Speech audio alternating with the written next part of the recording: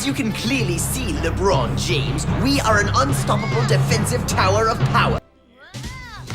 Wait, the Tower of Power wasn't ready yet. KND is one of my favorite shows of all time, all about a network of secret agent kids fighting against adult tyranny. Sometimes they fight adults who brainwash kids in the child labor overnight camps, and other times they fight lifeguards who are just trying to enforce Adult Swim for the pools, not Cartoon Network's Adult Block, which, funnily enough, premiered 2 months after KND's pool pilot. So I've put together a spreadsheet making note of every time I believe the adults were actually in the right versus the times they're just unbelievably guilty. So stick around to the end to see the final tally, cause it might be a lot closer than you think. This video is a revised compilation of my previous 6 videos on each season of the show, with some new content here and there, like talking about the video games and comics between seasons, while also revisiting a controversial ruling or two, such as Night Brace and his forced dental procedures, which were free, by the way. So let's jump into the first episode of KND, Operation Ice Cream, or Important Steel Creamy Refrigerated Edibles Avoid Meltdown. I always loved these little acronyms for each episode title. When I first watched KND, I was in a very Scrabble period of my life, and thought this might make me better at Scrabble or something. I don't know. Now, the first thing you may notice, besides the funny title card, is the creator of Kids Next Door, Tom Warburton, refers to himself as Mr. Warburton in the credits, which is really funny for a show that treats all adults as the enemies. Like, he just comes out and says, "Hey, I'm an adult, but I'm one of the good ones, okay?" You may know Mr. Warburton from his work as a character designer on Pepper Ann, and you got a lot of similar qualities with the baggy clothing, somewhat thick outlines, and big hair shapes. You'll also see most episodes this season are written not only by Mr. Warburton, but also Mo Willems, who also happens to be the creator of Sheep in the Big City, which they worked on together before Kids Next Door. The first episode starts with 2 kids waiting for the ice cream truck, which speeds right by, but fortunately the kids next door are here to serve justice for all the kids who have been ignored and want their ice cream. It kind of plays out like a big heist chase with exploding ice cream trucks flying off the rails, even doing a 360 through this tunnel while number 1 stands on top of the upside down truck, cause they're getting ice cream cone missiles shot at them. If you're not familiar with the Kids Next Door, you're probably wondering whose name would be number 1, and why are you saying number? It's number. Well, the 5 main characters of the show have the codenames numbers 1 through 5, and if you want to quickly understand their personalities, the theme song does a great job quickly telling you a little bit about each character's personality, while also making them seem a little bit badass. Like, number 5 is the cool one and flips in, assuming her position as she becomes a silhouette. Her real name's Abigail Lincoln, and I didn't realize until working on this video, every character's name is some kind of number pun. So here we got the last name Lincoln, like the dude on the $5 bill. Number 4 is the bronze of the group, maybe the wannabe tough guy, and shoots what I presume is mustard at the camera. And yes, they do have literal mustard gas in this show. Maybe literal isn't the proper term, but it's actually mustard, not just a yellow chemical mixture that looks and smells like mustard. His name's Wallaby Beetles, referencing the fact there was 4 Beatles, unless you believe the conspiracy theory Paul McCartney died and was replaced. Number 3 is pretty kooky, and I'm not just saying that because her real name is actually Kooky Sanbon. She's pretty whimsical, like we see her twirling around with flowers here, and her name's pretty cool because they gave her an actual Japanese name, including the word San, which means 3 in Japanese. Number 2 is the inventor of the group, as we see he's got an aviator cap and goggles on and runs like a plane, showing his wackiness and love for aviation. His real name's Hoagie P. Gilligan Jr., which is probably the least numerical name, only really getting a 2 from being a junior or a second. And finally, there's number 1, Nigel Uno, who flies in on his rocket boots and hits this pose which goes really hard. Like, he knows he hit that. It's a really iconic logo to me, and they do a great job with the characters having distinct silhouettes and poses, which is all the more impressive given their baggy clothing and big hands and shoes. Like, it almost looks like a Rorschach test. So anyways, getting back to the actual episode, the kids shake down the ice cream man for the password to the ice cream machine, but they have bigger problems at hand when there's a roadblock up ahead, leading to one of my favorite exchanges of the show. Hey, number 1, you might want to check this out. A roadblock! Quick, tell number 4 to turn the truck around. I am number 4. Then who's driving?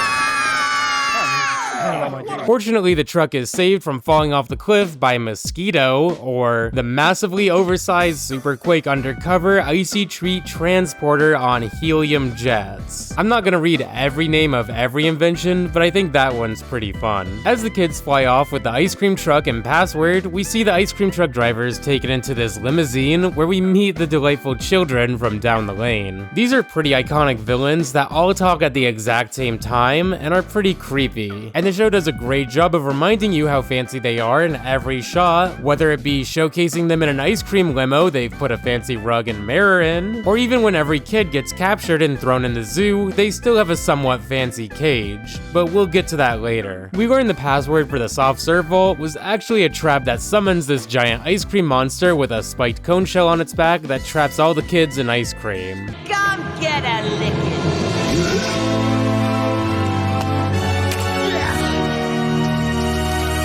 You think chocolate can stop me?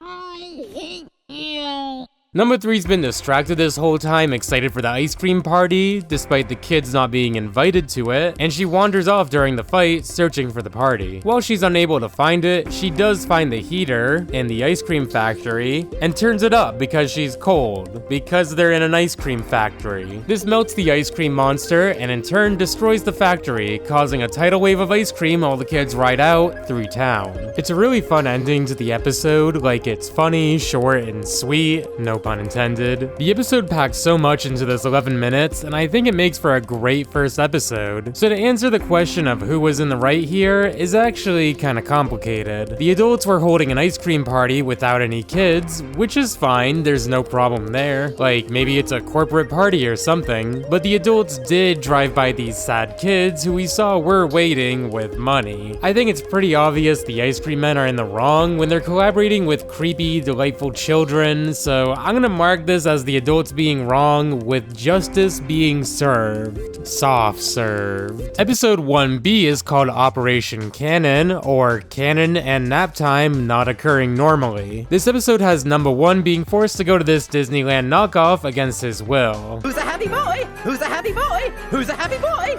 Who's a happy boy? In his absence, the treehouse gets immediately attacked by villains like Count Spankula, this Dracula who spanks people. So number 4 steps up in Nigel's absence and declares himself leader to build a giant clam cannon that'll keep all the villains away. This episode isn't my favorite, like I find it more stressful and tiring than funny, with number 4 just yelling the whole time. But there's some really funny gags, like the cereal having a hammer in it and the milk being replaced with clams. Number 4 even starts dressing like number 1 as he goes mad with power, but when the delightful children show up, all the kids are too tired to even operate the clam cannon they stayed up all night finishing. So the delightful children plan to shoot the kids out of town with their own cannon, but number 4's overzealous, shoddy leadership actually pays off here, as the clam cannon backfires, shooting the delightful children out of the treehouse. The episode ends with Nigel finally returning from his trip, even motivating the team to fix the clam cannon. We can make some modifications, and if we work through the night, we can have it done by morning.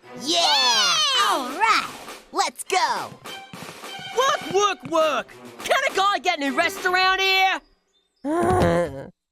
What's his problem? Now, to address the main question whether the adults were right or not, there really wasn't any involvement of the adults here, so I have to mark this as not applicable, but don't worry, there's not too many that will be marked like this, so let's move on. Episode 2A is called Powa, or Pulverize Opposition Without Utilizing Hamsters. It'll make sense soon. The episode starts with the kids fighting the leader of the parent-teacher organization of eradicating youngsters, which is kinda crazy, and this is where I really began to question the true lore of the KND universe. Like, do you think this world truly exists where these teachers-themed Avengers have this squad fight inside this giant treehouse? Or do you think this is just the kids' imagination? The fun thing about a cartoon is they could just say, no, yeah, this is a world where this is happening, cause it's a cartoon. We learn the treehouse is powered by hundreds of hamsters who run on their wheels to produce electricity, which is some really fun world building. Like, it's got the simple kid elements of involving a childhood pet, but also shows how genius these kids are, while also not being wise enough to coordinate giving the hamsters a vacation all at the same time, which in turn leaves them without power. And just look at the hamsters on vacation, they're having so much fun. The delightful children from down the lane hire some new reinforcements, like this big lunch lady that sicks sentient food upon them, and they do a good job making them look absolutely disgusting. Like, how is this cheese? That's a hamburger patty. The grilled cheese is really funny too, like I can't lie, it looks kinda good. Number 2 ends up eating all the food, ending the episode with the food being redirected to the delightful children from down the lane, but when you think about whether the adult here was wrong, I'm hesitant. She just thinks the kids next door were starving because of the delightful children's lie, and I think everyone's pretty familiar with a grandma that insists the grandchildren eat and eat, even when they insist they're full. A lot of people accredit this as a product of living through wars or the Great Depression, and Grandma Stuffum's German accent may actually reference this aspect of first or second generation family that might have grown up poor and always tries to ensure the rest of their family eats as much as possible so they never go hungry or anything. So I'm actually gonna say the adult was in the right here, and that the delightful children were in the wrong. Given the information she had, she's just a really, really bad cook. Episode 2B, Teeth, aka Tooth Extracting Enemy, terrorizes headquarters. This episode has number 3 skipping through town on her way back from the candy store and taking a wrong turn down a dark alley where she gets her teeth brushed. Yep, that's it. No toothpaste of doom or anything, just a general checkup. Now we learn the owner of the candy shop is actually Nightbrace, this villain of the night obsessed with dental hygiene. From his tragic backstory, we learn he wanted to be a dentist, but in his passion was kicked out of school for trying to put braces on babies. As a result, he was forced to take over his family's candy shop, destroying the same teeth he wanted to protect. I don't really get why you'd ever put braces on babies, but I think it's a really fun character trait to make him both extremely passionate, but also a little crazy. This episode was one of the first I thought of when working on this video, because I can't fault a dentist for trying to fix these kids' mouths. Like, there's some serious health implications here. I think of this as a really fun classic episode, and there's a fun twist with the dentist villain being the candy shop owner, not the other dentist. So I'm actually gonna say the adults were in the right here too. Hold it.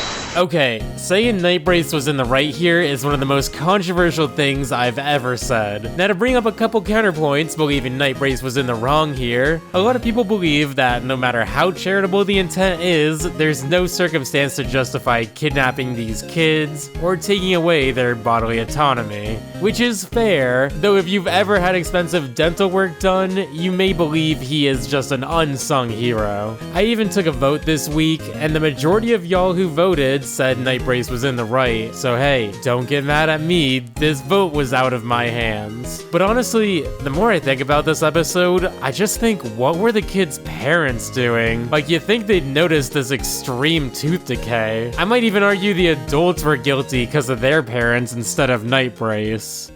Also, one quick fun fact before we move on. In Mr. Warburton's blog about the kids next door, he reveals Tom Kenny, the iconic voice actor who voices Nightbrace here, actually recorded his lines while hooking a finger into his mouth to resemble the races and accent of the character. I am the brush, and you are the black. It's always fun to watch recordings of Tom Kenny in the booth. Like, I think every kid's life changed the first time they saw how he flicks his throat up and down to do the SpongeBob laugh. So yeah, it's really cool to see Tom Kenny's presence here.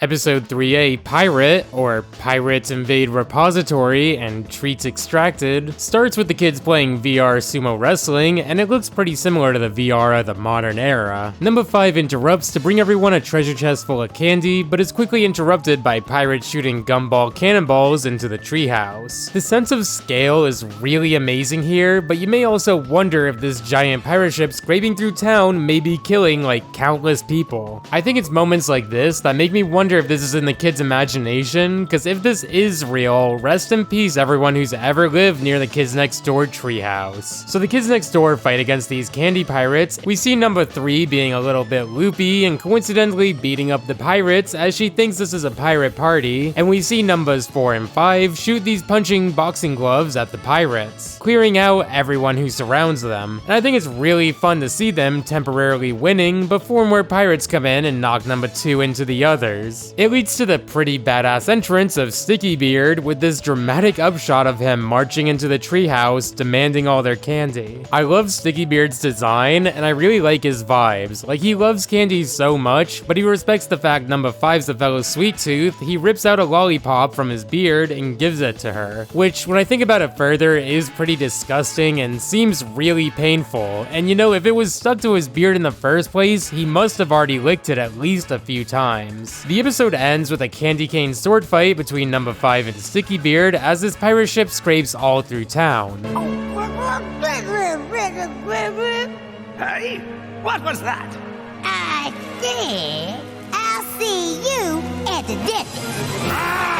That's really funny, like a candy lover's equivalent of I'll see you in hell, especially right after the dentist episode. But the ship crashes into a school, giving candy to dozens of kids who even seem to eat Sticky Beard because he's full of candy. Overall, it's a great episode that simply discussing doesn't do justice because the action and direction are so great, but I can answer whether the adults were right here, and the answer is obviously no. Like, they're just stealing candy from kids. They're pirates. So let's move on. Episode 3B is Cowgirl, or Crazy Old Woman Goes Increasingly Really Loco. The episode has the kids nearly getting captured by Mr. Wink and Mr. Fib, these two old guys who oddly resemble a walrus and buffalo. They're the main antagonists of the pilot episode of Kids Next Door that we'll get to soon. They're supposed to resemble the James Bond villains, Mr. Wint and Mr. Kid. The kids are saved by this older cowgirl, I guess that'd be a cow woman, and she's got old-fashioned technology the kids actually think is pretty cool, except Nigel, who's more like, hey, this is just 2 strings in a can, we have jetpacks now. We learn Lasso Lass is also an agent fighting against the tyranny of adults like the kids next door, but the rest of her team all grew up and now she's the only one left. This is actually the first acknowledgement of the dilemma of aging and growing up in the Kids Next Door universe. We'll see a lot more scenarios like this in the future, like with number 5 and her older teenage sister. I didn't mean to say sister there. You know, saying number is just too hard for my brain. But for now, it's cool to see the first signs there's more to this story than just 5 kids fighting against adults. Lasso Lass gets captured and held hostage by Mr. Wink and Mr. Fib, so the kids next door go to save her, using this giant stable as a wooden horse, even wielding a huge lance made out of these stick pony toys linked together. It's childlike in its presentation, but really badass when you think about these coming together to form a giant lance. It's kind of like Gurren Lagann in a way. The kids end up losing here, so now the cowgirl and the kids are all tied up, and we learn Mr. Fib is jaded because Miss Lasso Lass didn't go to the prom with him as a kid, and that him and Wink were actually the 2 other members of this adult fighting cowboy group, but it disbanded when Lasso Lass rejected Fib's proposal on account of him going bald at the age of 14. He puts on a poorly fitting toupee and Lasso Lass loves him again, but he just runs away, even jumping the fence. And like, I don't know if the joke's supposed to be more that he's emotionally stunted and doesn't know how to handle his emotions around his decades-long crush, or if it's the fact that she's just a bit crazy and he doesn't love her anymore, but either way it's a fun episode that more importantly first prompts the question of what happens to these kids when they get older. Will they fight against adults still, or will they become the very thing they sought to destroy? Were the adults right here? No. I mean, I don't really know what they could be right or wrong on. Maybe you could argue they kind of became incels as these adult villains because of a prom rejection, but I view this episode more as a character moment between these old friends, so I marked it as non-applicable. And hey, if you're enjoying the video so far, you should like and subscribe. I'd really appreciate it. Episode 4A, Turnip, aka Turnips, unfortunately reaching near infestation point. This episode starts with the kids next door fighting this giant mechanical bunny, and I love number 2's use of this Gatling gun that shoots these window blinds. This robot bunny turns out to be Hippie Hop, a mecha operated by number 3, and this training session's revealed the base is susceptible to a giant robot bunny attack. This training's interrupted by the treehouse flooding with turnips, as we see this mysterious installation has been connected to the base. We also see this huge structure crushes the houses that stand in the way, but the scale of it all is pretty amazing as always. Like, we start with this wide shot showing there's a giant pipe connecting turnips to the treehouse, but a minute later we see that the source of of these turnips they need to track down isn't a pipe, but giant roots leading to this monster turnip. The kids try to stop this farmer who's been watering this giant turnip for the town fair, but we learn he has no malice against the kids. It's just a giant vegetable kaiju that has a mind of its own and has randomly decided to attack the kids next door for some reason. Number 3 calls and summons Hippie Hop, which I guess would reveal this robot bunny has a mind of its own, like she's talking to it on the phone. And this makes the ending a bit more grim, cause Hippie Hop just gets brutally beat down by a turnip root. In a similar fashion to a kaiju story like Godzilla, the story ends with the town nearly destroyed and the monster returning to the sea. So yeah, I'm putting this one in NA as a rare instance in which the adults weren't really involved. They just fought a giant vegetable that had it out for them, which thematically fits since we know the kids next door hate vegetables. Episode 4B is Mini Golf, or Miniaturization is Now Issue, Golfing Opposite Looney Fanatic. This one's a bit too wordy to follow, but I respect the ambition. This is the episode of KND I saw the most growing up, because my friend had it on a Game Boy Advance Video Now cartridge, and the novelty of watching a cartoon episode on the Game Boy Advance in 4 pixels of glory was enough for me to watch it like a dozen times as a kid. Number 2 enters a mini golf competition against this guy Rupert Patinsky, who's just a really obnoxious dude with bad vibes. Number 2 has a stroke of luck,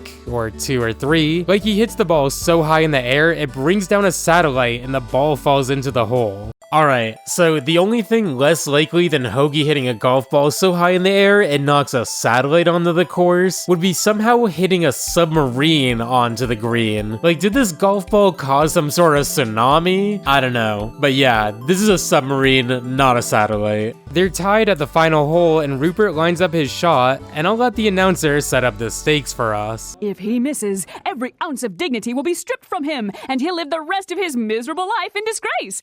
Number 2 tells Rupert not to be nervous and that it's just a game, and like, number 2 had to know what he was doing. That's like the easiest way to make someone crash out who's already salty. So number 2 wins and says he won't go pro cause mini golf's kinda dumb. And as hateable as Rupert is, it's understandable how this all led to his villain origin story. He dedicated his life to mini golf, which he insists is called miniature golf, alluding to the artistry behind his craft, and the crowd doesn't even care about him, silent when he makes a shot and cheering for this kid who hits the luckiest shots of his life, and then says he's not gonna go pro or play anymore cause it's kinda dumb. Like, I think I would have become a villain here too. So the great Patinsky kidnaps number 2 as they have one final competition, golfing through these shrunken versions of Niagara Falls and the Eiffel Tower, but number 2's also shrunk down to the size of a golf ball here, but manages to still get lucky and keep up. The final hole of this mini golf leads to a shrink ray, which would shrink the earth down to its core, and number 2 is still like, bro, it's just a game. Which angers this crazy golfer and gets him to hit his ball into this windmill, which acts as a helicopter, flying the shrink ray up in the air and causing havoc, growing number 2 back to his original size, and turning the great Patinsky into a giant who ruins his entire mini golf course and monuments as his mom yells at him to get out of the basement and come get dinner. I don't know if these are actually the world's monuments shrunk down and brought to this basement, but I do kind of feel for Rupert. He's just an epic gamer hyper fixated on mini golf. Like, he would have loved raging on Overwatch. His story's just kind of depressing, like he needs therapy or something, not more mini golf. He's definitely in the wrong here for a multitude of reasons, so let's move on. Episode 5A, Office, or on 14th floor is corporate evil. Okay, let's see if this episode actually takes place on the 14th floor. Right away it seems like the building's only 8 floors, so I'm gonna have to dock a couple points for this. It's bring your daughter to work day, but number 4's family only has sons, so he's forced to go instead, and this is the first time we hear his name, Wallaby Beetles. The office seems to be really boring until number 4 stumbles upon a secret evil plan from the boss that he's holding a party for the daughters, which is actually a rocket to Pluto, and with no more kids, the employees will have more time to work. Yeah, I think if my kid was shipped to Pluto from a rocket inside my place of employment, I might be a bit suspicious of their involvement, and I'd probably be grieved craving too much to ever work again, but that's just me, I guess. Number 4 doesn't care too much about saving the girls, but gets carried away by the crowd as they make their way to the elevator for the Rainbow Monkeys pizza party, and wouldn't you know it, the top floor of the building is actually the 15th floor. This distracts me so much, I can't stop thinking about it. Why didn't they just write the title as 15th floor? That also starts with an F. Of all the things I regret saying throughout my life,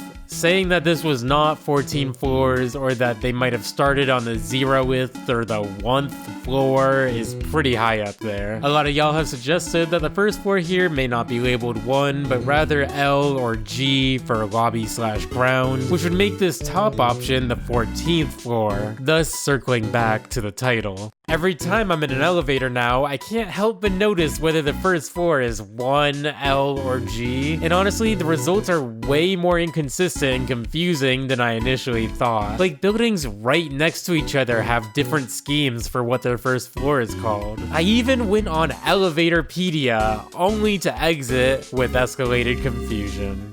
My troubles don't end here though, because if I were able to go back in time, I'd probably stop myself from ever seeing this episode. Not because it's a bad episode or anything, but because the Rainbow Monkey song has never left my head. Rainbow monkeys, also very round and super chunky. The monkeys are pretty cute though, they kinda remind me of Monkey Ball, and they even have the same eye shapes. I even read they debated making Rainbow Monkey plushes, but made plushes of the Kids Next Door instead, and they didn't sell nearly as well as the action figures. Does anyone make custom plushes out there? I might need to get a Rainbow Monkey plush, that'd be sick. Number 4 finds a vent he can escape out of while leaving the girls behind to get launched to Pluto, but realizes number 3 is here cause her mom works in accounting. So they try to save all the girls who don't listen to anything until he says there's a Rainbow Monkey video game down this vent, and they're able to safely evacuate all the girls. Number 4 even sacrifices himself to get number 3 to safety as the rocket takes off, which is probably the first sign of their romantic interest. The vent leads to the central headquarters of Mission Control, where the girls start messing with all the controls thinking it's a video game, as number 3 pursues the boss, and just watch for yourself. I hope your friend likes Pluto!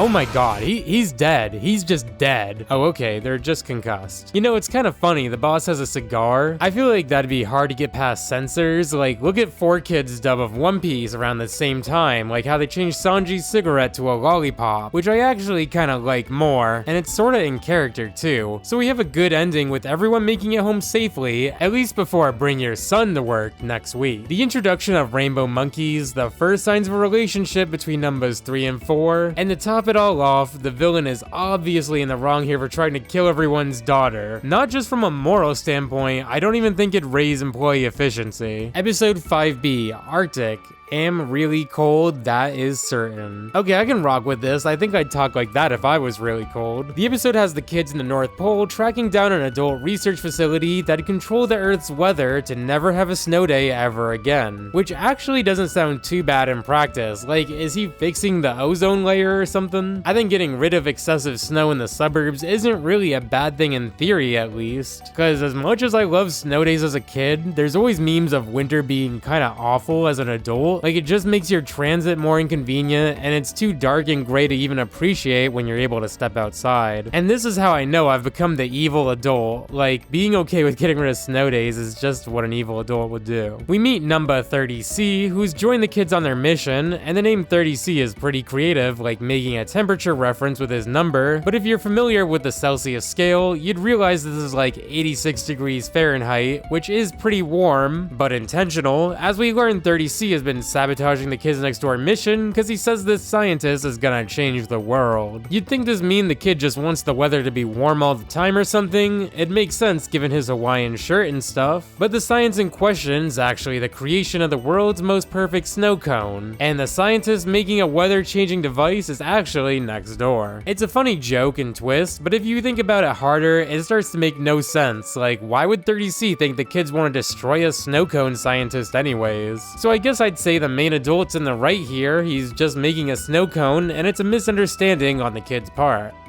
Episode 6A, Lice, aka Lice Interrupt Cheese Eating. Remember that, it's actually kind of important. This episode starts with number 5 stealing tortilla chips from the delightful children from down the lane for some nachos, but as she escapes, she drops her hat, which gets replaced with a lice-filled hat from the delightful children. I always think back to this episode whenever anyone mentioned lice as a kid, and I'm so thankful I never got lice as a result.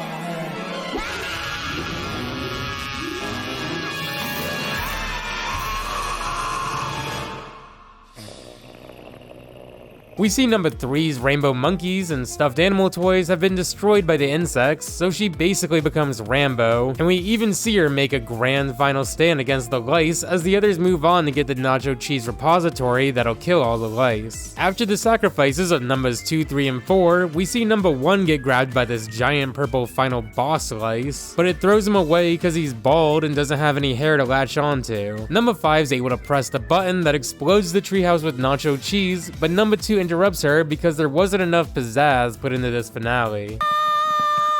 Huh? You gotta say something cool first, like say cheese, punk, or cheese to meet you. Wait. How about this one? Cheese. The episode ends with the delightful kids walking through the park and they trip on the leg of a random person reading the newspaper. When the football helmet kid Lenny drops his helmet, the newspaper reader's kind enough to pick it up for him. The football helmet's full of lice as revenge from the kids next door, and it's kind of crazy these kids are just giving each other lice back and forth. I always love this episode, and there's funnily enough no adults involved here, so I have to mark this as N/A, so let's move on. Episode 6B, Lizzie, aka Love is Zesty Zany Insanity. I don't know, are you asking me or telling me? Number 1 takes the day off to attend an urgent issue, which happens to be a date with a girl named Lizzie. Embarrassed by his friends, Nigel refutes they're on a date, even though he told her in private they're dating, so Lizzie's understandably upset and storms off.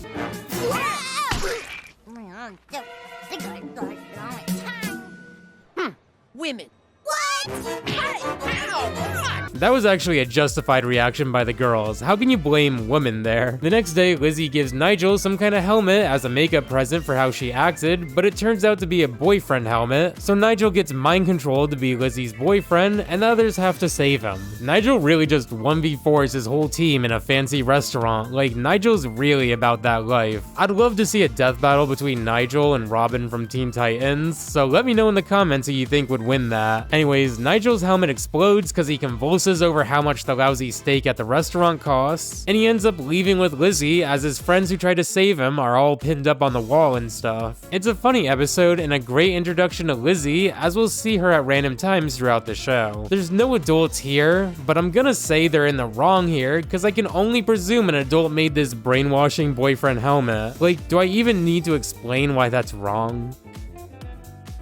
Episode 7A, The Fly, aka Tiny Horsefly examines 5 little youngsters. Ayo. The Fly is one of the episodes I remember the most for some reason. I think the first time I saw this as a little kid, my babysitter was like, can we please change the channel? And I guess looking back at it now, the audio is pretty frantic and annoying.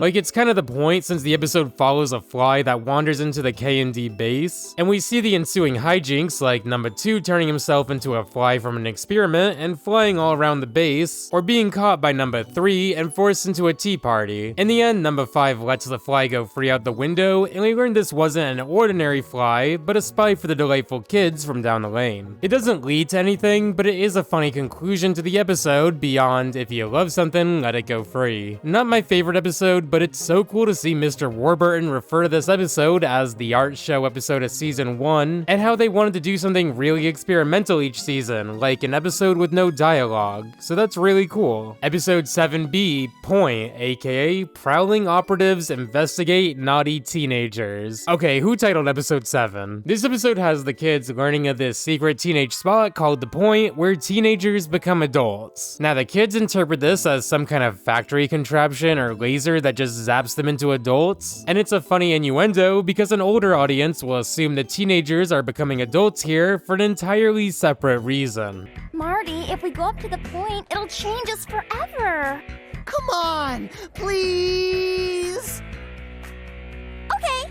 My older brother said the point is where he finally became an adult. Yeah, you go up that mountain a boy and come back down a man. The truth ends up being something in between, as a secret roller rink up on the mountain that's been having teen nights, which I gotta admit I would have never guessed, especially based on this dialogue. So you know this has obviously gotta be a point for the adults being right, like they just wanted teens and kids to be able to roller skate. You could question why they chose to have a roller rink hidden away up on a mountain, like it's not the best business practice, but it's kind of funny. We've seen a few times the Kids Next Door mission is just a complete misunderstanding or mix-up, which shouldn't be too surprising considering they're somewhat naive kids, but Mr. Warburton also says this episode had a lot of notes and concerns from the network, and I can only imagine why.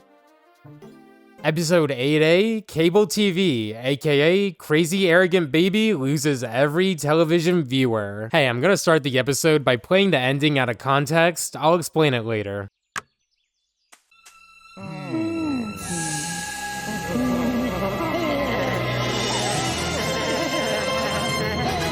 This episode has the kids next door encountering this big baby who's actually just an adult who happens to look young and also wear diapers and also smoke cigars. This was like 20 years before Boss Baby, and it was actually somewhat novel at the time. I am a little surprised they're able to show a cigar on the TV, especially given the fact that it's a baby here, but it's a really funny visual and there's something really classic old school about it. The kids barge into the network office because the channel is messing with their satellites, but he's very fascinated by the kids, even offering them their own TV show inside a TV show. They get a cheesy little song and dance segment, but it's glossed over pretty quickly as we learn this man-baby thing's actually evil and wants to use the Kids Next Door satellites to turn everyone into babies. He's so defensive about being called a baby, he gets distracted and turned into a baby himself, so I guess it's nice to actually see he truly wasn't a cigar-smoking baby this whole time. The episode ends with the delightful children from down the lane finding the cigar with the age-changing powers, and they just pick it up and laugh evilly, which is really funny out of context. Were the adults right here? No.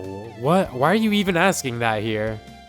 Episode 8B, Camp, aka Children Are Miserable Parents. This episode has the kids next door spying on a camp they believe is run by evil adults, but they get distracted when numbers 2 and 3 parent a lost baby skunk they name Bradley. The parenting arguments throughout the episode are pretty funny, and we see all the campers actually love the camp, making wallets and lanyards all day, so you might be thinking this is yet another mix-up or misunderstanding from the kids next door, but the adult here actually turns out to be evil and brainwashing the kids for cheap child labor, and the only thing that stops them is the baby skunk Rodney's spray. We even see Rodney get reunited with his parents, who are these two giant rabid skunks. Number 1 was upset with Bradley all throughout the episode, but ends with making him an honorary Kids Next Door, number 6, for his contributions to the team, which is really sweet. Now obviously this is gonna go in the wrong category for the adults, like yes the kids were having a great time at camp, I kinda just thought these kids were just gonna be dorks at first, but you can't brainwash kids for cheap child labor. That's pretty wrong. Episode 9A, Kate, aka Capture and Kidnapify Enemy Dessert. I don't know why they added the I's and Phi's, but it is catchy, I suppose. The episode has the kids next door interrupting a birthday party for the delightful children from down the lane and stealing their cake, but this girl named Alora is invited to the party who has this hulking alter ego, Big Bad Adolescent, when she gets angry, so naturally she tries to stop the kids next door from stopping the party. I know I've mentioned the term scale a lot, but it's really done perfectly here. I just have to gush about it. You got a giant knife above the mansion that chops it in half like a cake, and then the kids next door are pulled away by hundreds of hamsters. It's so cool to see all these details like the ground eroding underneath the scraping house, or the inner framework of the house exposed from the knife chop. Alora gets angry and manages to steal the cake back as the kids escape, and gets angry one last time because the cake is coconut. Coconut? I hate coconut. While I'd consider Allura a neutral party before a villain, and she's definitely not an adult, I hate Coconut Cake so much, I feel inclined to give a point to the villains here. Now, the 3 episodes that are part of episode 9 are all kinda shorter because this includes the Kids Next Door pilot episode, No P in the Ool, which is the only episode to not be titled as a more elaborate anagram. Though I've read the title of the episode would have been Operation Ool, you know, cause there's no P in it. I really love this premise for the pilot cause it perfectly captures the soul of the Kids Next Door. A bunch of kids with huge imaginations that fight for the rights of kids against somewhat mundane everyday things in an exaggerated way, like Adult Swim. There's a lot of funny production trivia surrounding this episode, like the fact this pilot aired as a part of Cartoon Network's Big Pick. The Big Pick was a 53-hour marathon that ran during weekends in 2000 and 2001, in which viewers would vote on their favorite pilots to become actual half-hour cartoons. The first Big Pick winner was Grim and Evil, which you'd likely remember now as The Grim Adventures of Billy and Mandy, and the second winner in 2001 was Codename Kids Next Door. Of the other pilots that aired here, some have become cult classics like A Kitty Bobo Show, or Whatever Happened to Robot Jones, which actually did get picked up as a show, but that's a story for another day. This pilot does a great job telling us little tidbits of the Kids Next Door characters' personalities right away, like number 4's boxing ring room or number 3's room full of stuffed animals. And I think this pilot works so well because it perfectly captures the essence of all the characters so quickly, really without any dialogue either. Also, it's kind of funny they fought against an extended Adult Swim. You might think there's a possible reference to Cartoon Network's adult programming block Adult Swim, but funnily enough, this actually didn't premiere until a couple months after this pilot did. With this specific plot, I can't say the adults are in the wrong for having Adult Swim. Like, maybe you could argue this after the lifeguards, Mr. Wink and Mr. Fib, try to shoot the kids with a giant laser beam after transforming the lifeguard chair into a giant mecha, but I digress. The episode has one of my favorite tropes, in which the villains and heroes take a mutual break together over something silly. In this case, they stop fighting because number 3 gets snacks from the snack bar. And I gotta say, nothing in this universe hits harder than a big pretzel or nachos after going swimming at the pool club. Number 1 tries to take control of the lifeguard tower, but accidentally drills into the pool, ruining it for everyone, but hey, at least the kiddie pool is still open. The episode also includes Mr. Warburton's other pilot, Kenny and the Chimp, which I always loved watching here. There's some really funny things you may notice, like the boy is named Kenny and is voiced by Tom Kenny, or Professor Triple Extra Large is just here. But I think the funniest note is that the Kids Next Door were actually designed as recurring characters that would cause mischief next door to Kenny and the Chimp. Like, they might not have been antagonists directly, but they started at least as a group of troublemaking side characters. Literally, the Kids Next Door. Horrible disease help me hotline. Disease, please. I've got Salmonella Fitzgerald!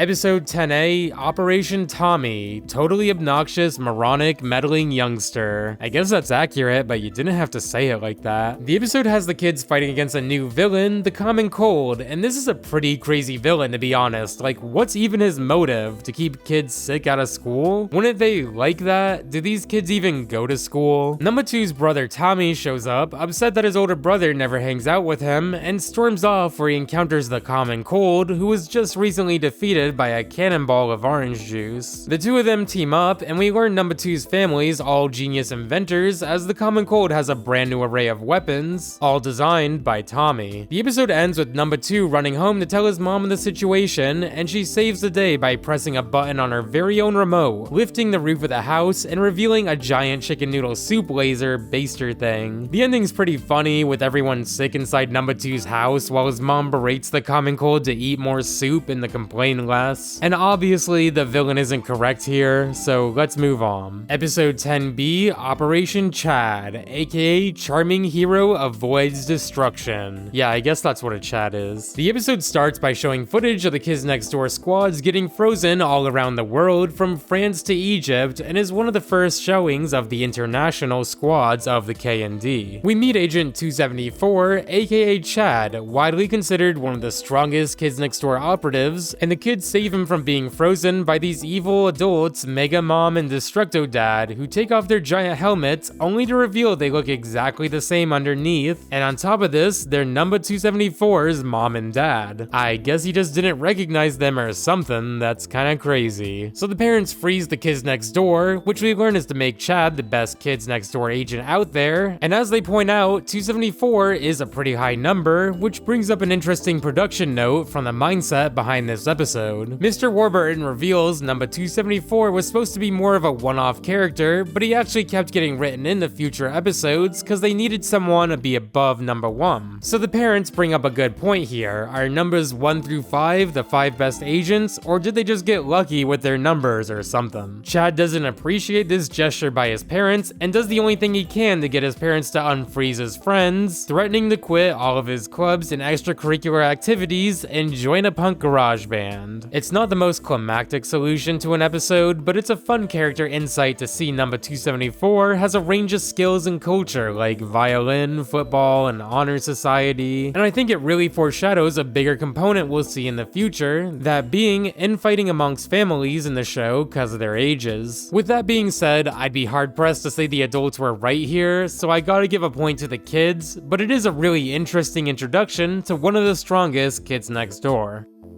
Episode 11A, Piano, aka Pesky Instrument Advances New Operative. And just wait till you see who this new operative is. The kids next door stop the transportation of a truck full of torture devices, aka pianos. You know, this was one of the weirder things for the kids to be against. Like, I didn't randomly hate pianos as a kid, but I can see why they'd be annoying, probably on account of the adults forcing them to take piano lessons instead of goofing off or something. Number 4 especially hates pianos and gets badly injured when they slide out of the back of the truck and land on him, so Wallaby gets a temporary replacement that I absolutely love. But don't worry, we managed to find a temporary replacement for you.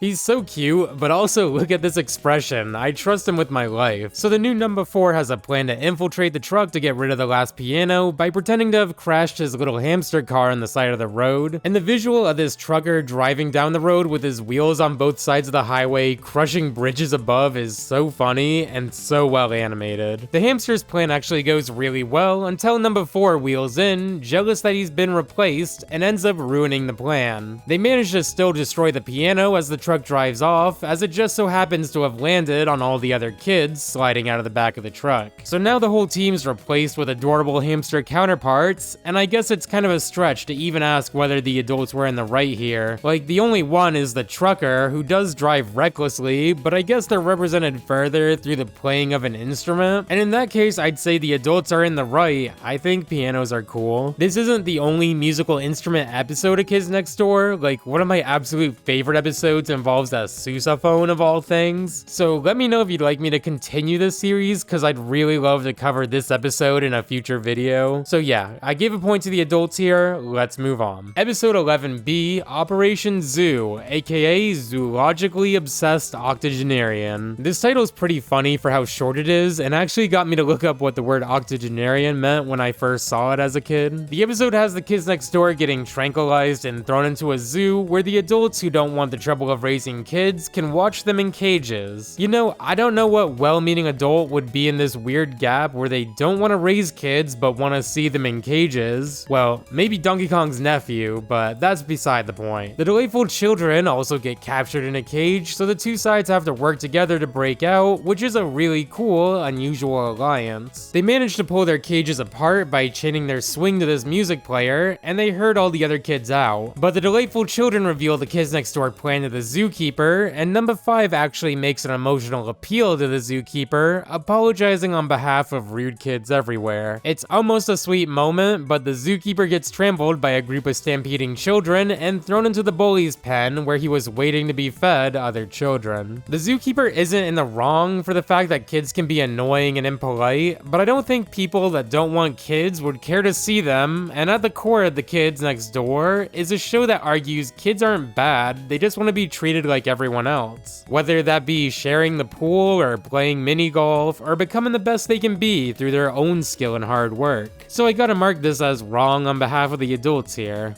You knocked the zookeeper as being in the wrong because she had a bad business plan instead of kidnapping and trapping children in a literal zoo? Yes, I did. Episode 12A, Quiet, aka Quietude Unlikely, an entire treehouse. You know, I don't think I've ever heard the term quietude before. Number 1's been up for 6 days straight, making a defense system for the treehouse, and desperately needs to sleep so he can accept his award in the morning. Number 5 does her best to ensure nothing wakes Nigel up, but right away Lizzie shows up, shouting for him to go on a date, which is a funny callback not only to this character, but also to number 4's outfit impersonating number 1 from when he was out of town, as he needs to get Lizzie out of there. The episode turns into more of a boss rush, with all the villains showing up, like Alora, who's a skunk scout selling cookies, and gets angry when they only buy 1 box, or the Common Cold and Sticky Beard breaking in. And even... yeah. So yeah, it's a fun episode that includes the villains being somewhat chummy, and it all works out in a fun way, like Sticky Beard eating all the Skunk Scout cookies they were forced to buy, and even the extra large professor showing up with his legendary snow cone, so I'm actually gonna mark this as neither right nor wrong. Episode 12B, Rainbows, aka Running Amok in Nature's Bounty, Observing Wild Simians. Hold on, that's kind of a bar. This episode follows number 3 at the premiere of a brand new Rainbow Monkey, and she has some sixth sense where she's able to sniff out the new shipment and just breaks it open for everyone. Like, do they just not have to pay? I guess the director doesn't care that much though, because he has a plan to use number 3's rainbow monkey sense to help track down the real world wild rainbow monkeys. The next day when number 3 wakes up, she sees a rainbow monkey outside, which ends up flying away with her, taking her on a giant airship to the Rainbow Monkey Island, which does make me wonder how he knew rainbow monkeys existed in the real world if he could never find them, and if this is a well-known phenomenon the toys were designed after. You know, some may argue I'm thinking too hard about the rainbow monkeys from Codename Kids Next Door, but these are the questions that keep me up at night. We learn the rainbow monkeys have been hiding themselves by turning invisible, which is pretty funny, and fits well for a creature that can change its color at will to camouflage like this. But the rainbow monkey president, Mr. Mogul, betrays number 3, capturing all the monkeys in cages in his airship and taking them off the island. Number 3 has always been considered the most resourceful of the agents, probably on account of her creativity and unique outlook on life, so it shouldn't be too surprising she uses the helicopter blades of the rainbow monkey that captured her earlier as a buzzsaw and frees herself and all the other monkeys, taking them back to the island while dropping the mogul in the ocean before flying back home. Are they gonna be okay? Like, are they just gonna die out here? Overall, it's a pretty fun episode, and I love the little tidbit of lore that rainbow monkeys actually exist in this universe and aren't just toys. I'm gonna say the adults were in the wrong here for trying to exploit these animals for profit, obviously, so let's move on.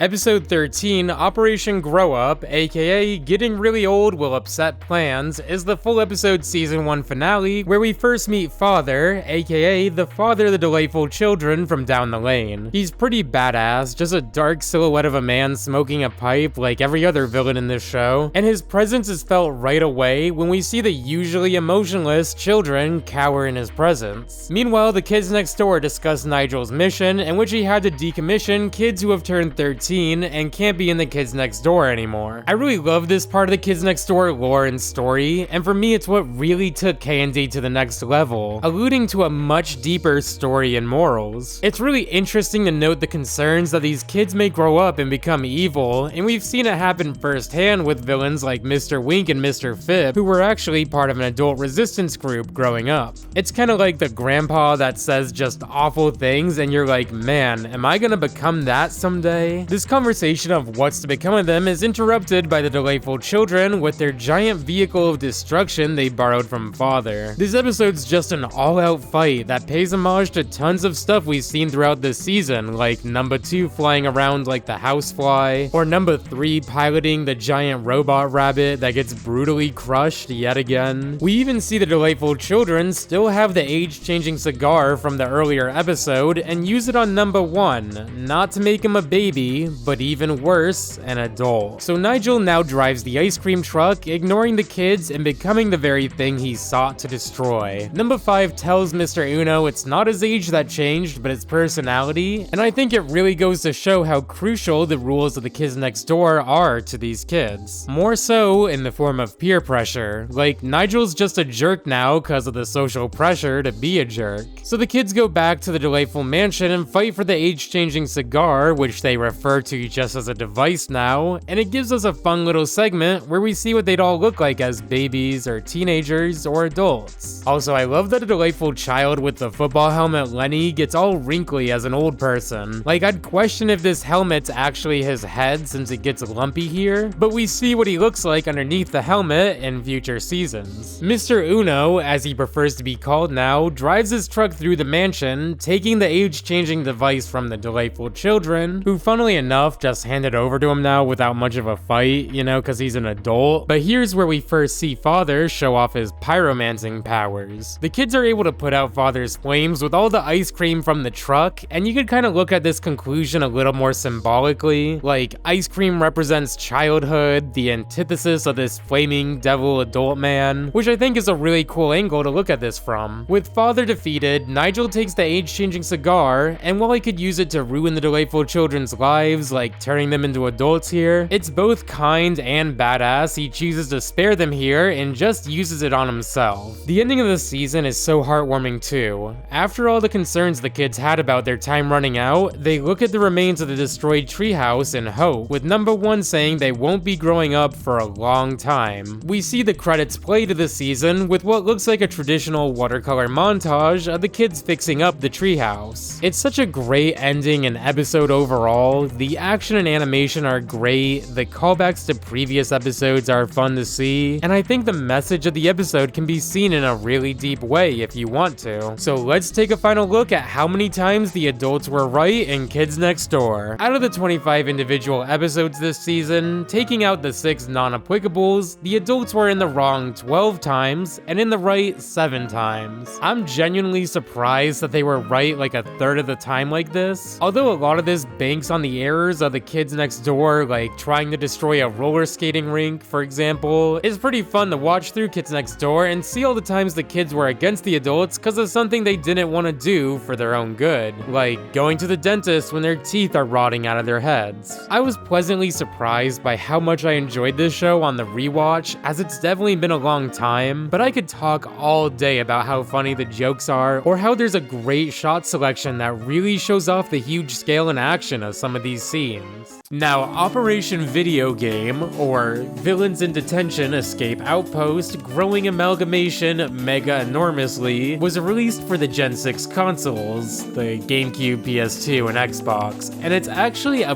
pretty dang good game. It was made by High Voltage Studios, who I always remember because of their intro to LEGO Racers, which is oddly captivating and oddly creepy to me. I don't know why.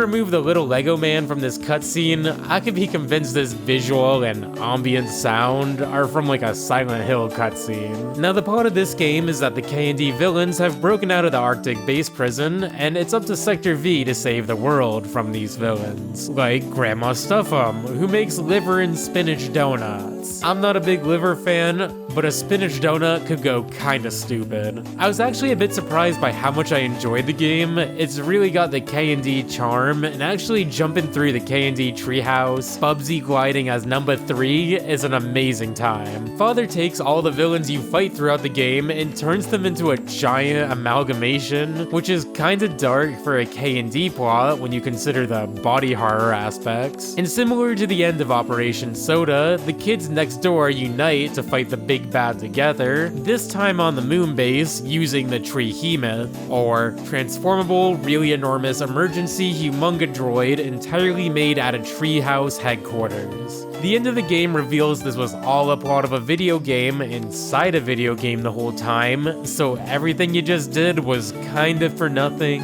You didn't save the day, you didn't even play a video game, you played a game inside a game. But then the Toilinator actually shows up, creeping behind the stairs here, mirroring the first section of the game, throwing us back into the loop.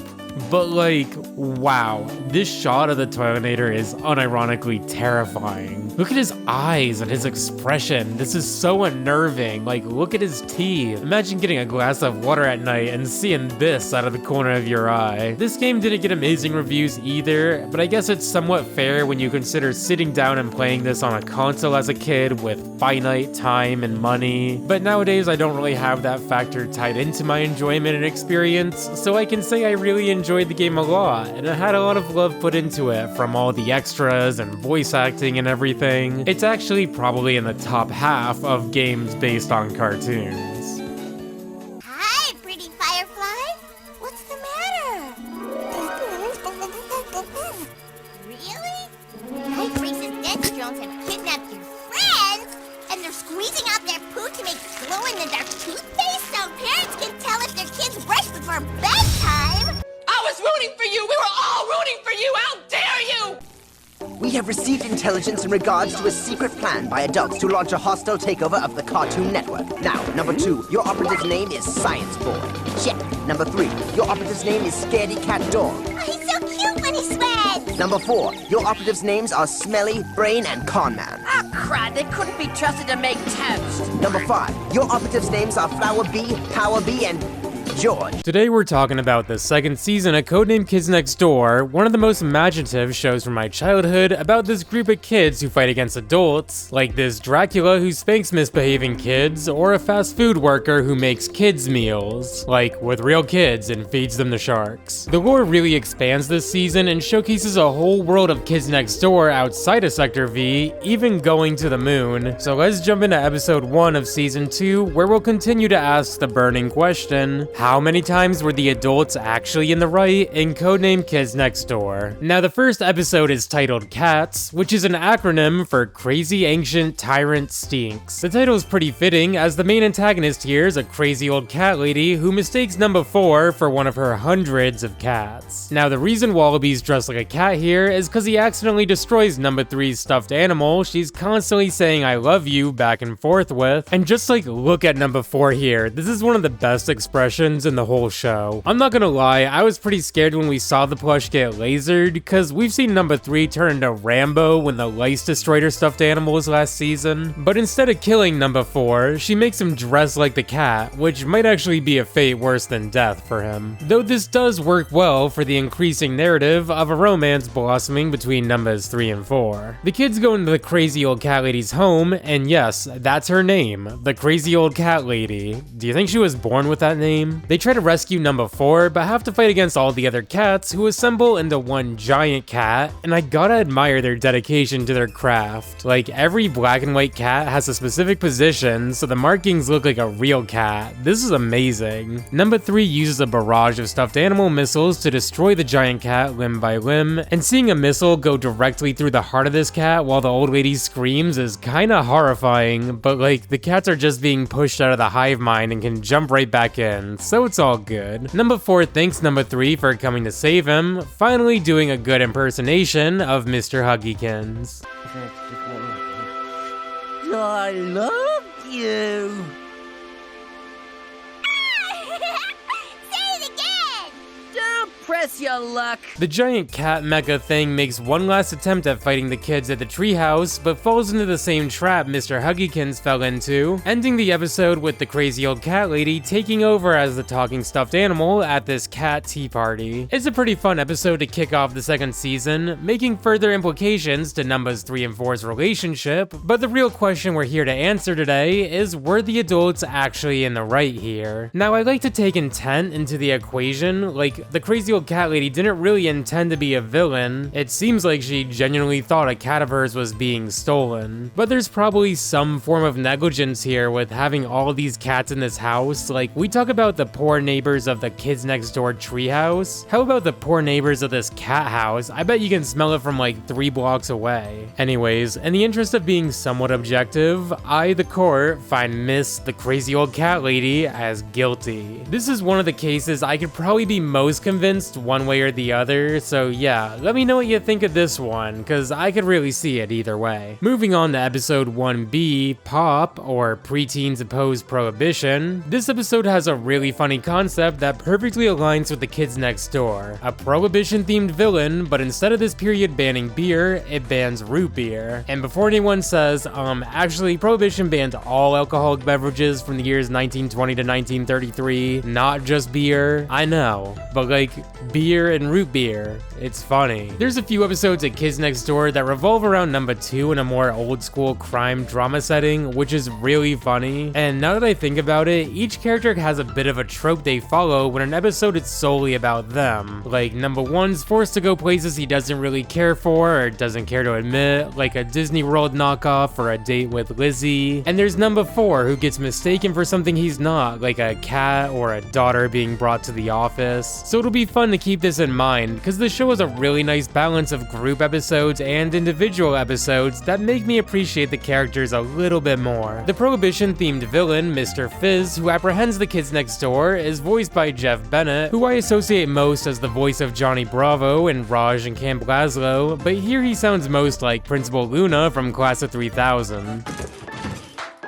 Yes, you will be mine. Children, if only you could bottle their delightful precociousness until they've grown up. I'm actually working on a video about Class of 3000, and I think it'll be really fun. It also ranks and discusses all the songs and stuff, so let me know if you want to see that. So make sure you're subscribed so you can check it out when it drops. Yes, I'm talking to you specifically. We see this factory has a conveyor belt the children get stuck to while they get mashed into glass bottles, which is crazy. But Mr. Finn explains that the kids really annoy him because they drink this sugary soda and act really hyper. We see Mr. Fizz has little patience and a bit of a root beer issue that definitely went over my head as a kid, that he was talking about root beer like beer here. It's a bit early for soda, but I need something to steady the nerves.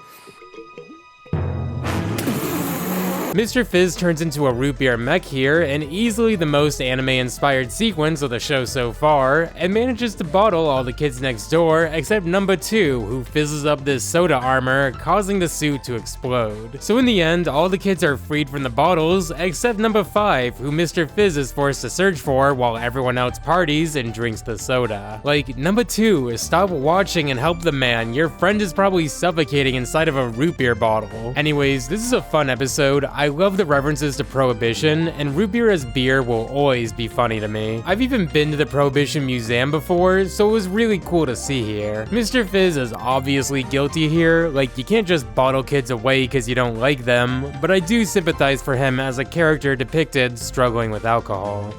Episode 2A is Spank, or Sore Posteriors Annoy Naughty Kids. Now this episode follows Count Spankulot, this Dracula-inspired villain who spanks misbehaving kids instead of sucking blood. And right away, I think this episode and Spankulot's verdict could be one of the most controversial depending on your stances on spanking/disciplining misbehaving kids. We see Spankulot spanks kids for having a bad report card or spray painting and TPing houses, but it gets a bit more trivial, like a kid who's checked out her library books for too long. And that one just makes me kinda sad. Like, you got a kid actually going to the library and they're punished for it. Now, while we're talking about the characters being ruled innocent and guilty, this episode actually has Count Spankulot going to court for illegally spanking an innocent child. Like, he's really gotta go door to door in his neighborhood and explain what he did. But like, can you imagine being a parent, walking into your kid's room to this man LARPing as a vampire hitting your kid? Like, that's crazy. 2 adults entered that room, but only 1 is leaving. I'm just saying. So Spankulot actually goes to prison here, where he has time to reflect, and he decides he won't use his powers to hurt children, but to help them. Unfortunately, the first kids he can help are the kids next door, who happen to be fighting this giant mech from Mr. Fib and Mr. Wink, and I love that even the mech has giant hands and shoes like everyone else in the show. Atoning for his sins, we see Spankulot telekinetically twist the legs of the robot and spank the villains as they run off, so I guess on top of spanking, he's a psychic,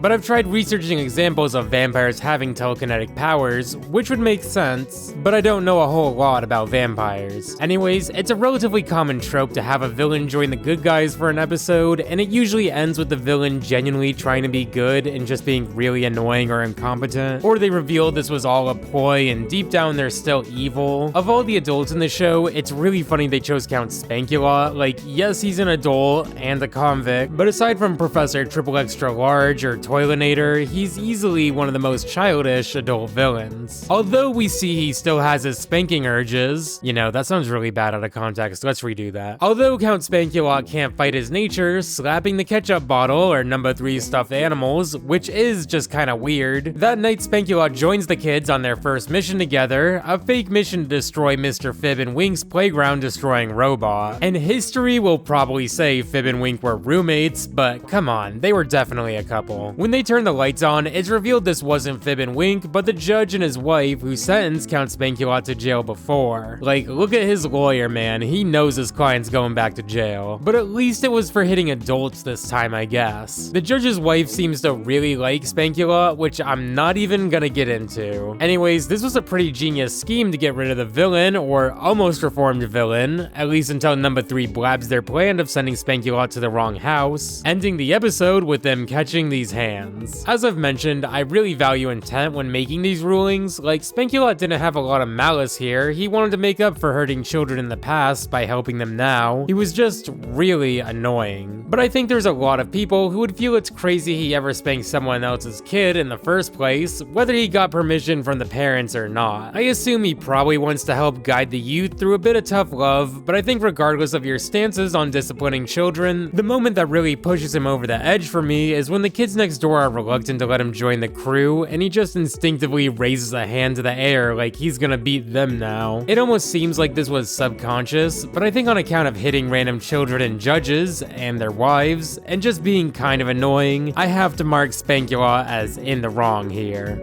Episode 2 V.I.D.E.O.G.A.M.E, aka Dance Actually Threatens Everyone. The kids next door go undercover to spy on a big dance being held by the delightful children from down the lane, cause there's obviously gotta be some big evil plan behind this. But I really love the idea of the kids just putting their beef aside for a party. The kids have to go undercover to spy on this party, but as the odd man out, number 1 has to call up Lizzie, who we know is madly in love with Nigel from her bedroom full of pictures of him. Like, this one's just of his shoe. Number 1 constantly ruins the innocuous dance with his paranoia, but honestly I can't really blame him. Like, if they were all to be captured here, it could mean the fate of childhood as a whole. Although everyone doubted him, number 1's actually correct here, as the delightful children's camera is actually a giant mind control laser, which I guess if you weren't suspicious of beforehand, you might just assume is any regular old camera. This gives us yet another Lizzie episode involving a date gone wrong and brainwashing, but number 1's able to reverse the brainwashing with Lizzie's camera's flash, which saves everyone except Lizzie, who's understandably upset about this crummy date and being misled. You know, I kind of feel bad for her. She can be annoying and overbearing and obsessive, but she's just a girl who seeks romance and is kind of used by number 1 in his plans. I think what makes this dynamic work despite all this is each time the day is saved, number 1 and Lizzie always make up. Like here, Lizzie punches her punch at Nigel and causes the delightful children's plan to short circuit, but in the ensuing fireworks, we see Nigel even hold Lizzie's hand. Now the delightful children aren't adults, but they're still villains, which is close enough for me, so for trying to brainwash all the kids, I, the court, find the delightful children guilty. Episode 3A, Support, aka Special Underwire Protection purportedly outfits rotten teenagers. The episode starts with numbers 1 and 2 breaking into number 5's house, where we see her father casually sitting at the table reading a book. You boys help yourselves to some delicious cookies. They got the chips and the nuts and the sugar and all that good stuff. And on account of being Bill Cosby, the adults in this episode are ruled guilty. We learn number 5's sick in bed, but the boys bump into her older sister Cree, who they're suspicious of on account of being a teenager. Mr. Lincoln mentions how Cree has been growing up so fast, and she even wears a training bra now, and I think Cree's reaction here is actually pretty justified. Like, that's really embarrassing and crazy to say. Numbers 1 and 2 don't know what a bra is, and use the lunchbox to learn why, and by lunchbox, I mean largely undercover nuclear computer handles baloney or complicated computer stuff. That's computer with a K. The lunchbox is kinda interesting because it kinda insinuates all the episode titles may be created by this device, which somewhat randomly finds words to turn into acronyms, like this is what it probably looks like when people use ChatGPT as a search engine, which I still don't understand. When the boys research what kind of teenage technology a bra might be, it reads it back as battle-ready armor, and to this day, I still think of battle-ready armor when I see the word bra. Maybe because it's such a short word, it just naturally looks like an acronym to me. The boys break into Cree's room and start trying on her bras, and as crazy as that sounds, it's still not really half as crazy as SpongeBob and Patrick going on a panty raid at Mr. Krabs' mom's house. Nigel and Hoagie argue about who should try on this mysterious battle-ready armor first, and this back and forth is made all the more funny by the fact that they're both voiced by the same man, Ben Diskin. He's done a lot of voice work throughout the years, especially with anime dubs, so the funniest comparison my friends and I make is number 1 and Joseph Joestar sharing the same English voice actor. Ready, set, give me happy. Now be silly. Show us those pearly whites. Ben isn't the only voice actor here who has to argue with himself, as number 5 and her older sister Cree share the same voice actress, Cree Summer, so her name is actually a fun little shout out here. Also, every time the delightful children speak, it's actually Ben Diskin, Cree Summer, and number 4's voice actor, D. Bradley Baker, all speaking at the same time. So it's kinda crazy to think every time you hear this group of villains speak, it's actually numbers 1, 2, 4, and 5. This episode doesn't have a huge plot and mainly revolves around the jokes and gags of these kids trying to figure out what bras are, giving us like a crazy kids say the darndest things segment. What's the matter, teenager? Afraid we'll put your bras to better use? The end of this episode is a pretty big lore drop as we see Cree sneaks into number 5's room, putting some kind of probe into her ear and bringing the extracted chemical to Father. This is one of the first big plot twists of Kids Next Door, to learn the teenagers are actually evil, especially number 5's older sister of all characters being Father's apprentice. Number 5 seems to be aware of this though and set up a dummy to get its brain probed instead of her own, so looking back at this episode, I actually understand why Nigel was so worried about a bra being battle-ready armor. Though when marking the characters innocent or guilty in this very subjective, non-legally binding court of law, intent and plot relevance are pretty important, so if we look at the main plot of the kids messing around with Cree's bras, I actually think Cree is in the right here to just throw them into the ceiling and stuff. You could argue the kids maybe knew about Cree's evil apprenticeship, but I think to remain consistent in the judgments, the kids are usually in the wrong when they have a fundamental misunderstanding, like the roller rink or the evil Arctic base actually being a snow cone factory. So here I've marked Cree as innocent, despite being a villain.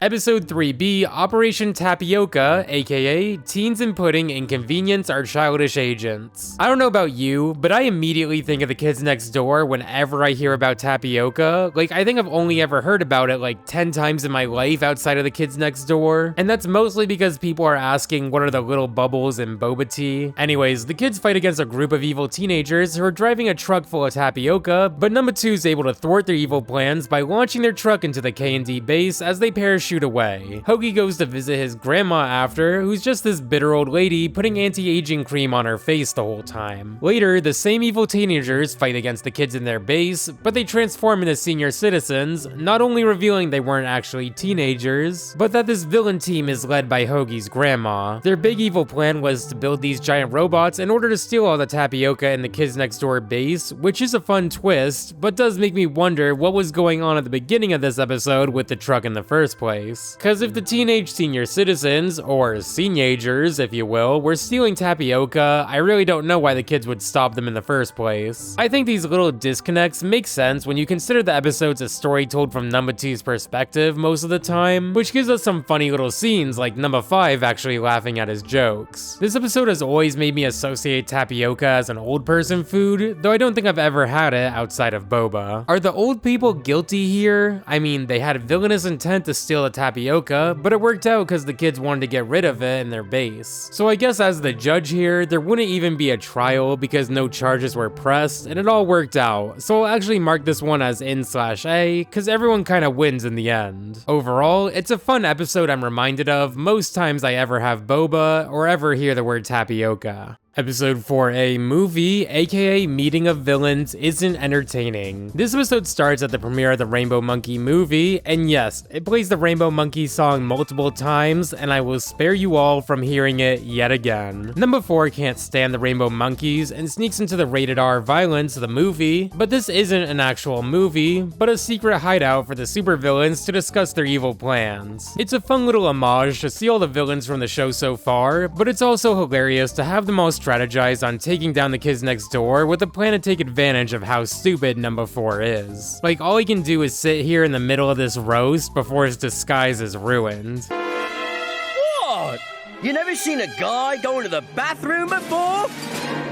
It's the stupid one! You know, this is the second episode of The Kids Next Door involving number 4 wandering into Mr. Boss's evil plans, in part because he hates rainbow monkeys. So that's kinda interesting, I guess. Number 4 crashes his ice cream cart and escapes out the top of the theater, leaving behind all the villains except one, the Toilinator, who I will refrain from calling another name, and he's upset number 4 betrayed his trust and friendship, but I'm so distracted by the chocolate ice cream on his paper and seat. Like, that is truly the most unfortunate flavor of ice cream to have on you as a walking toilet. So number 4 convinces the Toilinator he'd be a great movie star, getting his toilet paper stuck in the film reel, giving us our first signs of foreshadowing there'd be a Skibbity Toilet movie in the future. I'd have to say the adults are in the wrong here, solely on account of their conspiring against the kids next door, but I love the idea of making these random movies for adults that are actually secret headquarters. Like, I guess they make these look like such bad movies no regular person would ever go to see them, but I don't know. I could see Violence the movie starring The Rock and selling millions of tickets though. Episode 4B, Fast Food. Find another stupid task for our oblivious dodo. The oblivious dodo in question here is number 3, and we're really calling her an oblivious dodo on her birthday of all days. A fun tradition we learned the kids next door do is grant a wish for the birthday kid to the best of their abilities, and number 3's wish here is to lead a mission, so the team makes a fake mission around grabbing a kid's meal from this new fast food place, which is a pretty good idea, and it's easy enough to make number 3 happy. But as always, there's a twist, that being the brainwashing camp counselor from last season works here. You'd think maybe he decided to make an honest living after his evil child labor scheme was thwarted, but he's actually making kids meals with actual kids. Like, this man is the most evil character in the whole show. I was gonna ask what kind of sick monster would eat children on a hamburger bun, but it's actually sharks. Yup, the villains steal children and puts them on a hamburger bun to sell to sharks, who pay in gold coins, which I presume are from sunken treasure chests or something. Seeing these sharks drive off arguing about how their kid wants a kid's meal from a fast food joint of all things for their birthday is really funny, but now that I think about it, unless this box is airtight, number 3's probably drowning in here. I'd like to assume number 3's the very first sale this fast food place has had, cause if not, it's really grim,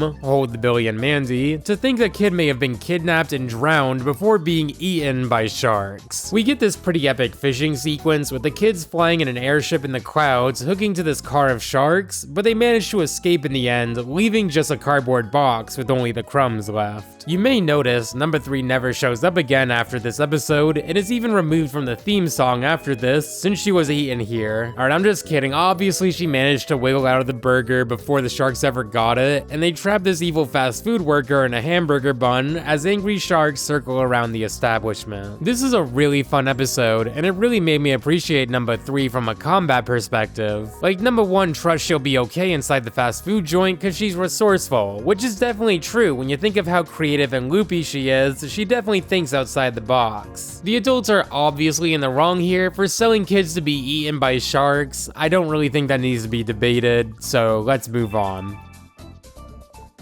Episode 5A, Shave, aka Southern Hair attacks virtually everyone. In this episode, the kids next door operate a giant barbershop mech to help shave these kids in danger who have been taken over by mustaches that turn them all into Southern gentlemen.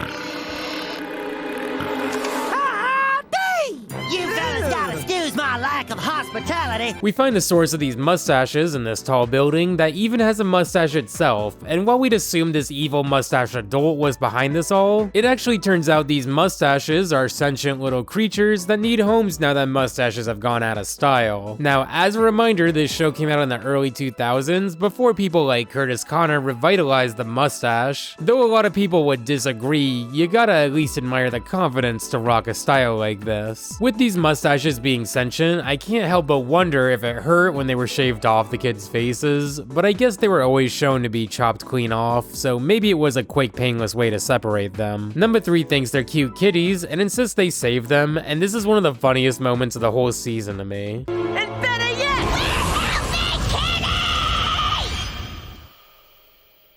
I vote for helping the kitty. So the plan to save all the mustaches is to drop them off, presumably in Antarctica, on account of there being penguins here. It's a funny ending, but also kind of morbid to think in order for these creatures to survive, they have to brainwash others, and because they're cute, the kids let them brainwash penguins. Though I guess maybe they picked penguins because it would keep them warm. I don't know how much it actually brainwashes them. The mustaches aren't adults or villains, but one could argue they're guilty for trying to brainwash everyone, even though this is like for their own survival. So the court marks the defendants as very cute, and I'm gonna spare them, marking them as N/A, so let's move on. Episode 5B, Oompa, obnoxious, overzealous male parent plays annoying horn. I'm so happy we're finally at the sousaphone episode. This is the one I was looking forward to the most this season. Number 1 tries to launch himself into space to avoid a fishing trip with his father, but the rocket fails, launching Nigel directly into his dad's car. The fishing trip's pretty embarrassing for Nigel, with his dad grabbing a sousaphone seemingly from thin air and playing it out on the lake, which all the kids hate, but all the dads love. Now, you may think this is a tuba, but one of the main differences between a tuba and a sousaphone is the shape of the sousaphone curving around the musician, which makes it a lot easier to hold. The sousaphone's sometimes dubbed the marching band tuba as a result. Nigel yells at his dad for playing the sousaphone, embarrassing him on this trip he never wanted to go on in the first place, and this harsh moment of sadness is the first time we see Mr. Uno's face, as it's usually cut off like some other cartoon dads. This reveal really makes you feel for him in the moment, as a father just struggling to find some common ground with his son. But they do add some levity to the situation, with all the dads in the background being grabbed on fishing hooks with newspapers on them, ascending to the sky, which is such a funny visual. We learn this kid Willard has been fishing up a bucket of dads and holds Nigel's dad hostage as they compete for the rights to the father over a sousaphone battle. It's a really fun sequence that kind of sounds like a Banjo-Kazooie song, and there's so many fun, cool parts. Like, he's doing a one-armed handstand while playing a sousaphone. He absolutely hit that.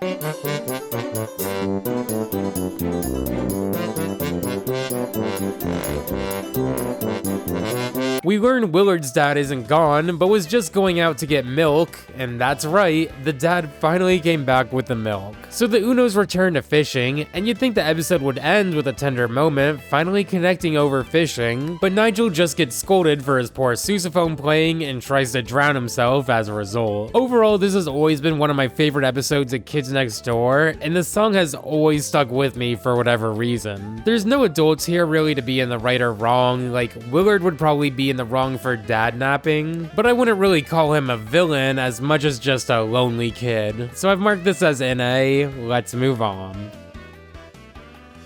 Episode 6A, Flavor, or Find Lost Ancient Variety of Refreshment. The beginning of this episode plays out eerily like the beginning to Avatar: The Last Airbender, recounting the ancient myth of the 4 ice cream flavors that lived in harmony: chocolate, vanilla, strawberry, and a legendary 4th flavor no one knows the flavor of. This is truly the biggest mystery of the Kids Next Door, and me and my friends have debated what this flavor could possibly be for a long time. Like, what ice cream flavor would be yellow and so good that it'd be locked away by monks out of fear it'd all be eaten? A lot of my friends have thought it's maybe some sort of French vanilla, but the KND fan wiki discusses how in the mid-1800s, butterscotch was a major ice cream flavor being sold along the main 3. But I don't know, butterscotch sounds kinda nasty to me. There's also an episode next season in which there's this Blurpleberry flavored candy that's said to taste like the mysterious 4th flavor, and like, I don't know if Blurpleberry is supposed to be like blueberry, but I'm gonna need everyone to tell me what you think the 4th flavor is so we can kind of settle this once and for all. So it seems the most popular answers for what the 4th flavor of ice cream could be were between butterscotch and banana. Butterscotch kind of makes sense lore-wise as a flavor that seems to be lost to time or rebranded as salted caramel. And I really like the banana theory, considering when you add this alongside the big 3, it makes for a legendary banana split. I think the real answer would be the legendary 4th flavor is closest to Blurpleberry, so as soon as we find out what Blurpleberry tastes like, we got our answer. And don't say blueberry just because they sound similar, they'd probably recognize the taste of blueberries, though fruit may be against the KND code for being too healthy or something. The episode follows number 5 specifically, who's one of the only believers in this mystical 4th flavor, but this moment's interrupted by a group of ice cream men who steal the golden scoop and take number 5 to the ice cream temple to guess the flavor of the day riddle. She avoids being frozen alive inside hot fudge by guessing sundae as her answer, which is pretty funny, but let's be real, sundae isn't a flavor, that's more like the day of the flavor than the flavor of the day. It's really interesting to give number 5 this big dream of tasting the 4th flavor, and she wants to achieve this by any means possible, even working with the delightful children. The episode kind of plays out like an Indiana Jones homage, like running through this tomb, escaping a giant strawberry flavored boulder, and I could just talk about the backgrounds in this show all day. Every shot has a huge sense of scale and looks so cool, like look at this giant golden ice cream cone. The delightful children catch up with Abigail and take the 4th flavor for themselves, but when they add sprinkles to their ice cream, it angers whatever higher power rules over the ice cream temple, which is honestly a justified response. Like, I'll reserve my opinions about putting sprinkles on ice cream, but dousing it in sprinkles before even trying it is just kind of rude. That's like dousing a steak in barbecue sauce before even trying it. The temple begins to collapse, but realizing this may be her only chance to ever try this legendary flavor, Abby jumps back into the falling ice cream cone, desperately trying to get just a single taste, even if it means her life. As she wakes up in a pile of rubble, she manages to try a tiny drop of the ice cream that fell on her hat, but before she can ever say what it tasted like, she gets a call from the kids next door, ending the episode walking into the sunset, asking for a ride home from this mystical mountain. Truly an amazing episode, and this has always been the cartoon food I've wanted to try the most, even more than Krabby Patties or the candy from Jimmy Neutron. Maybe it's just the mystery of it all, but I've always loved this concept, and this episode looks gorgeous. The villains are obviously in the wrong here for portraying Abby and selling this 4th flavor to the adults that never truly belonged to them, but like, truly the most messed up part of this whole episode was that the delightful children denied number 5 of even a single taste of the ice cream she risked her life for. Like, that's just rude, man. Operation 6B Kids, Kids Identity Suddenly 16, in which number 2 works on an invention to make hamsters stronger and more efficient, but accidentally turns himself into a teen, setting off the treehouse's teenage security alarms and getting kicked out where he bumps into Kree. They really hit it off well, and number 2 has had a crush on Kree since the Battle Ready Armor episode, but unfortunately the teenage spell wears off, and number 2, or Hank, as he now calls himself, runs back and forth to the treehouse to turn himself back into a teenager again and again. Kree has to leave their date because she gets a call from Father that the kid's security system is down, so Kree takes Hank on her mission to destroy the kids next door, easily defeating them all as number 2 just watches in bliss from the kiss he got earlier, but eventually decides to come to his senses and help his friends because... Hank! Your kisses may be sweet, Kree, but attacking my friends makes me sour. Kree gets arrested and taken away to the moon base, but as we'll see, she's always a step ahead, cause she calls Father here and says she's headed to the moon base, indicating this was all part of her plan. This is really interesting to me, cause not only does it hint at a major future location in the moon base, but it's really intimidating to think Kree is always a step ahead. Like, maybe she knew this was number 2 the whole time and she just pretended to get duped so that she could get closer to the moon base. I'd have to say Kree is in the wrong for attacking the kids next door, and yeah, it really seems like the adults are usually just in the wrong this season whenever they show up, but let's see if this changes in the second half of season 2. Episode 7A, Ghost, or Ghostly Hamsters Overwhelm Spooky Treehouse. This episode starts with a funeral for a hamster, and his headstone is a little piece of toast. This is so cute and so sad. Number 4 doesn't really care and says they have thousands of hamsters, which is pretty cruel. Like, when people say number 4 doesn't deserve someone as nice as number 3, the only defense I can come up with is that maybe this is just number 4 putting on a tough front to not appear vulnerable. I do kind of wonder how often they have hamster funerals, because like, they do have thousands, and while I never have had pet rodents growing up, I've heard stories of them crossing the Rainbow Bridge from just looking at them the wrong way. That night, number 3 sees the hamster wheel generator being run by the ghost hamsters, who drag her down to Chubo's grave, where she plays with the hamsters down in heaven? And when she says she'd love to stay here but can't, the hamsters get mad, revealing their ghostly forms and trying to keep her here forever. They form into a giant ghost hamster and chase the kids next door, but the live hamsters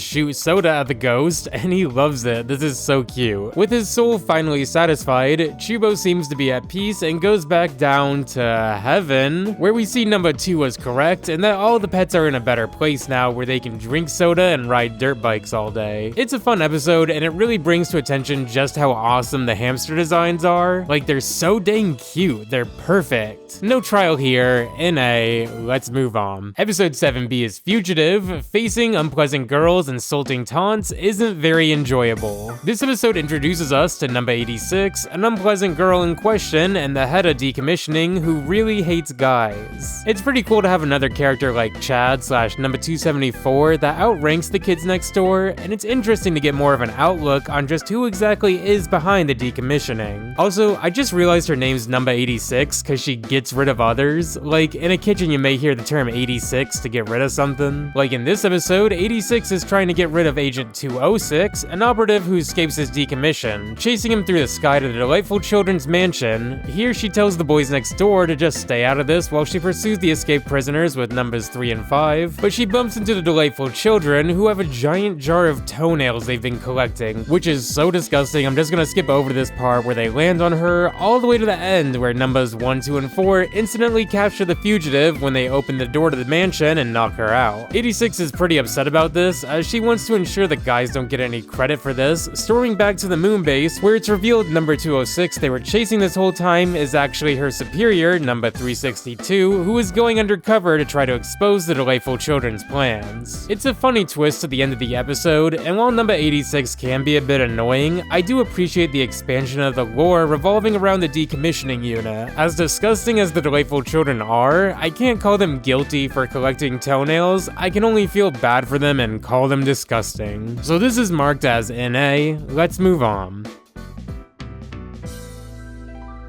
Operation 8A, the Shogun, aka Terribly Huge Enemy, steals heaps of Gorgonzola using Ninja. This episode starts with number 2 waiting in line for the opening of this all-cheese restaurant as number 4 scrambles in, but Hoagie says he had to give his spot in line away to this random girl, and then says, "Nah, JK," and the girl sadly walks off, and I really do wonder if Hoagie made this girl wait and pretended to be her friend for no reason, which is already messed up, but if she had to go to the back of the line on top of this, I'd be ruling number 2 guilty forever. The all-cheese restaurant just so happens to be out of cheese because it was stolen by the Cheese Shogun and his clan of ninjas. I love the design of the cheese ninjas, and they move in a really cool way, but the temple itself is also really cool with the Swiss carpet with holes in it and stuff. Like, that looks good. We see the Cheese Shogun also has all the patrons of the restaurant forced to work in the cheese mine, but numbers 2 and 4 escape in this minecart, collapsing the mines as they try to save the others. cheese. A funny note about the background characters in this episode is there's several of the dads from the sousaphone episode, including Willard's dad, but not Willard. So maybe he's sitting at the pier fishing for a new dad right now as we speak. Number 2 ends up in a cheesy duel against the cheese shogun, and I love the reveal of number 4 walking in as we see the silhouette of number 2 defeated on the ground. When the camera turns around, it actually turns out number 2 is sitting on top of the throne. They just look really similar, and the cheese shogun happened to hit his head on the ceiling when he jumped into combat. This episode is pretty cheesy, pun intended I suppose, as they really lean into the cheese puns and the world building around this episode. Like, the setting of this massive cheese mine is super cool to see. And on account of stealing from restaurants and enslaving children and their fathers, the cheese shogun is found guilty. Episode 8B, College, concerned operative leaves loafers engaged goofily elsewhere. The kids next door have a beach day on their day off, but number 1 leaves to investigate a 10-year-old being accepted into college where he suspects their brains must be taken out. We learn this college has Professor Triple Extra Large, the mad scientist who's been working on the perfect snow cone, who captures Nigel and uses him as his test subject to find the perfect snow cone, on account of Nigel not getting brain freezes. Despite this being their day off, the kids next door intervene and save Nigel, despite him not needing saving, and it's a really funny concept for an episode to have the kids next door saving someone who doesn't want to be saved. Like, it makes you kind of root against the kids next door for a change. Professor Triple Extra Large has a pretty level-headed response to the kids barging in and takes over the college's clock tower to fight against the kids. The episode ends with the kids defeating Professor Triple XL as they return to the beach, where number 1 looks dramatically out of the ocean, lamenting that the last snow cone he had was the perfect flavor. So we know the perfect snow cone was green, and maybe the color isn't relevant, but I also kind of assume this is like a melon flavor or something, which sounds really good. It could be lime or green apple, but regardless, this show has given me a craving for melon snow cones and honey ice cream in the middle of winter. Per usual, I'm actually gonna say Professor Triple Extra Large was in the right here. Like, yeah, he kidnapped Nigel, but it was for snow cones, so everyone was happy. Triple XL is really the only adult so far that they fight over misunderstandings with, and he always seems to be innocent, at least so far.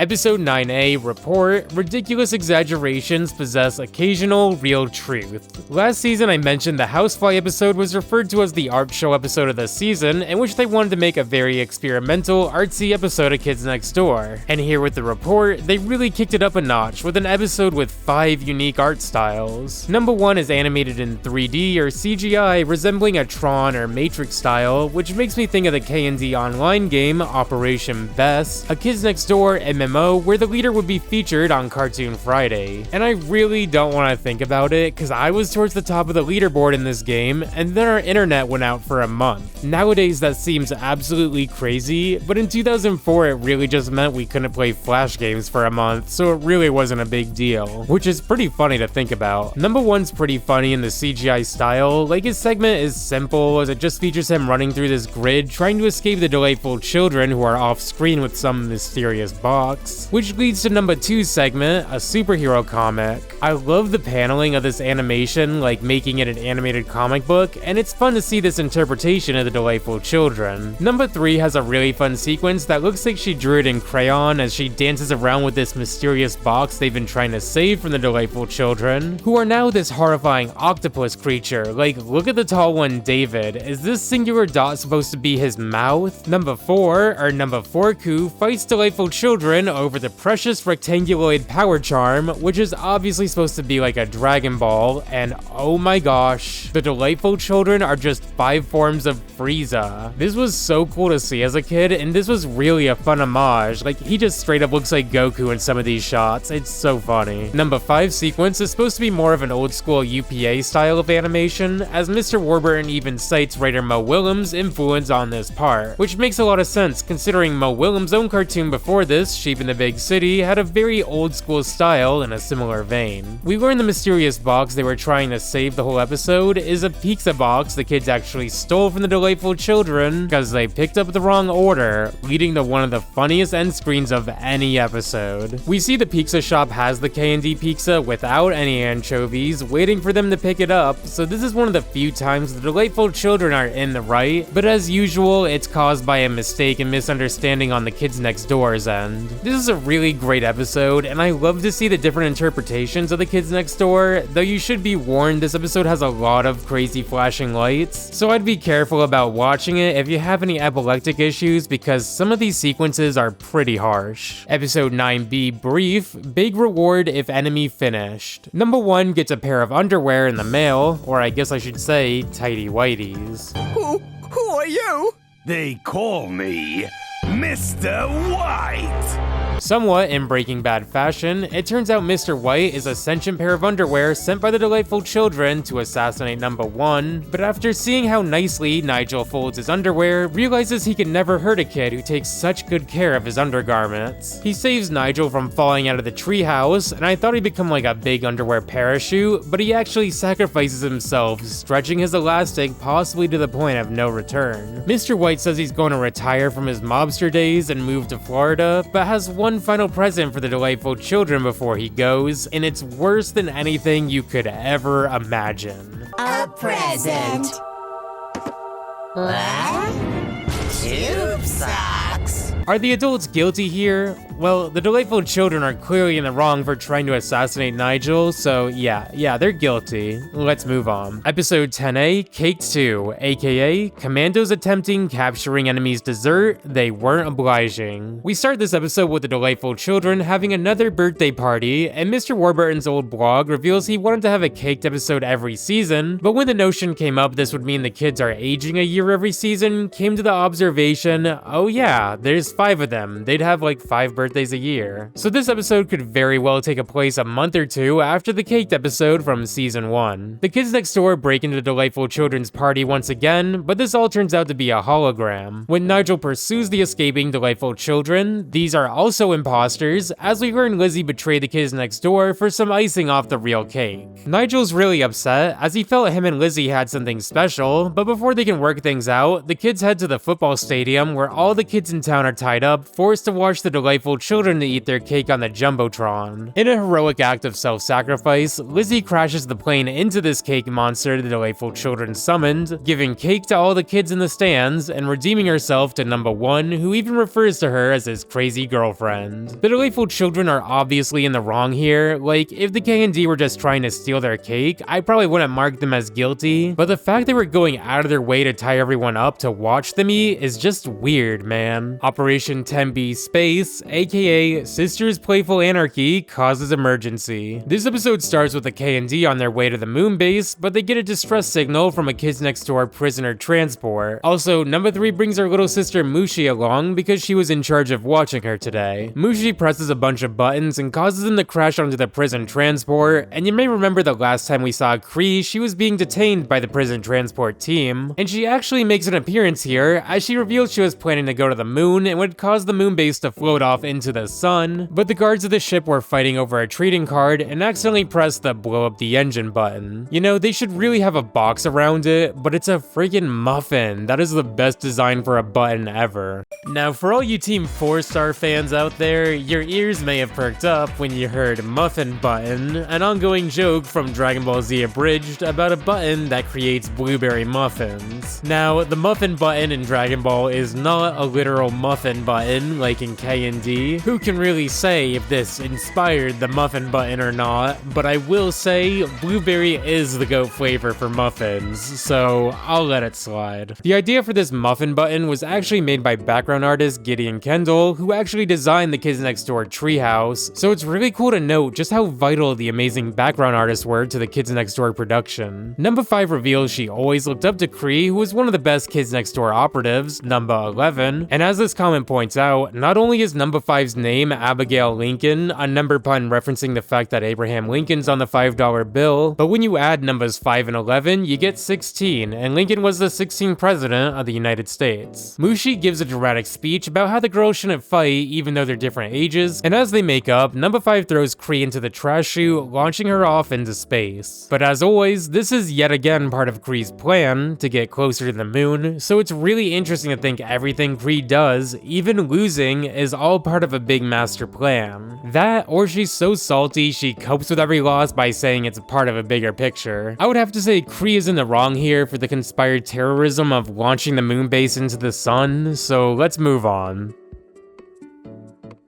Episode 11A, Beach, aka boys enthusiastically attempt chivalrous heroics. The kids next door go to the beach, except number 1 because he thinks the beach is boring, and I'll be real, I also kinda thought the beach was boring as a kid. Number 3 builds a sandcastle kingdom that looks eerily like Adam from Oni Plays, and when she claims to be Princess of the Peach, is taken away by the Knights of the Round Towel. I really love their designs, like this giant shell chest plate or these car parts, and we see Kooky gets taken to the giant sandcastle where the King of the Beach plans to get married to number 3. Number 4 does his best to save Kooky, denying that he loves her and that she just owes him a quarter or something. And the rest of this episode is a big beach-themed night duel, ending when the Beach King's mom yells at him and his cousins that it's time to go home. There's something really funny about a bunch of bigger older cousins treating their little cousin like a king and doing whatever's needed to keep up this illusion. This episode's a really fun addition to the relationship between numbers 3 and 4, and this beach-themed duel is a really fun imaginative sequence that the kids next door is all about. I wouldn't say the Sand Knights are guilty, as much as they just all have really big imaginations, and they're kids on top of this, so while they were the antagonists here, I'd probably just mark this episode as NA. Operation 11B, Undercover, aka Unusual New Defector, eagerly reveals coffee operations' vital enemy relevance. This episode starts with the kids next door chained to a glacier by the delightful children from down the lane, but right before they get destroyed, Lenny, the child in the football helmet, clicks the wrong button, launching the delightful children back into space. Later they go to the moon base where they learn Lenny's actually an undercover spy and has been working for the kids next door this whole time, but number 4 doesn't understand this and just starts attacking him. You know, part of me didn't really think the delightful children could even separate. I kinda thought they were just attached at the hips or something. The mission is to cut off the delightful children's coffee supply, which will help destroy both them and the adults, and it's absolutely hilarious to see in this world people work on coffee rigs akin to oil rigs. In the end, we see this was a double cross, and Lenny actually betrayed the kids next door, and look how he snaps back into a place, assimilating with the rest of his crew.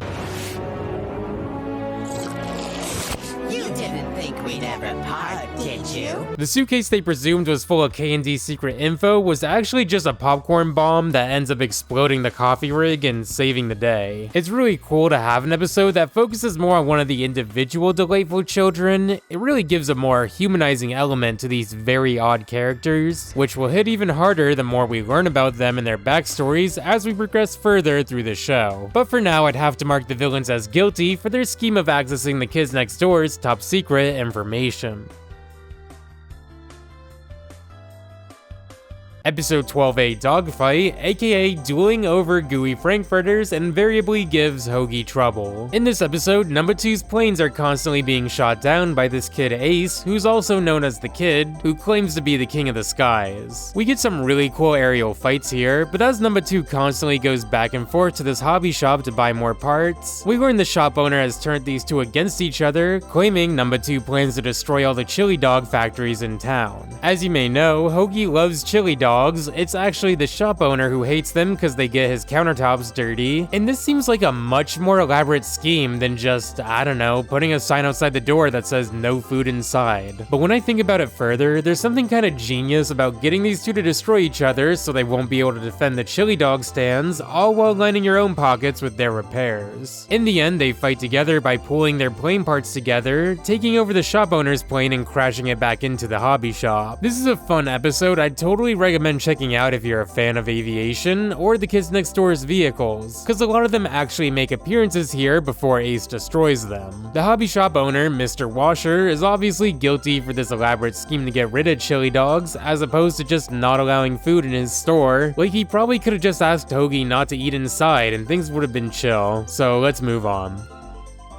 Episode 12B, Trip, aka Twins Reconnaissance, increases peril. Number 3 goes on a trip to Japan to meet with the Japanese kids next door, as father sends 2 new villains, the interesting twins from beneath the mountain, to find their secret headquarters. This episode is just non-stop gag after gag, as these masters of disguise desperately try to keep up with Kooky. Like, it just so happens to be Free Sombrero Day in a Japanese airport. There's also this giant dog that gives the twins trouble all throughout the episode, because they spray fight him with a water gun, and I think the combo of all these goofy gags and this giant dog really reminds me of Tom and Jerry. Interestingly enough, Mr. Warburton reveals that the creator of Venture Bros, Jackson Public, actually helped punch up a lot of the gags in this episode, along with some other parts at the end of this season, so it's really cool to note the creators of Kids Next Door, Sheep in the Big City, and Venture Bros all played a big hand in this episode. At the end of this episode, we learn all the people number 3 interacted with, like the train conductor, the old lady, even the dog, were actually the Japanese kids next door, all secretly messing with these spies sent by Father. While they weren't successful, I think it's pretty easy to say the villains were in the wrong here, like they were spying in order to destroy the kids. I feel like that's bad enough. So now we move on to the finale of season 2, episode 13, which is actually pretty fitting considering the episode's all about number 1 getting decommissioned, because according to his faulty records, he's 13 years old. Operation End, or Everyone Nearly Decommissioned, has Nigel escaping from number 86 and the rest of the decommissioning squad. The Kids Next Door treehouse, along with numbers 2 through 5, get taken up to space where they're set to get decommissioned, and number 1 meets with 274, who tells him some higher up must be setting them all up. And it just so happens this was all number 274's plan, because he's turning 13, and the other operatives would find this out when his parents sent out invitations for his birthday party. So if all the other operatives who were invited got decommissioned, he'd be able to maintain his position as a Kids Next Door leader. There's something really interesting about how Chad goes about this. Like, he says he's worked too hard watching these snot-nosed brats. It's like he still cares, but is showing signs of becoming an evil, kid-hating teenager already. This is an amazing concept for the first half of the episode, but I kinda lost focus on the second half, where it focuses a bit more on numbers 2 through 5 losing their memory and regaining it, learning who they all are. It's an interesting decision, though I do wonder what the intent was with having the characters lose their memory here. Like, we don't exactly learn anything new about them, but we do get an interesting ending of what's to come, with Kree actually breaking Chad out of his jail pod as the two escape together. It's really interesting to see one of the strongest Kids Next Door operatives become a teenager before our very eyes and actually get decommissioned, and I'm really looking forward to seeing how the plot progresses with the new teenage villains. Number 274, who I guess will just be called Chad moving forward, has gotta be guilty for his tampering of documents and wrongful decommissioning of the others, but I'd like to think he had good intentions, as he still wanted to fight for the Kids Next Door. So with this final guilty verdict, let's look at the tally of innocents and guilties throughout the season. Now, of the 25 episodes here, after removing the 6 non-applicables, we have an overwhelming majority of guilty to innocent verdicts at 16 to 3. Comparing this to season 1 is interesting to note. There was 4 more guilties and 4 less innocents here, showing the villains really mean business now and are just outright evil, like trying to feed kids to sharks, which is still so crazy. When you tally up the 2 seasons together, the numbers look reasonable with a total of 28 wrongs, 10 rights, and 12 non-applicables, so I'm really looking forward to seeing what season 3 has in store, and honestly, you should too. This show just gets better and better.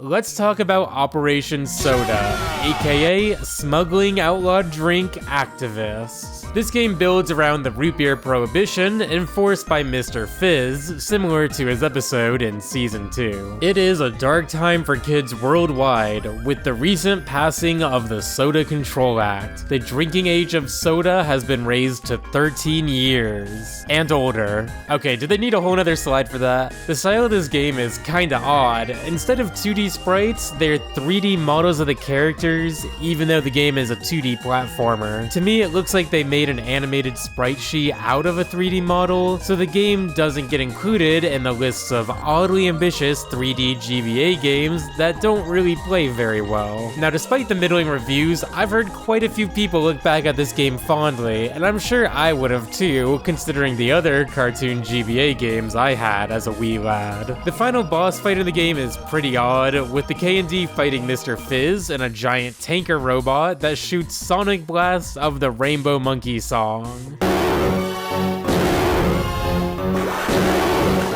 This results in the eruption of the soda volcano on Carbonation Island, thwarting Mr. Fizz's scheme to turn all the world's soda into prune juice. Honestly, I wouldn't want him to do this, but I feel like that would add a lot of value to the world. Like, soda's gotta be way cheaper to produce than prune juice. I'd also say Mr. Fizz is looking out for the children's health, similar to Nightbrace, but I don't think he really cares. He just doesn't want to be annoyed by kids all hyped up on caffeine. Though ironically, the majority of of root beer doesn't have caffeine in it because caffeine isn't naturally found in the root bark of the sassafras tree. So yeah, Mr. Fizz is like trying to perform a miracle out of the Bible in order to keep a caffeine-free drink away from kids, but still, the world would be a healthier place if he won this battle. So could I really say he's in the wrong here?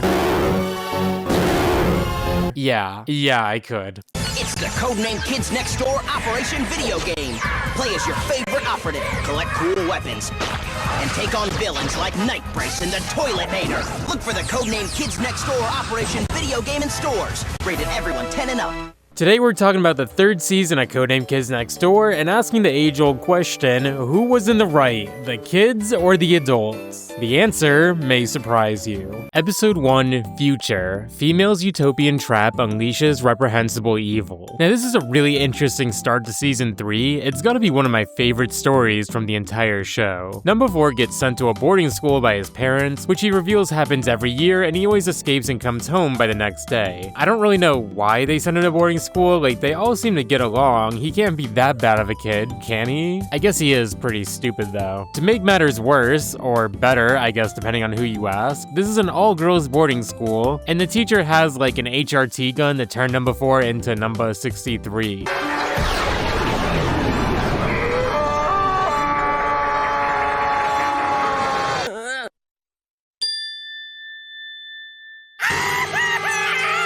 The teacher in this episode, Ms. Margaret's actually a girl operating a robot of a teacher to ensure a boy-free future, and she's also getting help from her future self here. The girl's calling some backup from the future to defeat number 4, even getting the mechanized school to chase Wallaby, and right before the school steps on him, the screen cuts to black, only to fade back in 75 years later with one of the craziest lines from the whole series. Longer than anyone can remember, girls have been our enemy. Ever since the boy called number 4 failed to defeat the girly tyrant Madam Margaret, girls have ruled the world. So we see the boys next door are a secret underground resistance. We see the granddaughter of number 3, Sally Samban, show up to the boys' resistance, and while she's obviously turned away at first on account of being a girl, we see an old man number 4 listens to her story, and look at 85-year-old number 4. This design is kinda badass. Future design eye patches will always be cool to me. It always gives me that sense of wonder, like how did this happen to them? Number 4 tells Sally she truly is Kookie's granddaughter, and that it's too late to dream anymore, and I love how serious this scene is. Like, I thought this was gonna be a funny boys rule, girls drool episode, yet it turned into a time-traveling war drama with a grizzled number 4. This was Attack on Titan before Attack on Titan. Realistically, this has most pop culture references tied to the Terminator, but there's some really random fun references. Like, I had to double check the wiki, cause they even make a Toy Story reference here. Repeat! We have a breach of defense in Sector 8!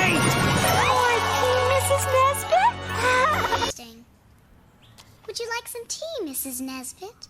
What's funny is that there actually was a board artist working on this show who shared this name, Abigail Nesbit, and it just goes to show how layered the humor is in this show. The old man Wallaby rejects this girl's alliance, and she leaves a girl-fire rifle, as she thought they'd be able to reverse engineer it and bring peace to the world, so they accept her into the boys next door, thus making this the first step to the revival of the kids next door. This episode has this pretty awesome dogfight between the boys and girls, and we even see the descendants of the other Sector V characters, like who I presume is the grandson of number 1, who has a pretty cool design. It's kind of funny we just have 85-year-old number 4 hanging out with these 10-year-olds as the last hope for males. Probably humanity when you think about it. I guess when you really think about it, Margie/Ms. Margaret could be considered easily one of the most evil characters in the whole show. But one thing I found really interesting was there wasn't a whole ton of motive behind just casually transitioning every guy on the planet. I feel like as kids, there's a pretty natural pushback to the opposite gender, but one thing I found really interesting while looking up the Toy Story reference on the wiki is that the all-girls boarding school here, St. Rita's, could very well be a reference to the actual saint, Rita of Cassia, most well known as the patroness of the abused and heartbroken. It's definitely a bit of a stretch, but I think when we talk about the motive of these villains, I do wonder if maybe Margie was heartbroken or had some bigger reason for wanting to eradicate boys like this. Anyways, back to the episode, old man number 4 goes to warn Sector V of the impending doom, but they obviously mistrust a random adult wandering into their base, but number 3 trusts him, saying sometimes a girl just knows. So we have not just a team up of boys and girls, but kids and adults, as we see the goat Hippie Hop break into the boarding school and save the timeline, causing all the future girls to disappear, along with old man number 4, who warns his past self of his regrets, especially that he didn't ask out who we can only presume would be number 3 before he fades away. We then see 75 years into the future, the once desolate landscape is now a sprawling playground with boys and girls playing and living in harmony. This is easily one of my favorite episodes of the whole series. I absolutely love time travel plots, even if they don't always make a ton of sense or lead to a lot more questions we'll never get the answers to. Like, if old man number 4 didn't ask out number 3 in that timeline, who's Sally's grandfather? I think part of why this episode works so well is the Kids Next Door always feels like it challenges stereotypes. Like, even when Sector V gets hit with the girlifying ray, it's not just the boys who turn more feminine. Like, look at number 5 here. I always appreciated the show had such a diverse cast, and never really put any character into just one box. Like, even number 4, for as cruel and crude as he can be at times, there's no character more perfect to throw into the middle of this episode, because you really feel deep down he's just as emotional as any other character, but puts on a tough guy act to avoid being vulnerable. Like, I call him the tough guy of the group, but I don't know, I think every character has slapped him around at least once. Even number 3. Now, going back to the original question of this whole series of when the adults are in the wrong, Margie's in the wrong here for sure. Like, if the whole world was female, that would probably lead to the end of the world, at least I'm pretty sure. Like, I was searching some dumb questions on incognito mode, not because they were inappropriate, because I was embarrassed by how stupid they were, and I don't want anyone to ask why I searched if women could have babies if men didn't exist on my browser. Margie's a kid, but Miss Margaret's an adult from the future, so while the video should be all the times the adults were wrong, I think this technically counts, so we're putting the villain in the wrong here. Now, before we move on to episode 2, I want to address some comments over the first couple videos real quick. I don't have a ukulele, so like this was the next best thing I could do for the video, right? So, before we move on to episode 2,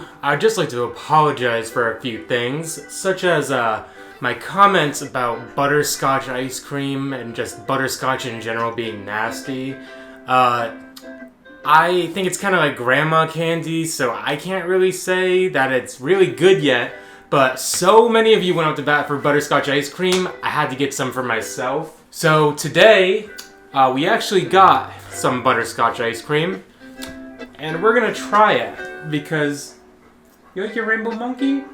We're gonna try it, because I don't want to be the hater of butterscotch, when apparently all of you think it's so good. I looked everywhere for butterscotch over the past few weeks, like just like at regular ice cream places, so I could get the real deal. But, you know, fresh from a thing would be good enough, I'd say. Look at that. Look at that.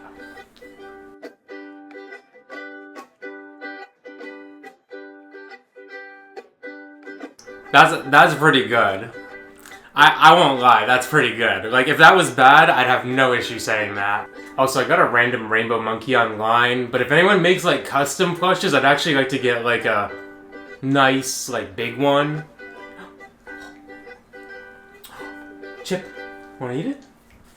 Episode 2A, Afloat, Agents Feared Lost on Awful Tide. This episode has a big barbecue from all the adults, and I love how they're all just big chillin', like look at Count Spankulot. The kids next door try to crash the party, but underestimated just how many adults would be there, and in their attempted escape, their garage vehicle gets shot down, and they're stranded in a sea of asparagus, causing the kids to go crazy, like number 4 thinking this rainbow monkey's a cheeseburger. There's a great white asparagus like a great white shark, or maybe more like the white whale from Moby Dick. On Mr. Warburton's production blog, he talks about the origin of the great white asparagus coming from a meal where he overheard someone say the restaurant had great white asparagus, and boom, a story was formed. He also says he'd love to see what the episode would look like with the advancements in technology and CGI, which has made giant steps in the 10 years since this episode has come out, and in the 10 years since he posted this. But honestly, I think the animation in this episode looks great. Like, the backgrounds and scale and perspective of everything in Kids Next Door is absolutely absolutely breathtaking. But even a more simple background like this works so well because it moves just enough and has just the right amount of texture to convey what it is, while also letting me use my imagination to fill in the blanks, which is a really vital aspect to animation, in my opinion. The great white asparagus eats number 4 and gets shot down by Sticky Beard right before eating number 5, and I love his explanation for why he saved the kids after putting them in this whole mess in the first place. I might be out to destroy ye kids next door, but I'll be dipped in chocolate before I let a blasted vegetable do anyone in.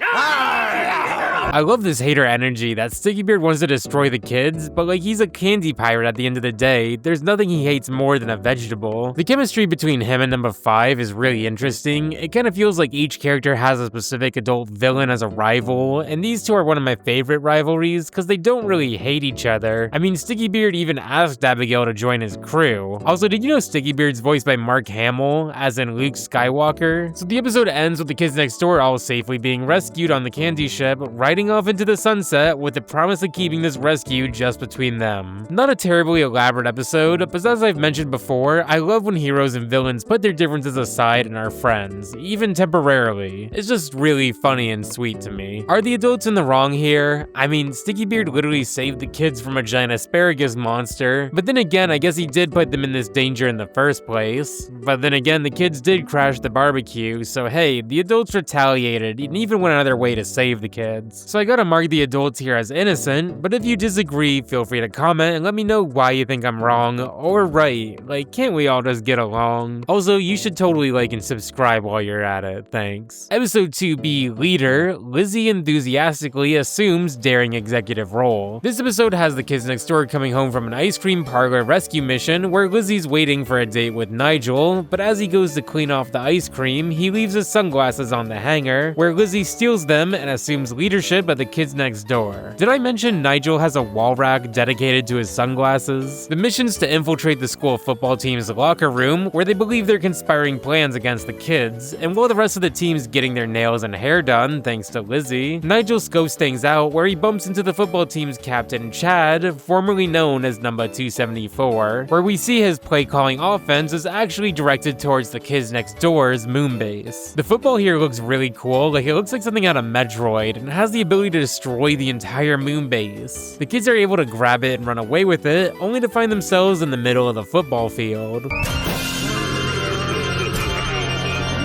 Kids next, dorks. Meet my invasionary force. The Jets! I was gonna say the kids should have just breathed a sigh of relief when they heard they were going up against the Jets. They haven't been in the playoffs in 14 seasons. But you know, the Jets actually went 10-6 in 2004, so I'll refrain from making fun of the Jets. But I still think the kids next door would beat them in a game. Like, look at this play. The kids successfully run away with the football, but number 4 in his celebration spikes it, and...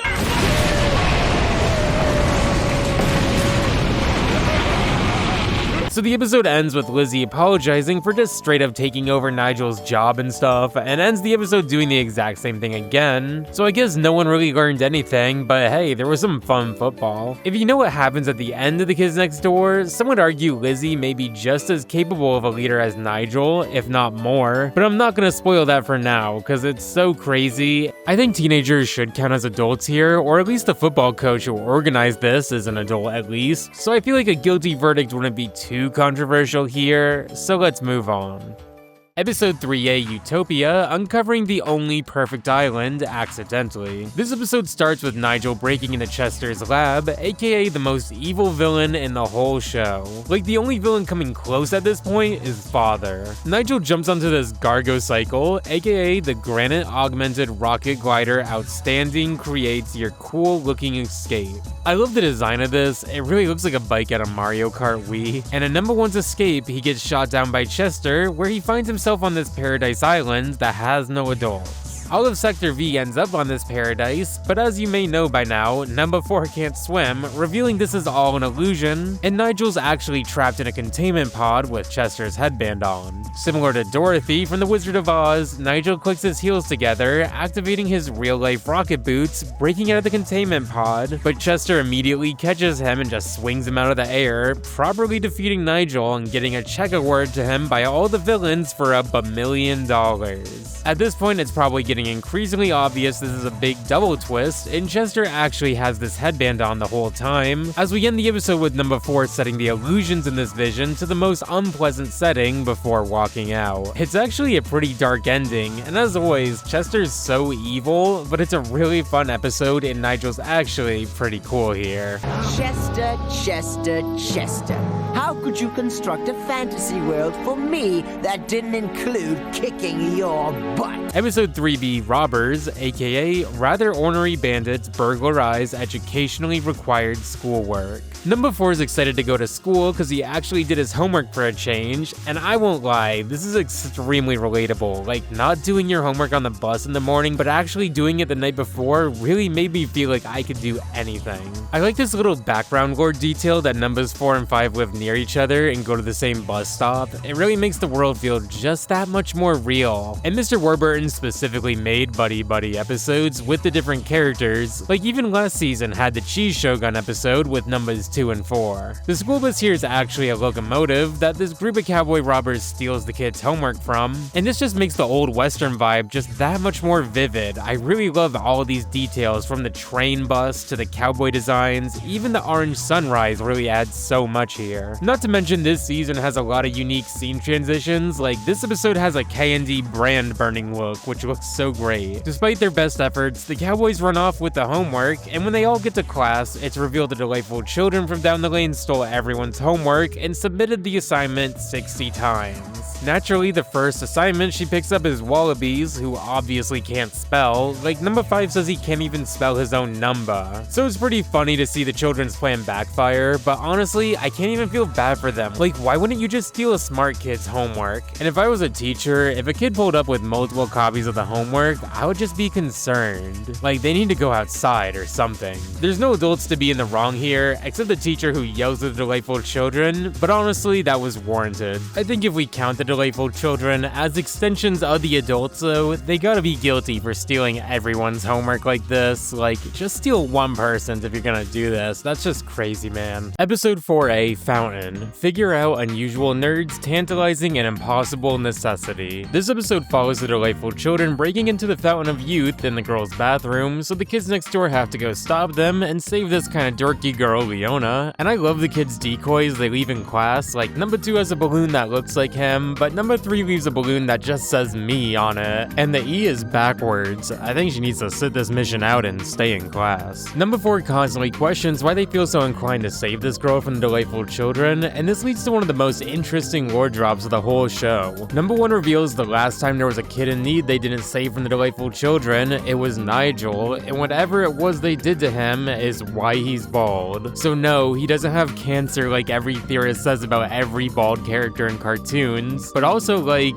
he's bald, not shaved. What did they do to him? Laser beam his scalp? As the kids travel through this ancient labyrinth, they play dodgeball against these giant statues, throwing stones at them, and while it's not terribly relevant, I feel like I wanted to show it for a moment, just to show number 4 being useful, which I feel like he hasn't intentionally done all too often in the show so far. When the kids finally reach the end of this labyrinth, they learn Leona isn't a dorky 10-year-old girl, but an old lady who's been using this Fountain of Youth to remain 10 years old for hundreds of years. The delightful children want to destroy it so that kids will grow up and become adults and join their side, and this episode has a really emotional core underneath, where we have this clash of characters facing reality, becoming adults, or even in Leona's case, as someone who's been alive for 300 years, accepting your humanity, and by extension, death. Leona doesn't go down without a fight, even shooting the kids next door with the youth water because she can't risk people finding out about her source of life, but before she can can blast them into nothing, the delightful children nearly destroy the whole room, leaving this little kid number 5 with an ultimatum to save Leona, despite what she's done, or to save her, as they've all sworn to do.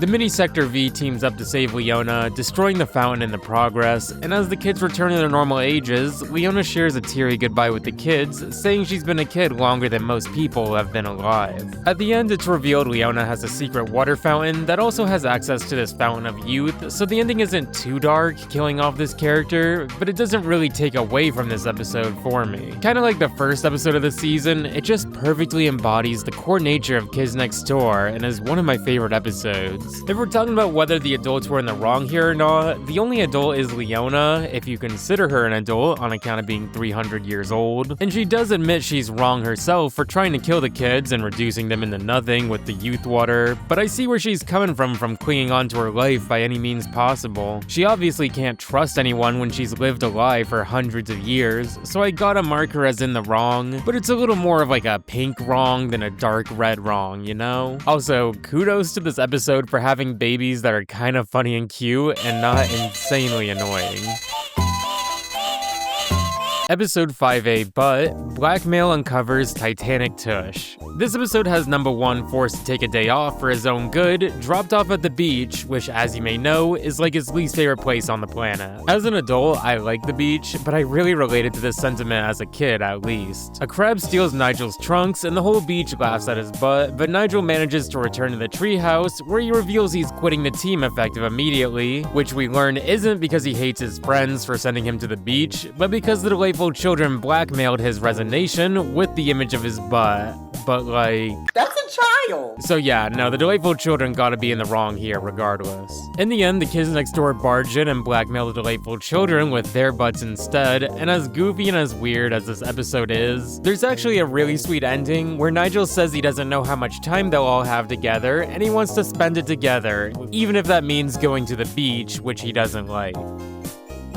Episode 5B, Training, Tiny Recruits Ambushed and Nefarious Invasion Need Guts. This episode features the Arctic training base with the younger cadets like Tommy and these 2 other kids as a new, slightly younger generation, and I really like this trio. They kinda remind me of like Konohamaru and that younger trio from Naruto. Father barges into the Arctic base to steal the Kids Next Door code module, but the kids actually hold their own, like this soft-spoken girl Sonia basically becomes a berserker in the dark cause she's scared of it, which is very real and relatable. Tommy without the kids next door is actually a really fun character. Like, he's pretty annoying around the kids, maybe because most of his interactions are just begging them to become an operative. But here he's a go-getter and he's funny, while still being a little bit dorky and hesitant. The kids lure Father into a trap where they use these rockets to melt a giant block of ice and flood Father's troops before rocketing them away. And I just want to take a moment to appreciate the fact they're escaping Father, who's literally hitting the raging demon on them. The adults, aka Father, are obviously in the wrong for stealing and messing with this code module. I don't think that's really controversial at all, so let's just move on.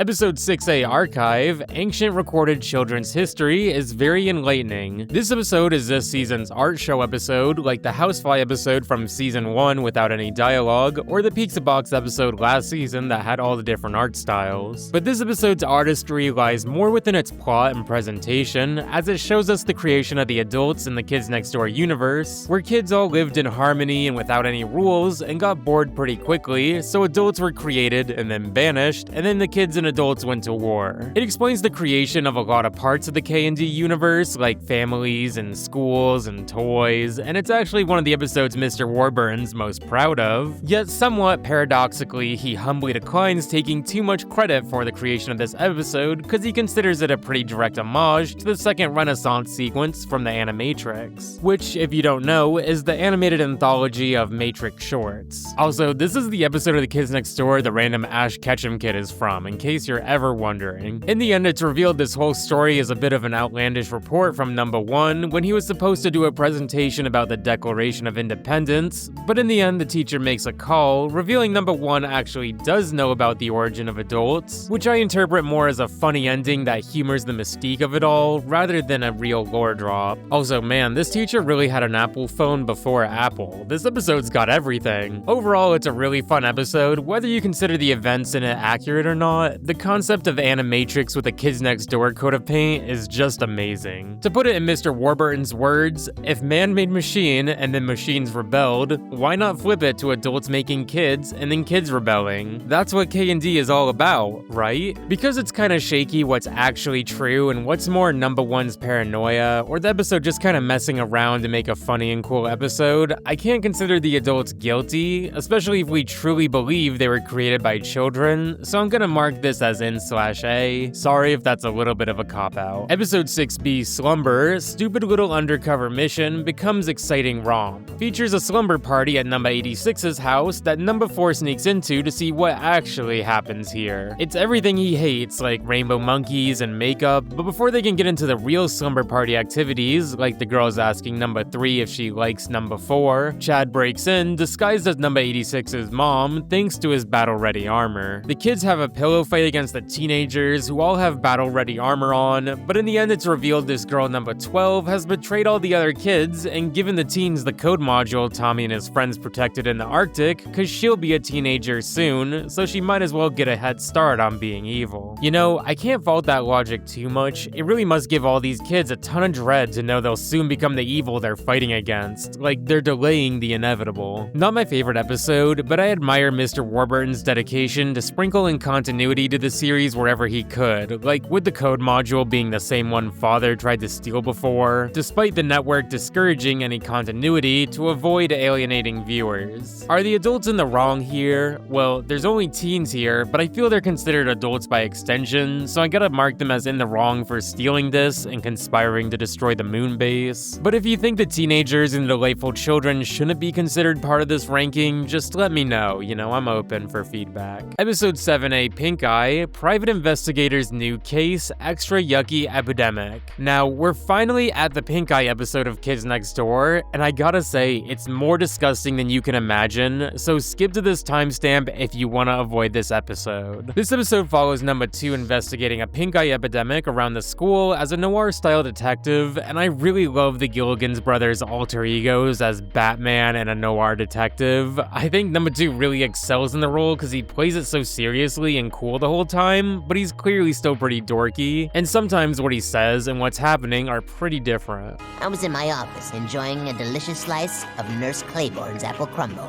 when she came in. Her voice was like 1,000 violins. Hoagie Gilligan! Being played by a monkey. So Hoagie tries to solve the mystery of who's going around the school throwing pink eye water balloons at kids, while also reconciling his friendship with the hall monitor Joe, his old partner. And like, I really can't talk about this episode anymore. I'm sorry, the episode's so much worse to watch when you realize what went down. I can't watch this. This is your final warning to skip ahead. We learn the nurse of the school has been harnessing the kids' pink eye crust as topping for the apple cobbler in the cafeteria. I really can't think of like much more of a disgusting thing that ever happened in a cartoon. In Mr. Warburton's blog, he talks about the origin of this story, and the part that really stands out to me is that his wife thought the story was so gross she punched him. Nah, she was in the right. That's crazy. Were the adults in the wrong here? Yes, obviously. I don't even know why you're asking. Let's just move on. Come on. Episode 7B, Castle, Kooky and Sister Torpedo Loathsome Engagement. This episode takes place at the Rainbow Monkey Amusement Park and features the return of the Sandcastle Knights from last season. The Tunnel of Love leads to a Rainbow Monkey torture chamber with a giant pile of them threatened to be dipped in boiling hot nacho cheese. I know that's gotta be hotter than the surface of the sun.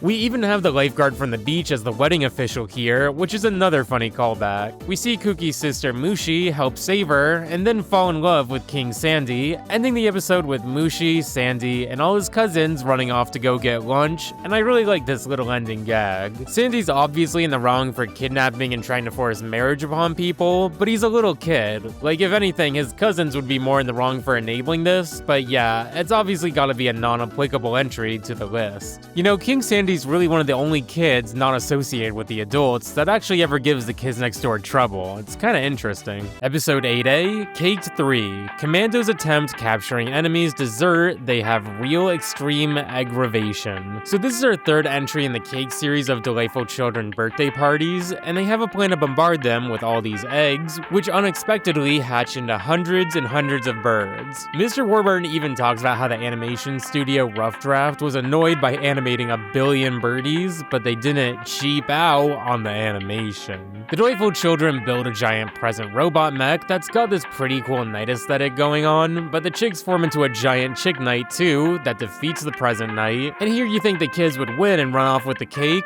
but Nigel has a change of heart, letting the Delightful Children finally have their cake and eat it too. It wasn't because the kids next door finally decided to stop crashing the parties, but because the birds presumably pooped in the cake somehow, and everyone can see and smell it except the Delightful Children. Yeah, these are like 2 of the grossest episodes of Kids Next Door back to back, but overall it's a fine episode. I love the attention to detail with all the chicks, and all the animals in this show, from the chicks to the hamsters, are really cute. There's also a walrus in the background of the school that serves as a reminder to brush your teeth, and it's just so adorable I had to bring it up at least once. Episode 8B, Lockdown. Lurking otherworldly childhood calamity delivers ouchies when naughty. This episode has the Kids Next Door treehouse locked down with Count Spankula as they try to survive until the morning without getting spanked. The ambience of this episode is really enhanced by this red tint over the whole episode, and it really sells the feeling this is actually happening in the middle of the night and is dimly lit. In the end, it's revealed Count Spankula lured number 1 to the prison he's in, somehow, and then spanks number 1, turning him into a vampire that proceeded to spank the other kids and then turn them into vampires. The only way to turn them back into kids is by spanking the vampire back, as the episode ends with this big beatdown. I'd be hard-pressed to say Spankulot's anything but guilty here, like he was in jail for spanking people, and then he lured a kid to prison. Not the moon-based prison, just a real-ass penitentiary. I don't know, that's bad, look man. So let's mark this as guilty and move on.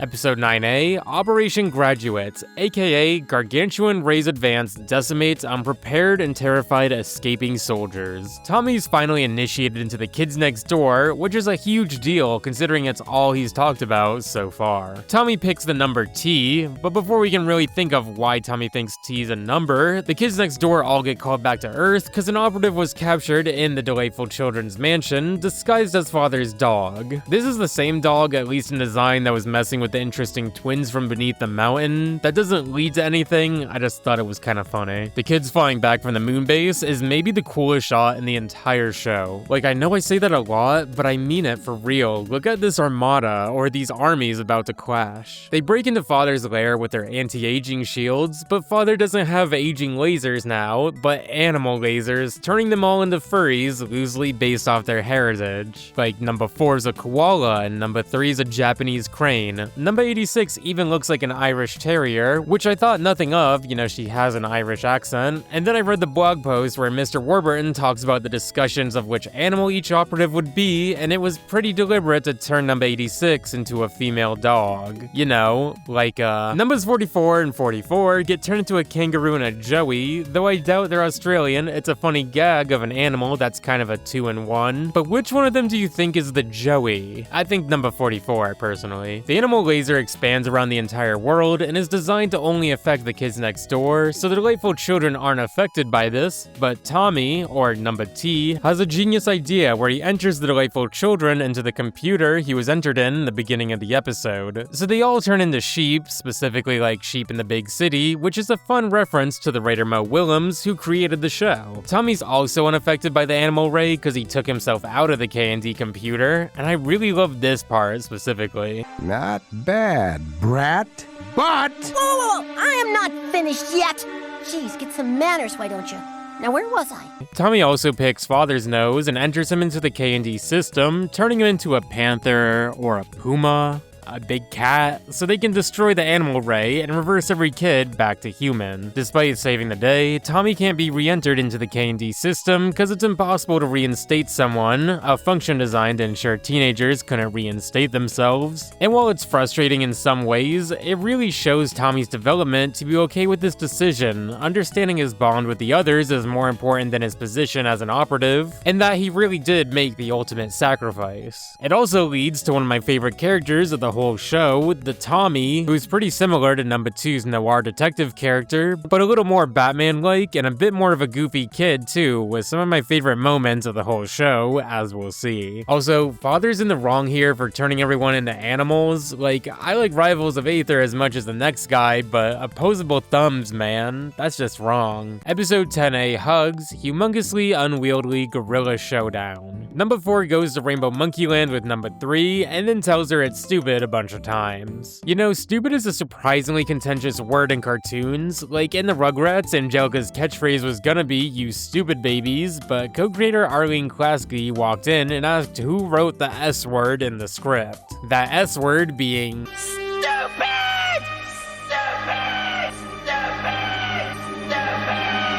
In Mr. Warburton's blog, he even talks about giving a studio tour to a kid and his mom, who told her son to tell him about all the words they don't like to use. Jimmy, tell Mr. Warburton what words we don't like in his show. Shut up, stupid, and fat. His father says that a lot. Anyways, stupid tangent aside, this episode's got a fun King Kong thing going on with number 4 and this rainbow monkey he tries to train from a big friendly giant into a fierce warrior. When the boys save Wallaby from the Rainbow Monkey Island, the monkeys follow them back to save his new friend, leading to number 4 saving the day by entering this giant wrestling robot he uses not to suplex this primate, but to give him a friendly friend Rainbow Monkey goodbye hug, which is a fun little callback to the beginning of this episode, where Kooky warned you have to give a Rainbow Monkey goodbye hug, but it's always funny to see number 4 do things more feminine or at least vulnerable, like the boys will always make fun of each other, but it really goes to show Wallaby isn't emotionless, he's just afraid to embarrass himself a lot of the time. Episode 10B, Jules, Juvenile Escapes with Extremely Luscious Sweet. As we've seen, every character has some loose stories they follow, like number 2's detective stories, or number 5's treasure hunts that loosely parody Indiana Jones, like the legendary 4th flavor of ice cream.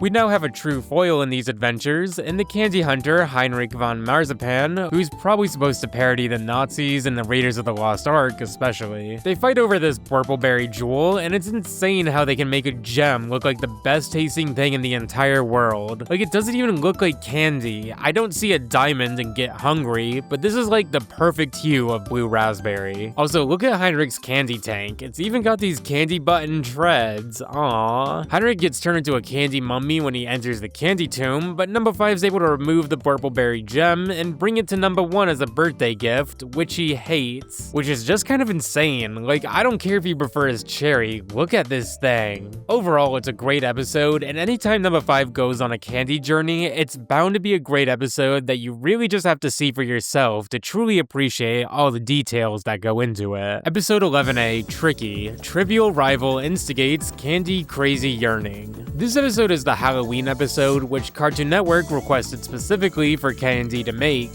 which Mr. Warburton recalls was actually pretty difficult to think of when specifically requested. Number 4's first piece of candy is a single piece of butterscotch, and I'm not opening this can of worms again. You know what? Good for number 4 for liking this butterscotch candy. I got some weird Halloween candy as a kid. I remember getting a packet of ramen once, but thankfully, I don't think I ever got butterscotch. The other operatives make a bet against number 4 about who will get more candy, and right away Sticky Beard takes number 4's candy. That's candy singular, not plural. Number 4 baits the pirates into stealing a bag of bricks, which they think is like brick candy, and takes over the pirate ship, which he drives back to the Kids Next Door base, which I will admit is a kind of pleasant surprise. Like, I feel like you usually see these scenarios pan out with the characters successfully thwarting the villains and having nothing to show for it, but no, number 4 has his cake and eats it too. The candy pirates are in the wrong for stealing all the candy. Like, bro, it's Halloween. Just drive your ship door to door, it's free. Episode 11B, Uncool, Undead's Nocturnal Craving Overtakes Operative's Love.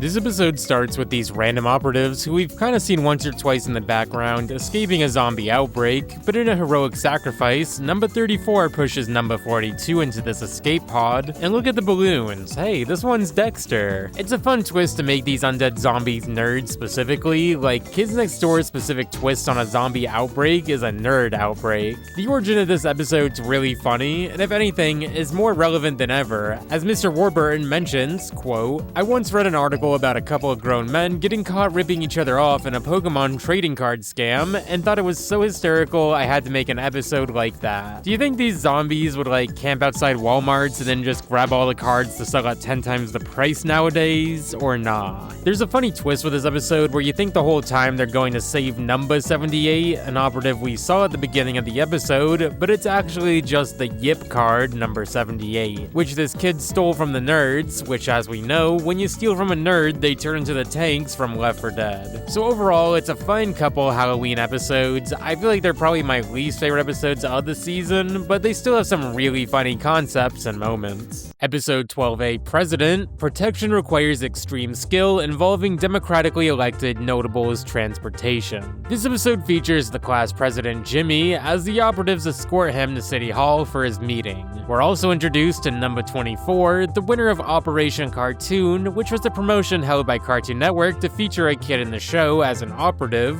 which is really cool for one kid, and just a little jarring or annoying for a million others. Number 24, is the final perimeter check all clear? Roger that, number 24. The delightful children make an evil robot clone of the president they have to fight in the Airbus, which is pretty cool. There's some fun double twists here, like we see Nigel kick the clone Jimmy out of the bus, and then drives to the junkyard where he gets the bus crushed because this Jimmy is actually the clone, not the one he kicked out of the sky. But it's all good because the real Jimmy got saved by number 2, who was flying through the air. When Jimmy goes on stage to make his speech about changing the time school gets out, instead of shortening it, he actually makes school 5 hours longer with more homework and no lunch break thanks to Father. It's an interesting ending, although it doesn't really lead to anything, so it feels like a little more of a shock value ending in that sense, but I don't know, I never really trusted Jimmy to begin with. I guess you could say Father's pulling the strings behind this all, in which case he'd obviously be in the wrong for his political corruption, and not having lunch at a 12-hour school day is just crazy, so I think this has gotta be considered guilty. Episode 12B, Hospital. Hurt operatives safely protected in totally antiseptic location. This episode starts with the first-person view of someone crossing the road, proceeding to get hit by a truck. The kids next door then break into this hospital to find their friend who's getting surgery. They keep the mystery going throughout the episode of just who this friend is they're trying to save, and I don't know how many people ever guessed correctly who it is. The only real information we're given is that it's a fellow operative of the kids next door, and number 3 loves him, which makes number 4 jealous. A cool little detail of this hospital is the surgery is actually being performed by number 5's dad, Dr. Lincoln, who some people may say is guilty because he sounds like Bill Cosby. I'm sorry, kids.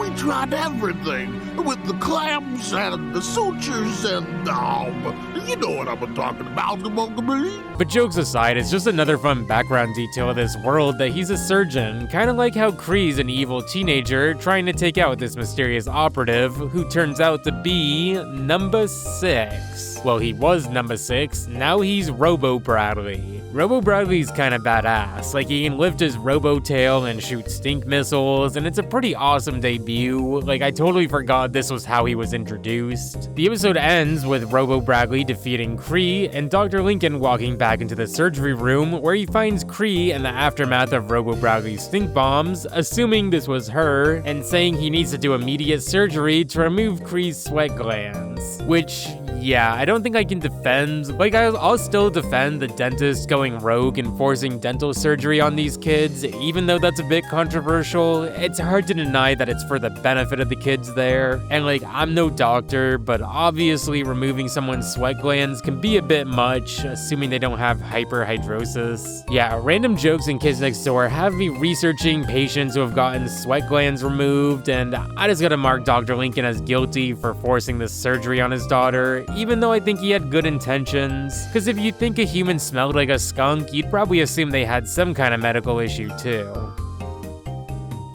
Episode 13A, Sprout, Sickening Produce Removal, Operation Ultra Tricky. Number 4 eats a Brussels sprout, and they have to do surgery to remove it. Did any of you believe a food was gonna grow inside of you as a kid? Like you ate sunflower seeds and thought a giant sunflower would grow inside of you? The other operatives shrink themselves inside the Itsy Bitsy. The incredibly tinified spider invades bodily interior to stop yuckiness. And it kind of reminds me of the Magic School Bus. Like I know they did this at least a few times. The climax of the episode has the operatives hooking the Brussels sprout to the ship, risking being digested themselves just so number 4 doesn't eat a vegetable, and the ship only had 6 minutes of being shrunk before it returns to normal size, and just about exactly 6 minutes later, the ship races to get out of Wallaby's nose, nearly ripping it off in the process. Number 4 goes back home where the dining room still has a giant hole in the wall thanks to the kids breaking in, where he accidentally eats liver, so he's probably gonna need a whole nother emergency surgery. Are the adults in the wrong? Nah, I mean, maybe some of you would say yes if you hate Brussels sprouts, but I don't think the kids have ever eaten anything that isn't candy before. A lot of you went up to bat for butterscotch. How many of you are gonna defend Brussels sprouts?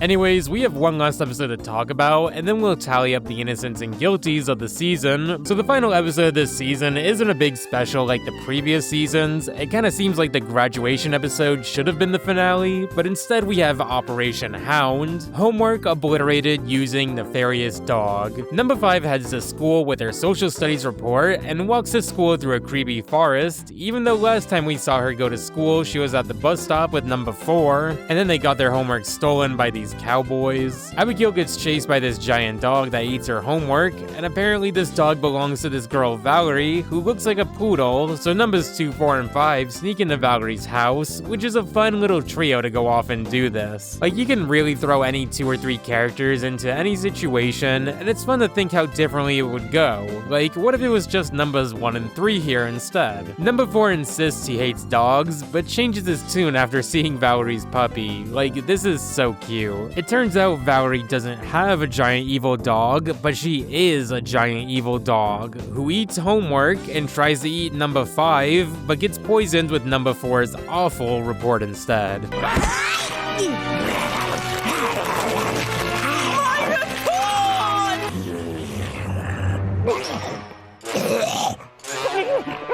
The episode ends with the teacher catching Valerie and telling the kids they've been trying to keep this epidemic of weredogs eating students' homework a secret, but if that is the case, she could have given number 5 an extension to redo her report, cause she did insist she was attacked by a weredog, but the episode ends with Miss Thompson revealing she's also some sort of weredog creature, and that the truth can never be known. You know, this episode leaves me with more questions than answers, like, will these dogs ever make a return? Does this have any correlation to the other evil adults in the show? How did kids get turned into weredogs? Is it genetic? I don't know, it probably won't even return in the series if I had to guess, but yeah, the adults gotta be guilty here. It's a very classic KND format to make the kids' problems real. Like, we've all heard about a dog eating homework. These kids got their homework eaten by snobby kids and teachers who turn into giant hounds. So that's where we end season 3. Overall, a really great season, with the highlight for me being the few half-hour episode specials. Like, 3 of my favorite episodes of the whole show gotta be from this season. But as usual, we gotta tally up who was more in the right here, the kids or the adults. Now, removing the 6 non-applicables, this season's overwhelmingly guilty, with 15 guilties to just 2 innocent rulings. I think this one-sidedness can be accredited to the slight change in direction with the show. Season 1 took its time to introduce the villains to us, and also gave us some of their backstories. Like, you got a grandma trying to feed some hungry kids, or a dentist forcing surgeries on kids who desperately need their teeth cleaned. But now that everyone's a lot more established, the episodes tend to follow individual characters and their arcs a little more, like number 5 going on a candy adventure, or number 4 getting more in touch with his feminine side, whether that be at an all-girls boarding school or with a giant rainbow monkey. I think when you focus on character depth like this, the plots can be a little more simple, especially with the villains and their motives, so there's really not as much of a case to make for a lot of the villains here, especially the nurse. Like, she needs to go to jail, even more than Count Spankulot. So the first KND comic, Operation Airplane, or Aircraft is rather problematic locale against nefarious enemies. Yeah, even the comics got acronyms, which is a really nice touch. These comics are usually pretty short and one-dimensional, with kind of a gag page and an action page or 2, usually with some bait and switch at the end. Like, here the delightful children threaten to push number 2 off the wing of an airplane if he doesn't give them a top secret map. Pokey actually does get pushed off, but this airplane's actually part of an amusement park, Happy Kitty Fun Plane. Hold on, this actually is a pretty fun plane, not gonna lie. Also, low key or high key, that's still pretty high up. Like, you could really get hurt falling off of this. And look at Hoagie here, he bounces off a cement wall and no one even cares. That's tough. Do you know how hard you'd have to hit the wall to bounce like this? We learned the plan here was to give the delightful children a fake map of the amusement park, but Hoagie ended up giving them the real one, and now they can't find a bathroom. On their own, these comics are somewhat unremarkable, but within the context of the bigger comics these were a part of, like Cartoon Cartoons and Cartoon Block Party, these comics were made in tandem with other comics featuring classic cartoons, like Dexter's Lab, Cow and Chicken, even Johnny Bravo, whose comics I found the most interesting of the bunch. Johnny's got these little one-page blurbs where he tries to rizz up gals to no avail, like this burger joint where he calls a gal a Happy Meal, then he calls himself the value menu, and then accidentally knocks all the food onto himself. I don't know if calling yourself the value menu would be impressive to someone or not. Kinda reminds me of the game DMing random people D3, and when they say question mark, he's like, oh my bad, it's the vending machine and I'm ordering a snack. Other interesting comics are like Operation China, or Children Help Invade National Architecture, which reveals some head-scratching KND lore, like that the Great Wall of China was built by children, and that it wasn't built to protect against the invasion of Eurasian nomads, but was built to be the world's longest water slide. Okay, I don't know if I'm a fan of this particular panel, but it's a great drawing, I can't lie. Along with these more traditional comics, there's also a series of comics called KND versus DCF DTL, which are one-page gag comics in the style of Spy vs. Spy, which was a pretty iconic part of Mad Magazine around this time. Some of these comics are actually kinda crazy, like the KND putting up a fake t-shirt stand that hands out free I Hate the KND shirts. But these shirts actually say, lose the beard ugly, on today, the day of the best beard picnic. Kinda crazy to have a panel of these grown-ass men with neckbeards punching these kids in the head for being anti-beard, giving us one of the crazier K&D out of context moments. And there's probably a lot of those. I really like the different art styles we see in these comics, like the more old school UPA style, or more of an anime-inspired numbers 2 and 3. Like, this design actually looks cooler than Hoagie's Fusion Fall design, I won't lie. It's probably the scarf. Everyone looks cool in a scarf. The kids next door are moving into Magoozy. Let's go, y'all! Yay! And their mission is to investigate, protect, and dream up all sorts of new adventures for themselves and any other kids they come across. Catch a new to the Goose episode of Codename Kids Next Door, weekdays at 5:30. Kid Next Door, Battle Station! Episode 1, Rabbit. Rescue Aid's beloved bunny in trouble. Season 4 starts on another Indiana Jones parody, this time referencing Indiana Jones and the Temple of Doom. Regardless of your knowledge on the Indy franchise, this film in particular is a funny one to parody in a cartoon. Like, this film was so graphic, it played a big role in the creation of the PG-13 rating, so naturally KND parodies this movie with our old friend Heinrich von Marzipan stealing the first grader's class pet as he seeks to sacrifice it in a volcano. I've talked ad nauseum about the beautiful backgrounds in Kids Next Door, but this episode takes it a step further. Like, I didn't even know that was possible. Numbers 2 and 5 go through this jungle gym jungle that not only has beautiful perspective and depth, but it moves too. That might not sound too crazy for a cartoon to move, but backgrounds are often done by different artists than the animators. So in order to animate this jungle gym jungle, we see a lot of care has gone into the perspective and animation of these metal poles, with this slight parallax with the background, which is really nice. Heinrich wants to dip the pet rabbit into the chocolate volcano, which is on the upper half of dark things the villains have done so far. Like, dipping the pet rabbit in chocolate and eating it's just below sending every employee's daughter to space, where they'd probably die because air and stuff. So Hoagie and Abigail save the rabbit from falling into the chocolate volcano, but before Heinrich can dunk them all into the chocolate himself, one of the first graders pushes him into the volcano, and then we see the pet rabbit brings peace and prosperity back to the desolate first grade landscape. This episode ends here, which is crazy. Like, I guess Heinrich is just dead. Okay.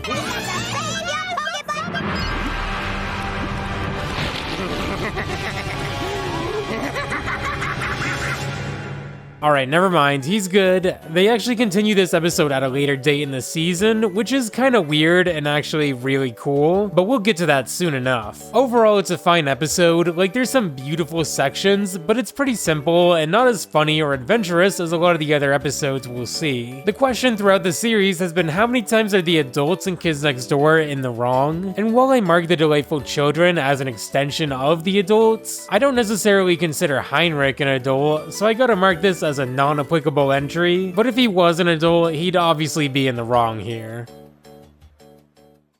Episode 1B, Flush. Foolish loser undoes sinister hope. The supervillains have a secret meeting to destroy the kids next door once and for all, but get interrupted by the Toilinator. It's so funny to see the fear and dread on all the villains' faces when the doorbell rings. Like, they don't think the kids may know they're here, they know the Toilinator's gonna be here. And despite telling him the meeting takes place in Antarctica, he is inevitable. The supervillains break into the kids' base as they send Toilinator off to get coffee, cause that's something even he can't screw up. But Toilinator enters the treehouse, determined to defeat the kids next door.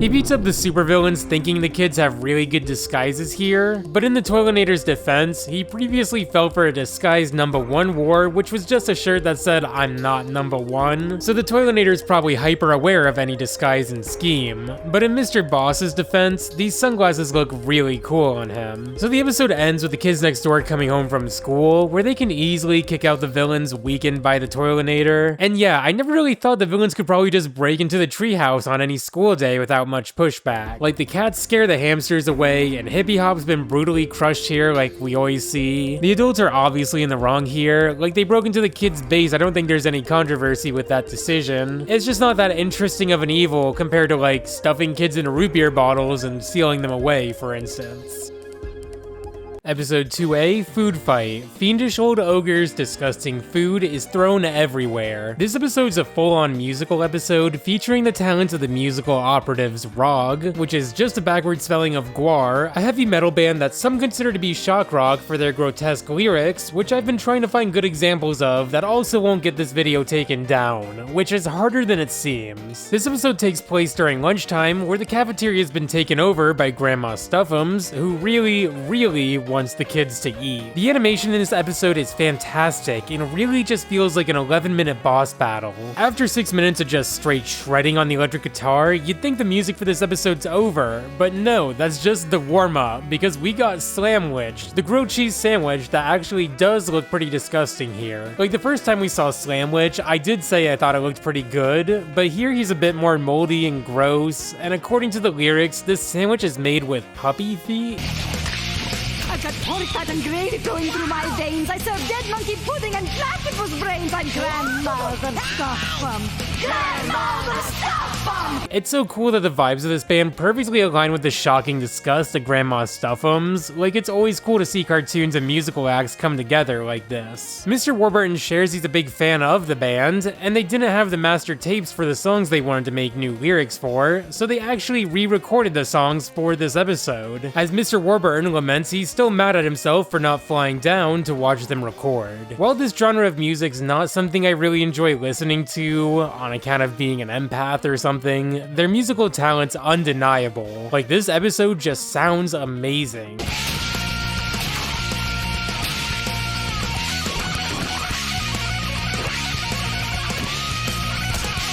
I've been working on some big musical cartoon videos that I hope will be finished in the next couple of months, like Class of 3000, Hi Hi Puffy Amiyumi, even Sonic Underground. And I think this episode kind of made me realize, while my musical taste may be somewhat limited, I'll gladly listen to anything if it's animated, even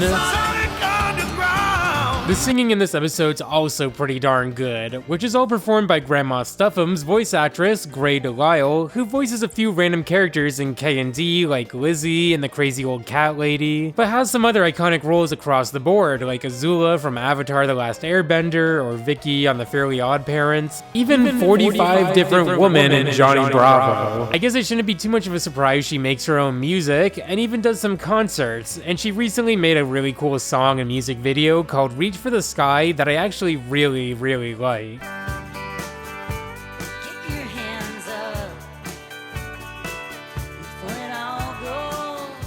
Anyways, Joaquin the hamster uses number 2's age ray from Operation Kiss and turns into a giant grilled cheese eating bodybuilder, and while Grandma Stuff'em's is defeated, I like that she doesn't really have malice behind her actions. See you tomorrow, children! We're having Scream of Spinach! Oh! Get a new cookbook, lady! She's just a grandma that wants the kids to eat as much as possible to make sure they don't go hungry. Last time I argued Grandma Stuff'em's was innocent because she had good intentions to feed the kids. It was more that delightful children lied and said the kids next door were starving children, but here she's just kind of forcing the kids to eat, not taking into account whether the kids were actually hungry or not, or the safety of this food, like this school needs some Michelle Obama. So yeah, good intentions but poor execution and communication has got to mark Grandma Stuff'em's as in the wrong here.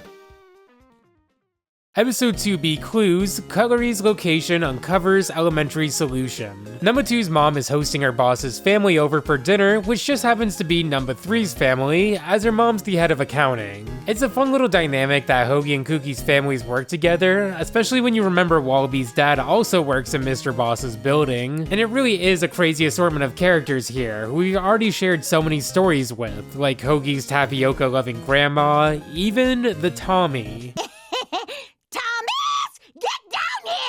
I eat alone, for I am the Tommy. Get down here now! Okay, Grandma. This is maybe my favorite 5 seconds in the whole series. The Tommy is just so funny to me, and me and my friends always cheer when he's on screen. Like, tell me that did not go hard. The lights go out for a moment, and when they come back on, we see number 3's rainbow monkeys on the table where the turkey should be, stabbed with a fork, leading number 2 to don his detective hat as he tries to solve this dinner murder mystery. Every character has a relatively valid motive to stab the rainbow monkey, like Kookie's parents hate the kids bickering over the toy, but we learn it's just because the dad wants them to get along, or the mom would like to have a turn because she didn't have much of a childhood herself. Hoagie presses Tommy, who disappeared when the lights were out, but it's revealed he didn't take the rainbow monkey, but Hoagie's candy and soda. I mean hungry! I mean thirsty! I mean hungry! Thirsty! I want the truth!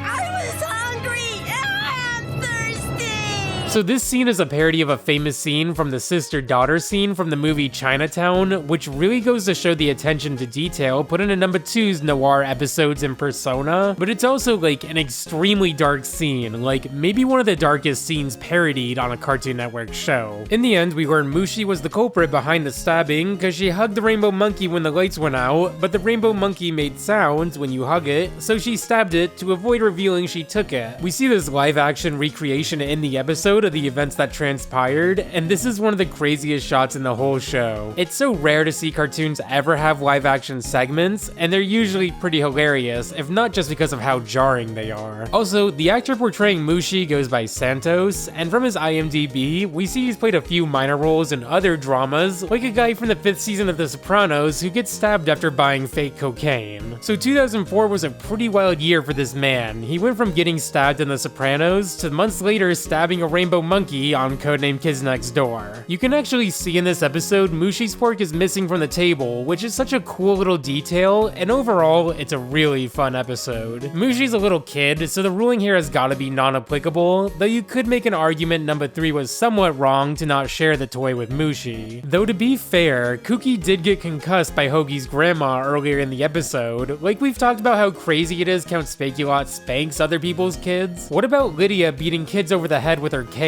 So yeah, actually I'm changing my ruling here. The adults in this episode, aka Lydia, are guilty. Episode 3A, Nugget. Numba uncovers glistening golden edible tree. Numba what? You can't just say Numba. Anyways, Numba, aka Number 4, nearly drowns in a shallow creek that's full of golden nuggets in the form of chicken nuggets, ushering in the Kids Next Door version of the mid-19th century gold rush. The pun works really well here since gold nuggets are a thing, but they made it a little more childish, and I gotta admit, these do look really good. We see the rest of the Kids Next Door have already adapted to the Western lifestyle. Like, Number 1's design somehow got even tougher, and it's just really funny to have everyone already committed to the bit. Even Kooky, Lizzie, and Mushi. The Delightful Children pull up wearing one giant belt, which is hilarious, and they have a big iron on their hip, but it shoots chicken. The Delightful Children arrest the Kids Next Door, as the other kids are enslaved to mine for nuggets, but they bribe the guard with a nugget, leading to a final Western showdown between Number 4 and the Delightful Children. Number 4 shoots the Delightfuls with ketchup, saving the town and becoming a hero, but it's only temporary, as the new fad had broken out of onion rings being spotted just south of the border. So Number 4 ends the episode never getting to actually try a chicken nugget as he walks off to enjoy the rest of his Saturday, and dang, I really want a chicken nugget now. The Delightful Children are obviously in the wrong for enslaving the children, and for the record, I am considering them an extension of the adults for the purpose of these videos. I know they're children, and the events from the end of this show will probably change this result, but like, if you know half the entries would be non-applicable if we didn't consider them adults here, we just gotta do it. Episode 3B, Macaroni. Museum's artwork cruelly and recklessly ripped off, nearly impossibly. This episode starts with the Kids Next Door and the supervillains engaging in a hostage trade in the mall, which really looks like the mall from Left 4 Dead 2 to me. The kid they save is Number 13, this really annoying dorky kid who reveals the adults are having a top secret macaroni dinner that night, stealing these noodles from the Macaroni Museum of Art, which is a great concept. Like, I'd totally go to this in real life. Number 3 fights Mr. Boss over the rainbow monkey Lisa, and as we know, Kooky becomes a berserker in order to protect rainbow monkeys, and while she can easily defeat Mr. Boss one-on-one here, Number 13 waltzes in and drops the painting, breaking it over Number 3's head.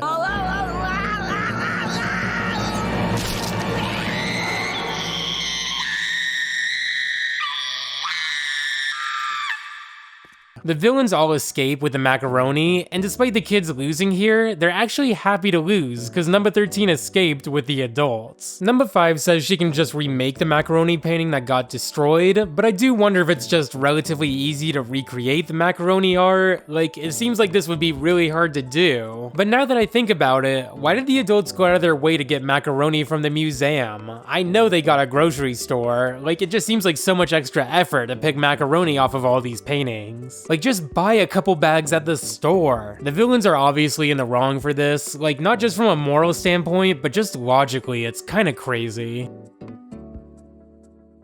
Episode 4A, Pool. Prevent opposite operatives larceny. The kids have a pool party at Number 4's house, which is pretty funny, since as we know, Wallaby can't swim. Lizzie gets dragged down into the water to an underground negative dimension by her reflection, so a new fear has been unlocked. We encounter negative Number 1 and Easel, aka the D&K, the destructively nefarious kids. And they really mean business. Like, this device, the Splattle, is a lobotomizing apparatus.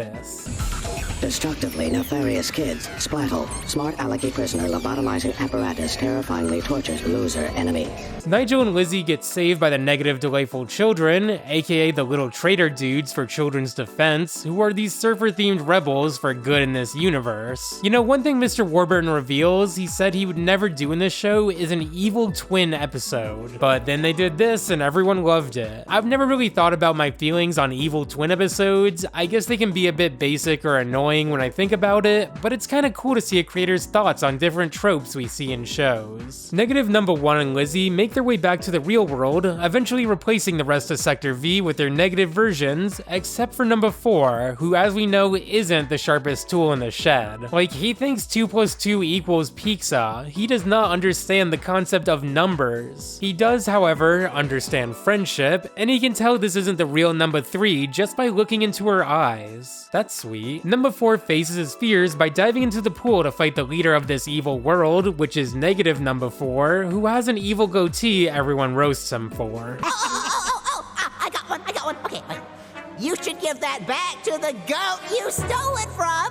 As you can clearly see, LeBron James. Wallaby uses his intuition again and realizes if negative number 4 is his opposite, he must be a coward, so he defeats his evil counterpart alongside the other negative operatives who've had a change of heart. The kids next door end up burying number 4's pool with sand, which he actually loves. This is cool and all, but like, he just learned how to swim. He could have finally used the pool. It's a pretty cool episode and has some really interesting foreshadowing to future events in the series, like negative number 3 says she doesn't like number 4, but everything the negatives do is opposite, so Kooky must like Wallaby. They also show the human design of Father here, or Daddy as he's called here, and his design is pretty consistent to the Matrix parody episode last season, which is good to know as we're nearing the conclusion of the show that I won't spoil yet. The villain here is negative number 4, who is still a kid, so this has to be marked as a non-applicable entry. Let's move on.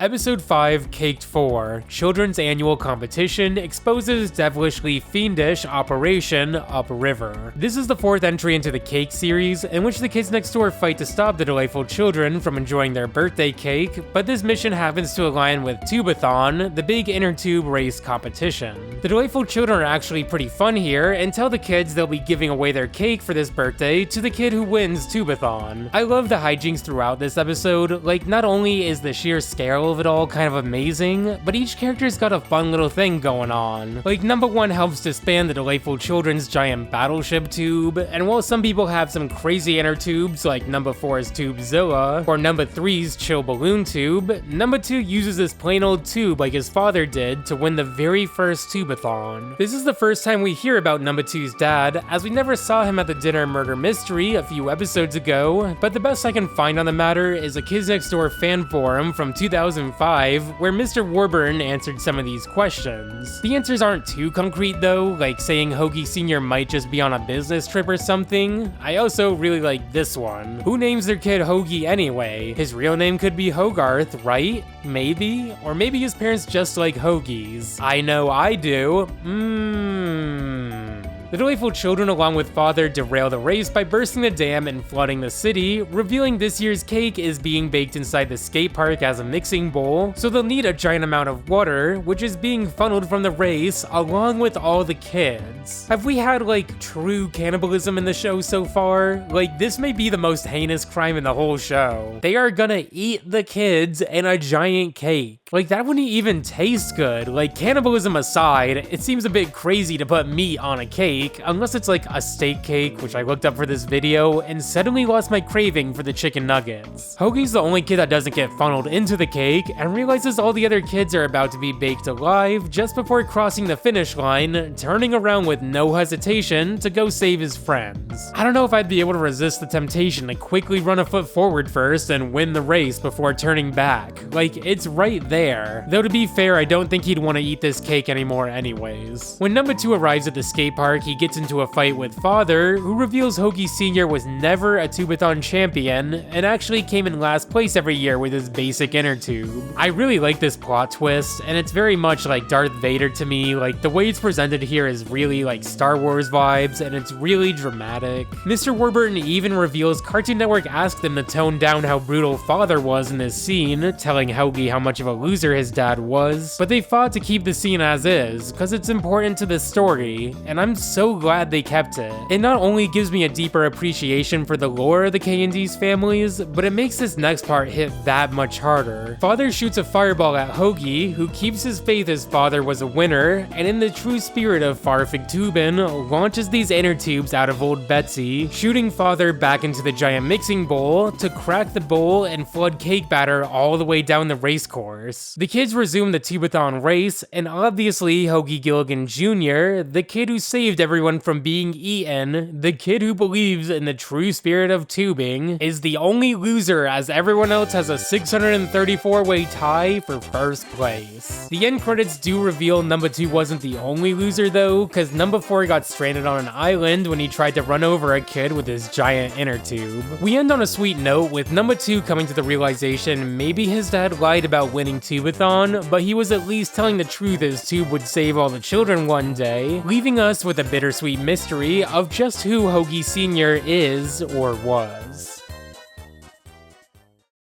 Episode 6A, Sitter. Sweetheart's involvement transforms the evening's reality. Kree babysits Hoagie and Tommy as part of the Teen Ninjas operation to take all the kids and dump them into a whirlpool in the ocean. Child murder aside, I'm just distracted by the fact that teens have brought bedposts to life. Like, the rest of the technology relies on simple machines and mechanics, but the teens have some kind of dark magic going on to bring furniture to life. Number 2 gets into a fight with Kree on their horsebed things, ending with Kree giving Number 2 a kiss as he falls into the whirlpool. For better or worse, Hoagie doesn't drown here, but it was all just a dream, and it's for the better because the villains didn't end up killing any kids here, but it's for the worse because I really don't like dream endings. It always makes me feel like it was a kind of a pointless episode. Like, it's definitely overthinking on my part, but like, the Tubathon episode gave me a bit more of an appreciation for Hoagie, with his faith in his father who may or may not be alive, sticking to his family through to the end. But if it was a dream, I wouldn't really care. Here I kind of feel similarly, where I don't really care much about the events that transpired, but I will give the episode credit because the sentient horses may have tipped off a bit more of a savvy viewer than myself that it was all a dream. The kids might have crazy technology, but there's a lot of science behind the weapons and inventions, most of the time. So yeah, this is a non-applicable entry on account of being a dream, so let's just move on.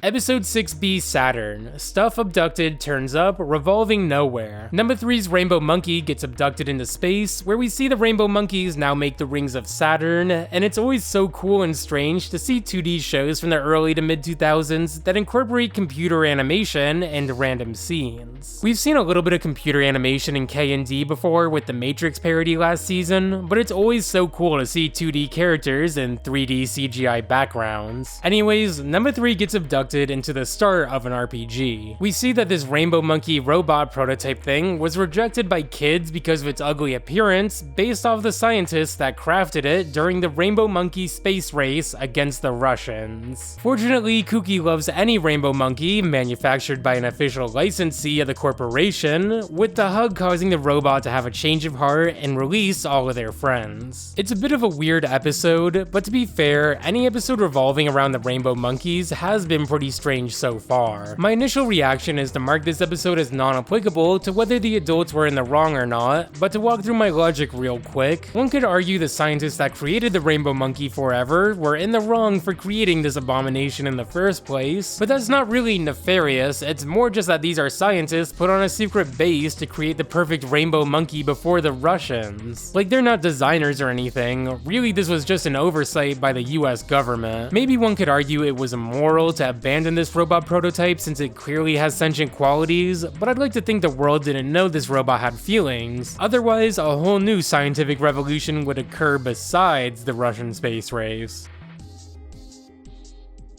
Episode 7A, Chocolate. Candy hunting operatives chocolatize opponent, literally a touchy enemy. This episode is a continuation of the episode earlier in the season where Heinrich fell into the chocolate lava, as we see he now is a chocolate version of Iceman, as we see the storyboards from this episode directly reference the Marvel superhero. Abby flies a plane with a chocolate Heinrich into the sun in order to melt him, and then bring him to the KND base where they cure him of this chocolate mutation. And the most interesting aspect of this episode to me is the relationship between Abby and Heinrich. Like, they clearly have some history between the two before their first meeting we saw, and we can tell Abby clearly cares about him despite his schemes, not only getting him the help he needs here, but she even brings him a burger when he's locked up at the KND Arctic base. And he's even got a picture of a cheeseburger taped up in his cell, which is interesting, like you think it would be candy or something. When Abby visits, we also see the Toilinators imprisoned here and being visited by who I presume are his parents. And you know, now that I think about it, we never really learned the Toilinators' backstory. In the KND comic Operation History, which was written by Mr. Warburton, it reveals the Toilinator was a businessman who got trapped in a porta potty and was given powers by this toilet spirit. Yeah, back to the end of the episode, Heinrich's upset with the burger because it has pickles on it, and I just gotta say, we've had our backs and forths on other foods throughout the series like butterscotch, which I truly have come around to, but but I don't think I can ever trust someone who doesn't like pickles. This is the true mark of a villain. Overall, this is a decent episode. I wonder if it would have hit harder if this was a big 2-part special with Heinrich, as opposed to breaking this continuity up over half a season. But regardless, it's still an interesting callback and a pretty dang good looking episode. Episode 7B, Matador, misbehaving agent teases adult during organized recreation. Number 4 is a bully, the Kids Next Door version of a matador who partakes in bully fights against these deranged adults. It's a pretty long and cruel sequence, and you wouldn't believe the song Number 4 whistles as he returns home.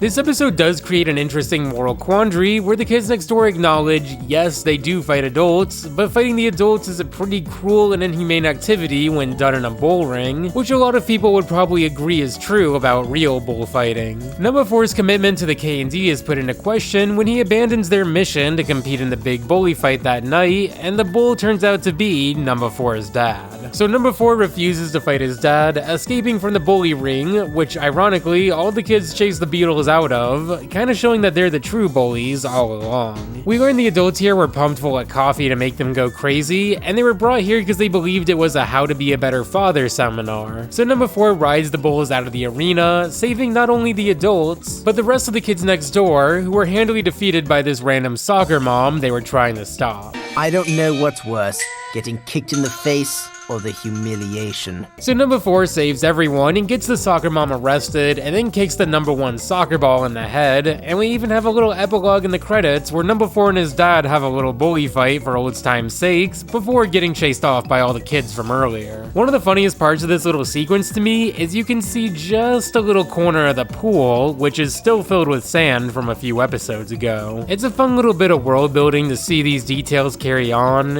It really makes it feel just that much more real. Are the adults in the wrong here? Well, the soccer mom was, but she was more of a background character. The focal point being the brainwashed dads have to be in the right, because all they were trying to do was be better fathers here before they got brainwashed.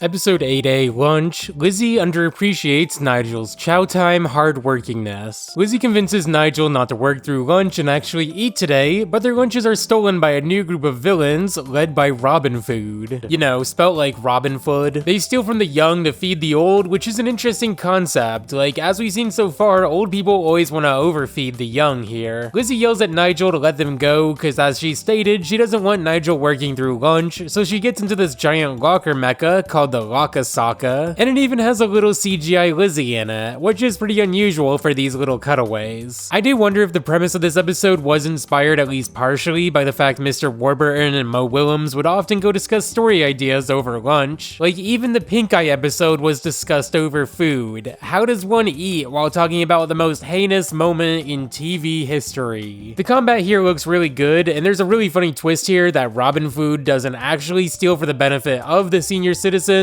but because they're too lazy to make old people the food that they'd actually want to eat. Mr. Warburton brings up a pretty good point that this episode really embodies the core of KND, with adults that do evil in a way even more childish than the kids. These adults are obviously in the wrong. Like, you could maybe make an argument if they swapped out the unhealthy food for the kids, they could at least try to justify this. But no, the kids were just gonna starve here. Episode 8B, Munchies, Morning uncovers needed crunchiness hiding in enemy store. Man, we've had a lot of food episodes this season. The kids next door sneak into the supervillain supermarket to get the last box of Rainbow Munchies cereal, even fighting father, Mr. Boss, and Spankulot to do this. Mr. Warburton mentioned several times about how episodes like this one in particular would have been made much easier if they had modern technology, especially CGI, as the backgrounds could have been animated more easily, along with the vehicles and ships that could have probably had a 2D render on them. I think it's important to reiterate this because this really is one of the best looking cartoons I can think of. Not to mention there were cartoons made in the following decade that heavily incorporated CGI with pretty negative results, such as Shaolin Chronicles and their CGI showdowns. All of this to say 3D elements would have most likely made parts of the show easier to produce, but advanced technology doesn't necessarily make a great show. This is a really great villain all all-star episode. Like, not only do the kids fight the adults are all grabbing the cereal from each other. In the end, Nightbrace steals the rainbow munchies, revealing he doesn't plan to eat the sugary cereal, but destroy it for the sake of everyone's teeth, so an alliance is formed between Nigel and Father, as the entire store beats up Nightbrace and has a big fun breakfast. It's a really fun episode, and I love seeing everyone get along. It's just so cool and funny to me. There's something about this scene in particular that really gives me One Piece vibes. Like, I don't know why, but maybe I'm not too crazy for thinking that, because I should note Mr. Warburton is a pretty big One Piece fan, and this print he made of the Kids Next Door as One Piece characters even appeared in a Shonen Jump issue. I unfortunately have to put Nightbrace in the wrong for destroying the sugary cereal, but I think he makes a good point, so if anyone wants to argue he was just misunderstood, I'd be open to hearing that. Episode 9A, Not, Kids' Necks Overwhelmingly Tied. This episode starts with a snake-like necktie attaching itself to Nigel as part of the school's new uniform, and seeing Nigel's British bedsheets here was really the first time I realized he's supposed to be British. Like, as a kid, I never really thought of this based off his accent or anything. Nigel's tie is removed by this famous tie hunter named Moose, a former accountant who couldn't take his business uniform code any longer, and seeks to eliminate ties everywhere. It's a weird episode. Like, there's this golem-like creature and a double-crossing son of the department head Moose worked for, and as odd of an episode as it is, it has one of the coolest, most dramatic scenes in the whole show when Moose sacrifices himself for the kids. In the end, we see Moose returns to his accounting job, but is given a package of spray starch from an undercover number 1, reawakening his hatred for ties. Moose is really the only adult we see in this episode, and I think he fought for a pretty just cause of not making people wear snakes on their necks. So for a rare instance of season, I'm gonna have to mark the adults as in the right here. Like, ties are uncomfortable, man. Episode 9B, Closet, Child Lost on Seriously Elevated Tundra. This episode feels like a very classic Kids Next Door formula, with Sector V going on a rescue mission through the mountains of an uncleaned closet to search for a kid buried under an avalanche of clothes. This kid Billy's taken away by an abominable snow jacket who's actually kind of adorable. Despite this, the main issue of the episode is that Billy refuses to wear this snow jacket because it's ugly, but he ultimately accepts wearing the snow jacket so that it doesn't kill the rest of the Kids Next Door. The end credits even show us the fun Billy and the jacket have together, like ding dong ditching Mr. Wink and Mr. Fib, but it ends on a really sad note, with Billy crying as we see the snow jacket got shrunk in the wash. Like, that's not funny, I'm just sad now. This is probably my least favorite episode this season, but it has great backgrounds and a fun character design, and most importantly, another instance where the adults are actually in the right for telling the kid to clean his closet. Like, that's pretty reasonable. Episode 10, Snowing. Sickly Nigel opposes warped incumbent's nasty grass. This episode follows a snow day that parodies Star Wars The Empire Strikes Back, with school bus walkers and 4th grade President Jimmy as Darth Vader, known as Master President here. The concept of school bus walkers that can pick up everyone and bring them to school is actually pretty genius. Like, this is amazing technology I would not want incorporated into the real world, because I wouldn't want kids to be deprived of snow days. Like, those are some of the most memorable days for me growing up. Nowadays, I think some schools actually just have kids do class online so they don't have to make up the days at the end of the year, which to me is just evil. Like, snow days are integral to childhood. Jimmy uses the brainwashing helmet on Lizzie to make her his girlfriend, which as always is extremely creepy whenever this helmet shows up. Nigel uses the soup as a much more literal version of the Force, which short circuits the helmet and frees all the kids to enjoy the snow day, and the episode ends with Jimmy's assistant Anna revealing she helped free all the kids because she loves Jimmy and doesn't want him to be with Lizzie. Number 4 says this is dumb and gross, which upsets Kooky because she obviously likes him, and this feeling isn't one-sided, as we see at the start of the episode Wallaby has a drawing of number 3 in his room. Foreshadowing. Jimmy's a 4th grader, so it's a non-applicable entry to the spreadsheet, but if he was an adult, he would obviously be guilty here. Like, he's not just wrong, he should be in jail.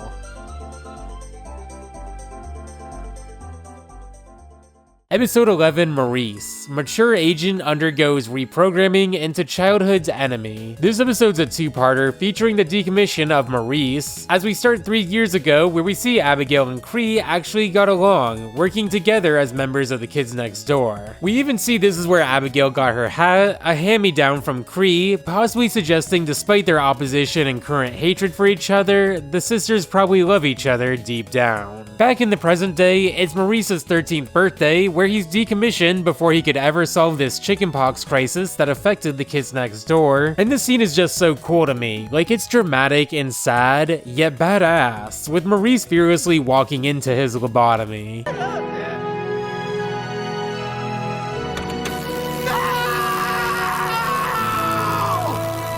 Abigail's pretty upset and traumatized by the events that have occurred, but number 1 has a plan to monitor Maurice to ensure he doesn't get recruited by the teenagers. The kids infiltrate these giant ships the teens have, which I will admit are really cool. Like, they got giant TVs with the football game on, and they even rock out to some music which you may recognize from a meme a few years ago. I hate kids! Kids are brats! Kids are stupid! I hate kids! They ask dumb questions! Stupid kids! I hate kids a lot! Dumb kids!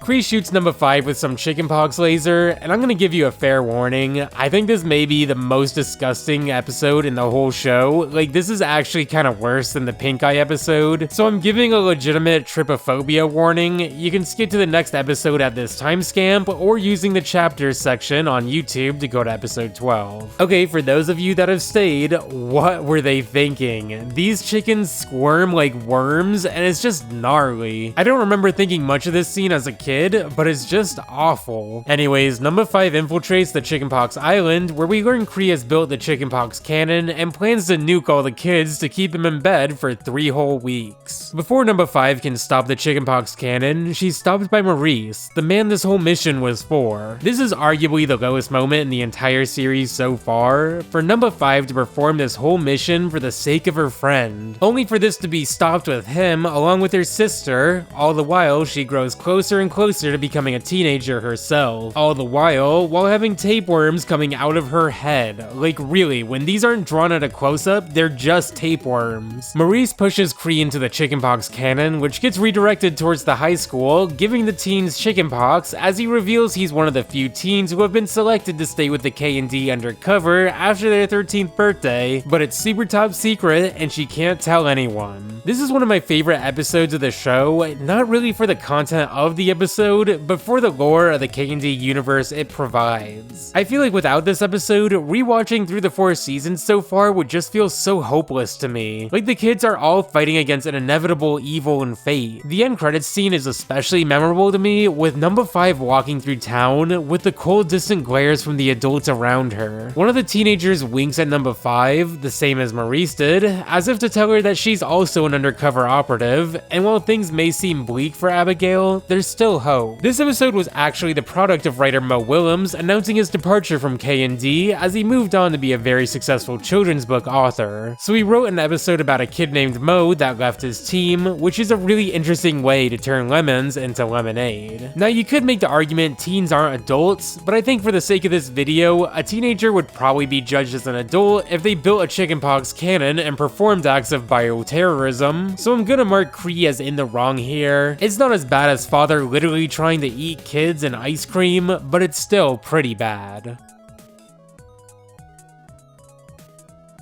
Episode 12A, Love, Little Operative Very Emotional, is another big musical episode, but in the form of a school play. Number 3 sings about being in love, but the lover in question is the delightful children from down the lane, which, you know, if they're happy, I'm happy for them. The delightful children reveal they've bribed the director to get the lead role in the play to win the Best Actor award, even if they need to destroy all the other kids to win this. It's pretty goofy yet cool to see the kids dodging lasers in a choreographed manner. Like, the show really nails what makes musical episodes work. In the end, we see Kooky still upset about the play being ruined, so number 4 offers to perform with her, and it goes exactly as you'd expect.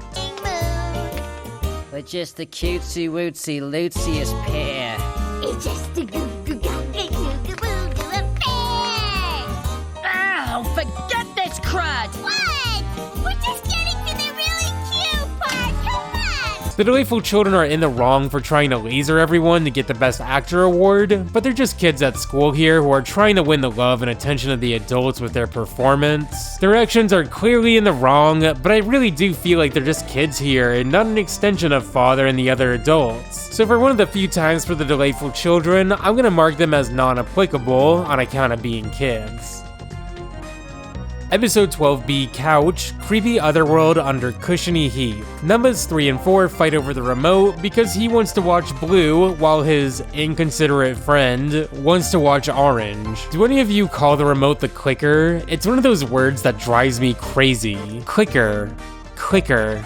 It's like moist for me. Number 4 falls down the couch to get the remote, where he learns there's a whole empire of Daves that live down here. Dave? Hey.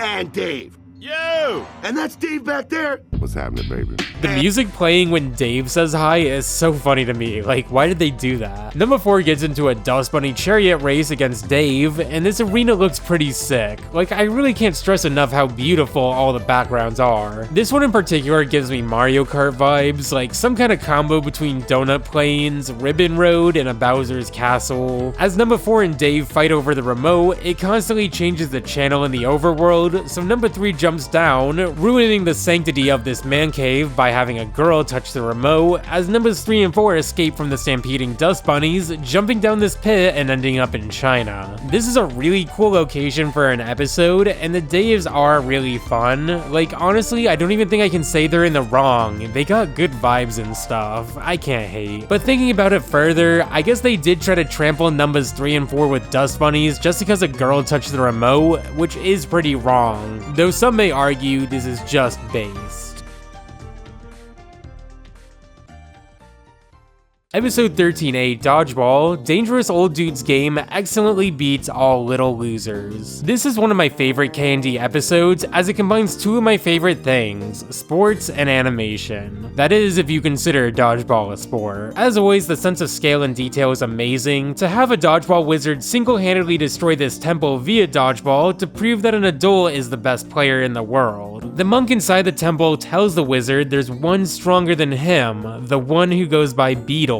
We've seen Wallaby throw dodgeballs pretty well in the series so far, like in the underground below the school when they were saving the 300-year-old kid last season, but it's not Wallaby that's the legend of the prophets, but his little brother Joey. As you probably know, the Beatles family is Australian, so the little brother being named Joey is like a young kangaroo, a Joey. They have a pretty supernatural fight, and the wiki suggests it may reference the Jet Li film Hero, which does have some pretty similar shots and looks really cool. In the end, Joey breaks the wizard's nose with a dodgeball, winning this duel and proving kids rule supreme at dodgeball, or something. I don't know, I don't think I can rule the dodgeball wizard as in the wrong. To me, he just wanted to compete at the highest level, and this was before like local dodgeball leagues existed everywhere for adults, like work leagues and stuff. This might be a little random, but does anyone remember that show Extreme Dodgeball? It was one of my favorite shows growing up, and sometimes I think about making a video on it, but I don't really think many people would care much for it, so I might just make it as a Patreon exclusive or something, but I'd love to know if any of you remember it, because very few people I know have ever heard of it. Episode 13B, Feral, Friends Extract Really Apified Leader. This episode brings us back to the Rainbow Monkey Island, where the Delightful Children have stolen this sacred Rainbow Monkey tablet with a secret code on it. The kids next door try to stop them, but get trapped in a pitfall, and when Nigel reunites with the gang, he's been turned into a rainbow monkey somehow. A Grainbow monkey? We have these scientists argue about how to proceed with the brainwashed Nigel, number 71.562, number 74.239, and number 275, who's based off a kid named Jacob, who was granted his wish via the Make-A-Wish Foundation to appear in Kids Next Door. This is so sweet, and at the end of the day is a big part of why animation is so special to me. The Kids Next Door have had a real person on an episode before, but unlike number 24, who kind of flashes on screen for a second for winning a contest in the past, number 274 seems to appear alongside the other scientists when they're on screen, but has no dialogue lines. There's also this artwork made by the character designer Tom Evans that has a super cool design, like only the Kids Next Door could make a cut-in-half bowling pin on a half bowling ball helmet go hard. Anyways, the experiment run on Nigel doesn't help revert him back to his normal human form, nor does the arrival of Lizzie. Only the sheer rage from Nigel learning the whole operation for this Rainbow Monkey code was all for a keychain.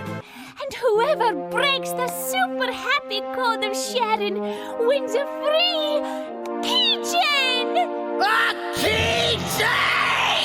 So this is how season 4 ends. Not with a big finale episode. Like, if the episode with Maurice being decommissioned ended season 4, it would have been absolute cinema. I mean, it still was, but even more, you know? Were the adults in the wrong here? Actually, no. The delightful children were just trying to get these keychains. They had just as much of a right to these as the KND, so I've got to mark them as in the right here, which leads us to our final season 4 countdown of Kids Next Door. Now, removing our 7 non-applicable entries from the list, the adults were right 5 times and wrong 10 times, giving us a 1-to-2 ratio.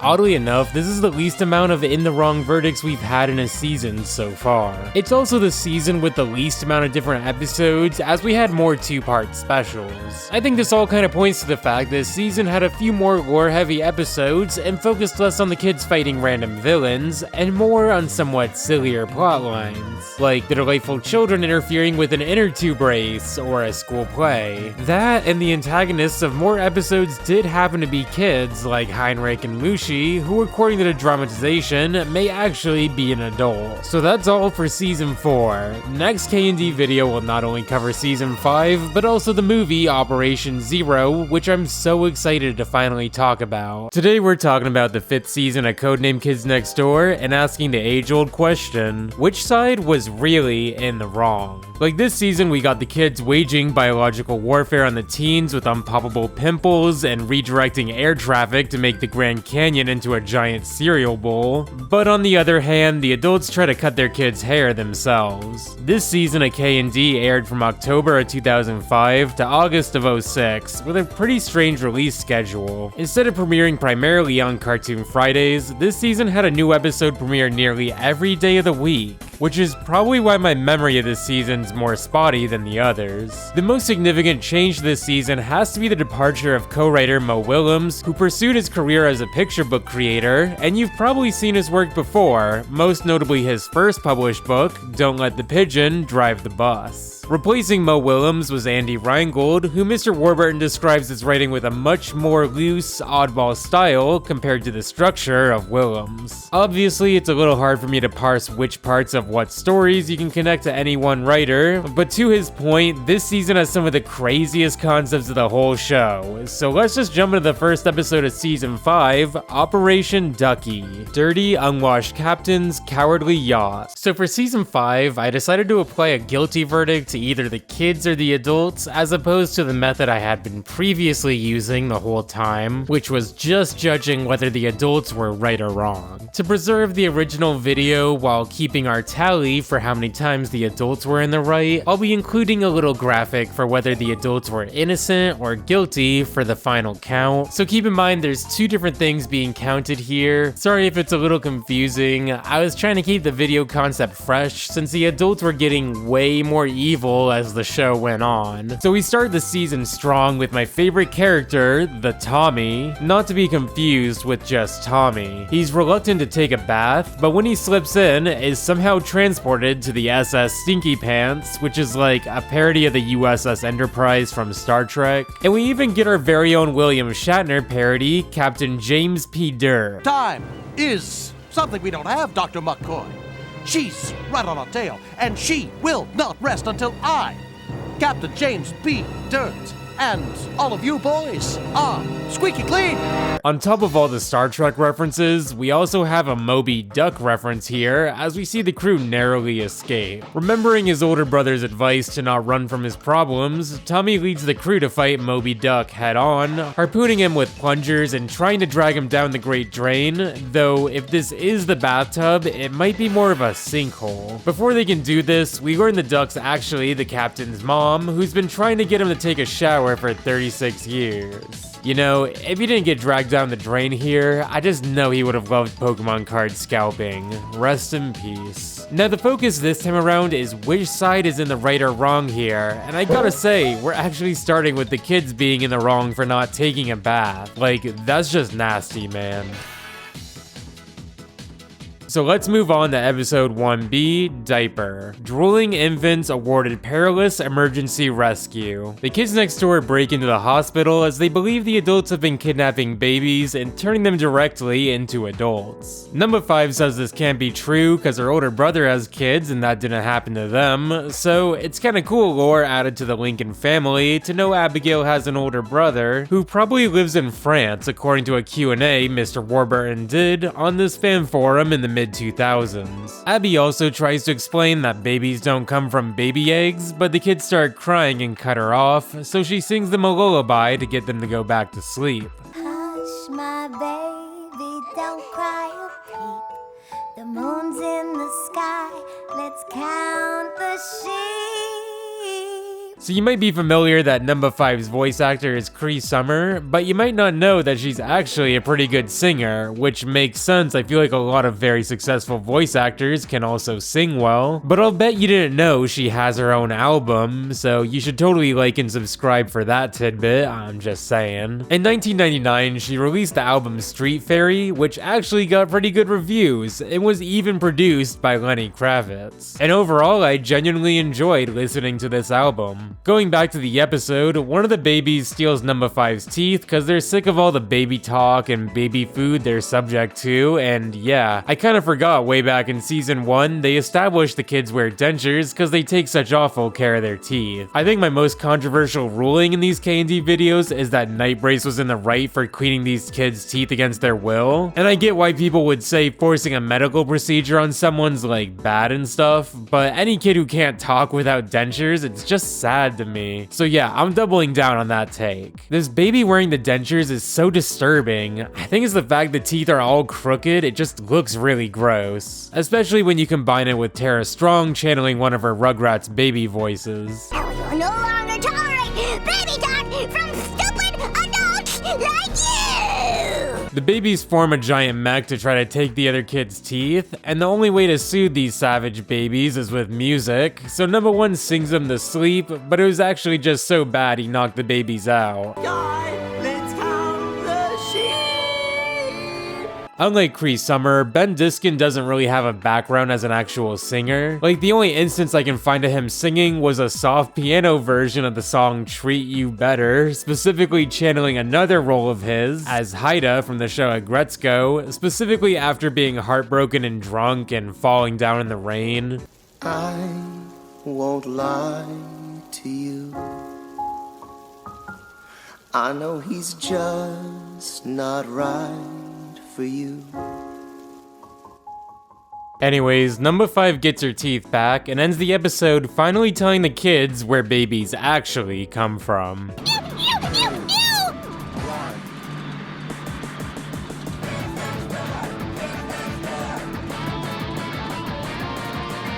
Wait a second! That's preposterous! Babies don't come from New Jersey! They come from Philadelphia. This is probably a jab at the fact series creator, Mr. Warburton is from the Philadelphia area in a borough called Ambler, so when I visited Philly earlier this year, I had to record a video getting a really good pizza here just in case it ever came up. We're here in Ambler, Pennsylvania, the birthplace of Mr. Warburton, creator of Kids Next Door. Now there's no Kids Next Door anything in the town as you probably expect, but we got some good pizza from the pizza box and it's like 10 degrees.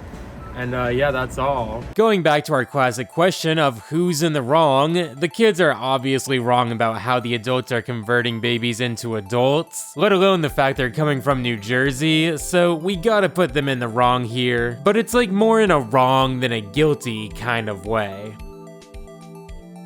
Episode 2, Elections, Enemy launches evil campaign to inflame our noble school. The delightful children are elected the next presidents of the 4th grade, and their first order of business is throwing Nigel in solitary detention. Nigel's so badass here, like him flying through the prisons like Attack on Titan nearly a decade before the show. We've talked about Mr. Warburton's love of anime like One Piece, but I'll never have another relevant opportunity to show the cover of a random sketchbook of his he posted posted on his blog. Attack on Tintin? We learned this rigged election is part of Chad and the teenagers' plan to pit all the grades against each other in order to destroy the kids next door, but Nigel records this conversation, revealing the scheme to the rest of the school, and is able to rally the elementary students against the teenagers. It's pretty cool to see a bit of the other grades' leaders and personalities, and there's so much going on in some of these shots, it's really cool. Despite the complexity of it all, they do a good job of making all the action simple enough to digest, like giving each character their own little moment. My favorite being number 2 deliberately crashing his own vehicle into the teenagers and taking them all out.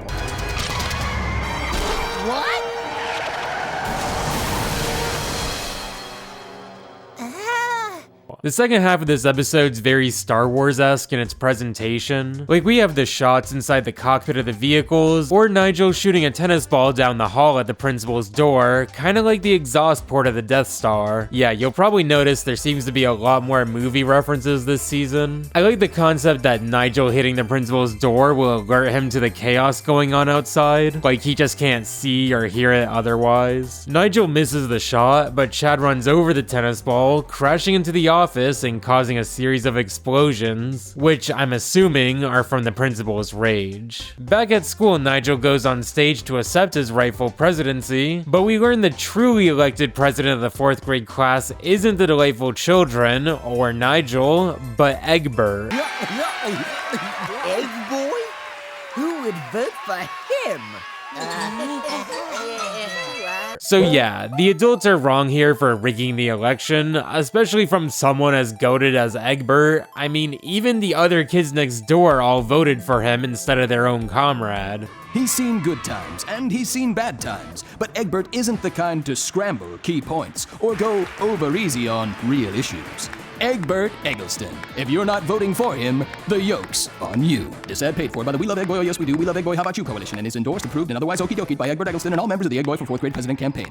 Operation 3A Bullies, big ugly lunks like intimidating and trapped scaredy cats. This episode has numbers 2 and 4 going on a trip to Bully Island, where they help this kid Jerry, Rassic, learn more about bullies and their natural habitat. The fact Jerry walks with a cane made me assume he was gonna be an adult pretending to be a kid and trapping them here, but I genuinely enjoy the twist that Jerry's a kid and his back issues aren't from old age, but rather this awful seesaw wedgie number 4 gave him back in the 1st grade. Numbers 2 and 4 are the most prominent buddy-buddy duo we see throughout this show, and this episode really adds a fresh new layer to this dynamic by examining their differences as a bully and a dork. It's not terribly deep, or maybe these kids are just too complex for me to sit here and say, yeah, number 2's a nerd, cause like he's way too badass for that label. Same thing for number 4, he's way too much of a dork for me to sit here and say he's just a bully. While the concept's great, the episode overall is a bit flat for me. Like, I love the concept of the episode, the layout of the island, even the designs of the bullies, like these ones whose jacket collars frill up like reptiles, but I find myself not really rooting for anyone here. Like, number 4 doesn't really care much about the bullying or feel much remorse. He just gets bullied out of revenge, and then the bullies end up attacking Jerry. Obviously, 2 wrongs don't make a right, and there's something to be said about getting revenge and how that'll only lead to an endless cycle of more revenge. But yeah, I kinda just end this episode feeling bad for Jerry. Like, he got bullied so badly he walks with a cane. And even through this whole ordeal, number 4 didn't even learn anything. He just kinda said, hey, don't tell anyone about this, while still planning to beat that nerd up if he catches him.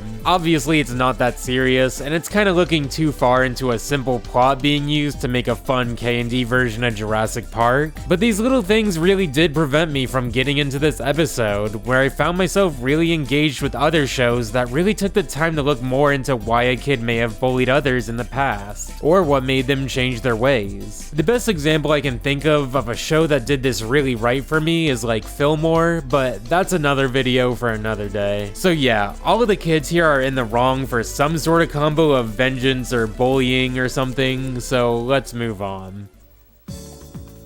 Operation 3B Fishy, feline invaders swarm headquarters yearningly. Number 4 shakes number 3's fishbowl, putting Mr. Fishy to sleep, presumably forever. This episode does something really cool by breaking the kids up into 2 separate buddy-buddy duos, that being the classic team of numbers 2 and 4 who go to flush Mr. Fishy before the crazy old cat lady steals him, as well as a really fun team in numbers 1 and 5 who try to win Kooky a new fish at the carnival. This is really the perfect setting for 2 serious, competent characters, and it kinda goes to show no matter how seriously they take themselves, they're still just kids. But even if they weren't kids, I think any serious character contrasts in a really funny way at a carnival. Number 4 makes it to this giant toilet all the operatives flush their fishes down, but he's become attached to Mr. Fishy, even holding on to the hope or delusion that Mr. Fishy might just be sleeping this whole time. This whole sequence gives us yet another movie parody, this time with The Lord of the Rings, specifically when Gollum falls into Mount Doom with the ring, which is pretty funny. I feel like I never get tired of seeing this scene parodied in shows, despite not having seen the movies yet myself, though my absolute favorite Mount Doom parody has gotta be the one from Total Drama World Tour. In the end, we learn this toilet leads directly back to the carnival game number 1's playing, and the fish all play dead and get flushed back here for kids to spend more money buying new fish friends. Man, that's a great business strategy, but it's pure evil. Your whole business revolves around traumatizing children, taking their money, and worst of all, forcing them to play carnival games. Like, hey, I love carnival games, but take a look at Steph Curry, the best 3-point shooter of all time, trying to make buckets on these hoops. The whole contraption shakes. He did hit the money balls though. So here the adults are definitely in the wrong for this corrupt business scheme, but it's a great idea, I can't lie. Episode 4A Breakup, boys ruin everything and create upset people. Wallaby keeps playing in the house and breaking this koala vase no matter what he does or where he goes, and I'm assuming this is some cheesy, cheap vase they got like 100 copies of or something, cause Wallaby's mom keeps replacing it and tells him if he breaks it again, she's gonna send him to ballroom dancing school, a fate even worse than military school. The vase gets stolen by a random kid and taken to the Coliseum we saw last season during the Bully Matador episode, but here the kids are playing baseball, which is like baseball but with vases and any other fragile objects. Number 4 steals this vase back before it gets smashed and hides away in the commissioner's office, who's the same kid Ernest who ran the Matador scheme last season. Here he's anything but earnest, like his plan is to get every kid in the neighborhood grounded so the bullies can go egg and TP everyone's homes without anyone snitching on them. I don't really see how a kid getting grounded would stop them from tattling. Like, it probably gives some kids alibis to why they couldn't have done it. According to the KND wiki, Ernest is probably named after author Ernest Hemingway, who was a Spanish bullfighting enthusiast, which is pretty interesting to consider. Writing the bullfighting tangent, if you remember the song Number 4 whistled last season, that's the quote-unquote Five Nights at Freddy's song.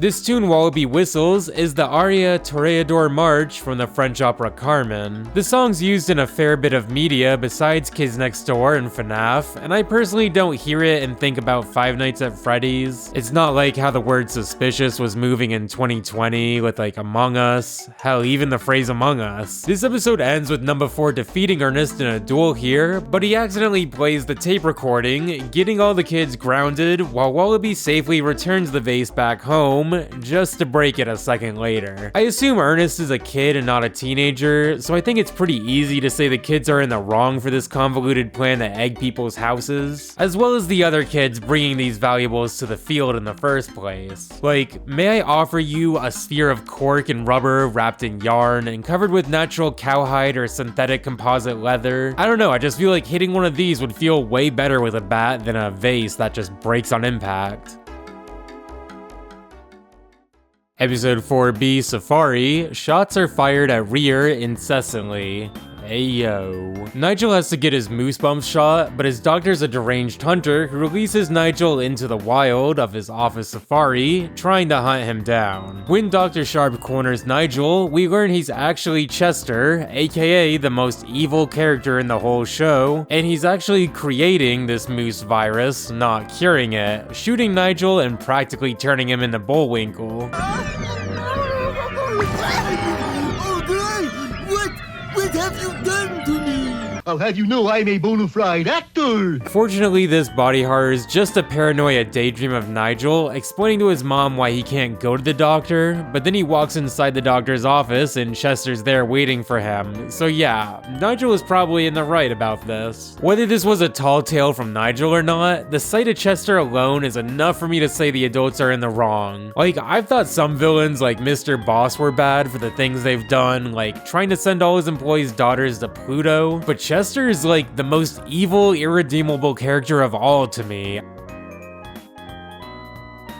Episode 5, Naughty. Ninny's Almost Undue Greatest Holiday This Year. This is the Kids Next Door Christmas episode, where we see the kids next door break into the North Pole and just tranquilize all of Santa's elves, which is a pretty shocking opening. But then we get a cute little Christmas version of the KND theme song, and look at this. Now that's soul. When the KND fly back to their base, we see the treehouse has been chopped clean off, and this Wolverine-looking elf tells the KND he needs the present Kookie's holding, which she said is a Christmas gift for Wallaby. The kids next door then fight these Christmas versions of the X-Men, which according to the wiki, besides Wintergreen, the Wolverine parody, we got Nutcracker parodying Nightcrawler, Coniferous parodying Colossus, and Snow Angel seems to be some combo of Storm, Angel, and Iceman, which is pretty cool, though I personally have never heard of Angel. I wouldn't be too surprised if she was just a parody of Storm. Wintergreen summons the entire 12 Days of Christmas on the number 3 to get his reindeer back that she stole, but we learned this is a big misunderstanding, cause Kookie only has a rainbow monkey reindeer she got for Wallaby, and the KND that are in the North Pole are actually the Delightful Children. They steal this reindeer system that they use to teleport all the kids' presents to their mansion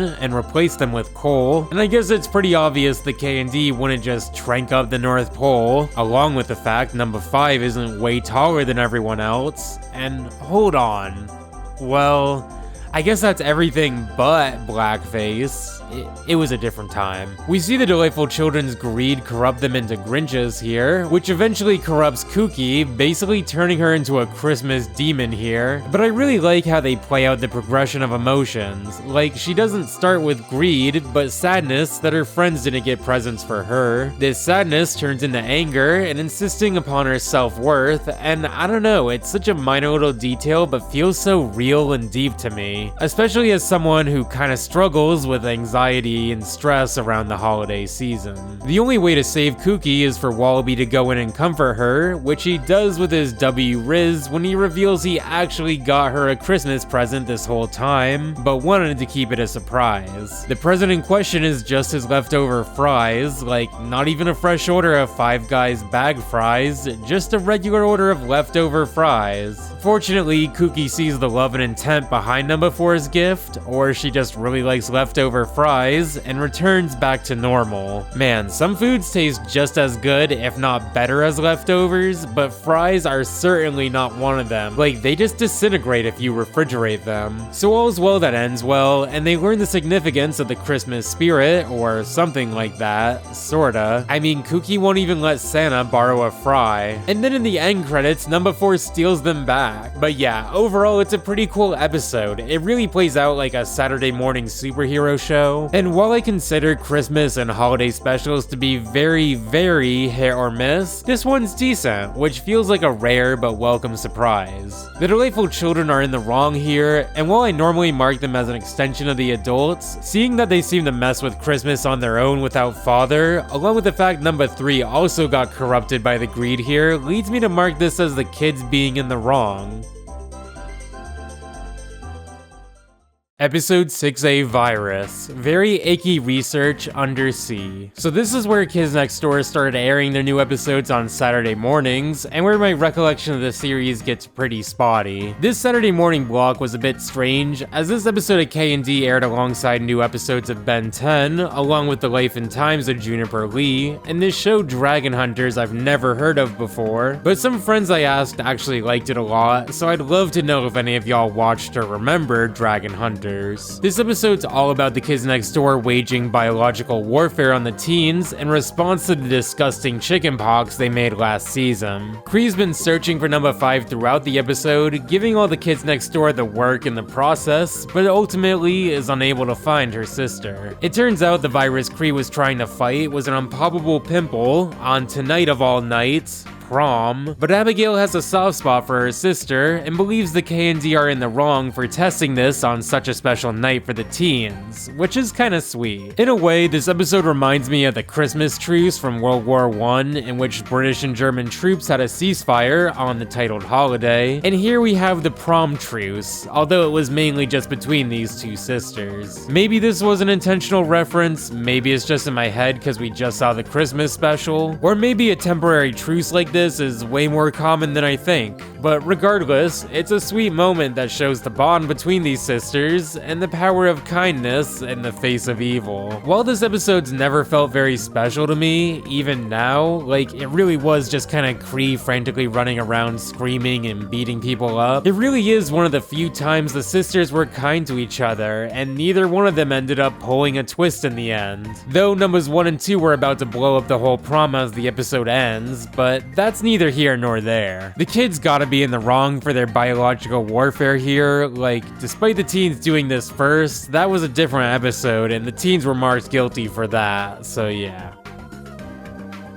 Episode 6B, Outbreak. Overflowed undersea treehouse bears really extra awful contamination. Similar to last episode, Outbreak follows the kids trying to stop the spread of a virus in the deep sea space lab. Number 4 encounters this girl who's patient 0 of the disease cooties, or congenital octo-oogie terta infecto epi streptococcus. I still have no idea what congenital is supposed to mean. I Google it and nothing comes up that isn't related to this episode. So my best guess is it's just a made-up word to sound gross, like moist or knapsack. And wow, this disease is so much worse than I could have imagined. Like, there's a lot of gross out body horror this season. The head of security here, number 20,000, obviously named after 20,000 Leagues Under the Sea, believes they can't risk the outbreak of this virus, even aiming to sacrifice everyone on board if needed, which is pretty dark, though I do respect his nobility, albeit misguided. Fortunately, in the end, we learn number 4's horrible disfigurement isn't caused by cooties, but his allergies to coconut, cause he ate a coconut log candy bar earlier. So you know what time it is, it's the weekly Kids Next Door argue about a random food segment. This week, we're talking about coconut candy. Now I will say, I like coconut, like in a Thai soup, great. Coconut water, usually good. In a candy bar, awful. Do any of y'all like Almond Joys? Anyone? I'm not gonna lie, it's always felt like an old person candy to me. Anyways, this is a cool episode. I like the drama and tension of potentially sacrificing their crew to stop the virus, and the fact this random girl has just been on the ship here and they don't even know who she is really funny. I feel like it kind of plays into the fact this submarine's full of nerdy scientists, like they come to the conclusion this girl must have cooties. So I gotta say the kids are in the wrong here. I mean, they weren't fighting against the adults, but the fact they misdiagnosed this whole disease and nearly sacrificed everyone in the process is just factually incorrect at a minimum.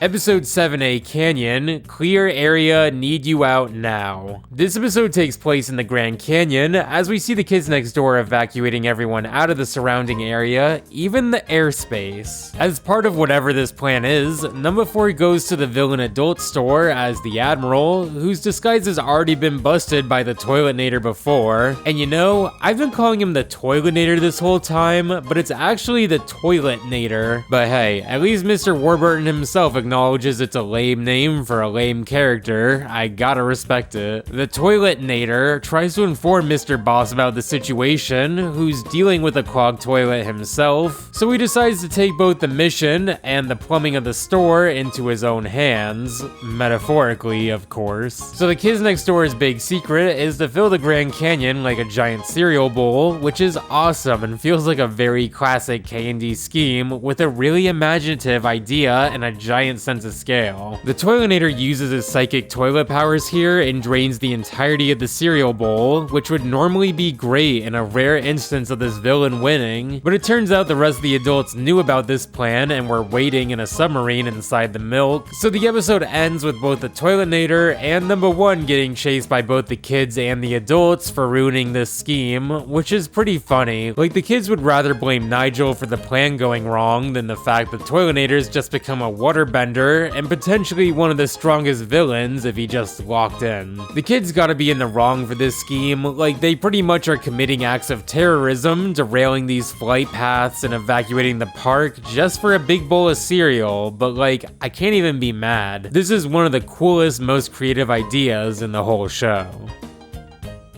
Episode 7B Holiday, Hamsters on Leave and Disastrous Airline Yarn. The hamsters are all taking a vacation to Jamaica all at once, cause I guess no one ever learned their lesson the last time the hamsters did that. We learn number 1's already there meeting with number 10, the leader of Sector L, which really upsets Lizzie, who forces her way onto the flight with the hamsters. Lizzie has a pie she baked for Nigel, and as we know, she's a horrible cook, and the fact it grosses out number 2 is really saying something when you consider he's currently eating an apple crumble, which, as you remember, is made with...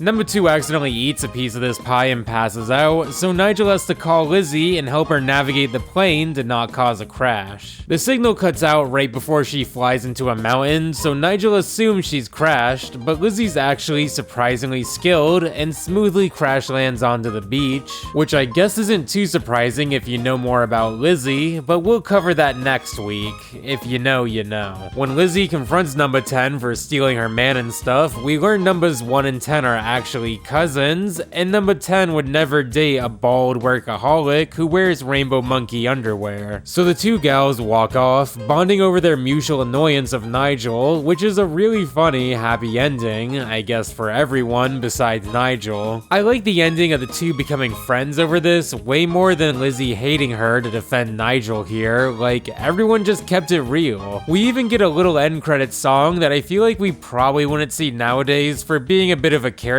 of Jamaican culture, but I won't lie, I can't knock the Hamster Limbo song. On the block, whoa, hamster limbo. How low can a hamster go? Limbo hamster, and under the bar you go. While I was leaning towards making this episode a non-applicable entry, I feel like it's pretty easy to say the kids are in the wrong here. Like, one may argue Lizzie's in the wrong for not trusting Nigel to not cheat on her, but I can't really blame her too much. I mean, Nigel could have told her he was going on vacation, I guess. So I'm marking the kids as in the wrong here, but if you mark this as a non-applicable yourself, I wouldn't blame you for it.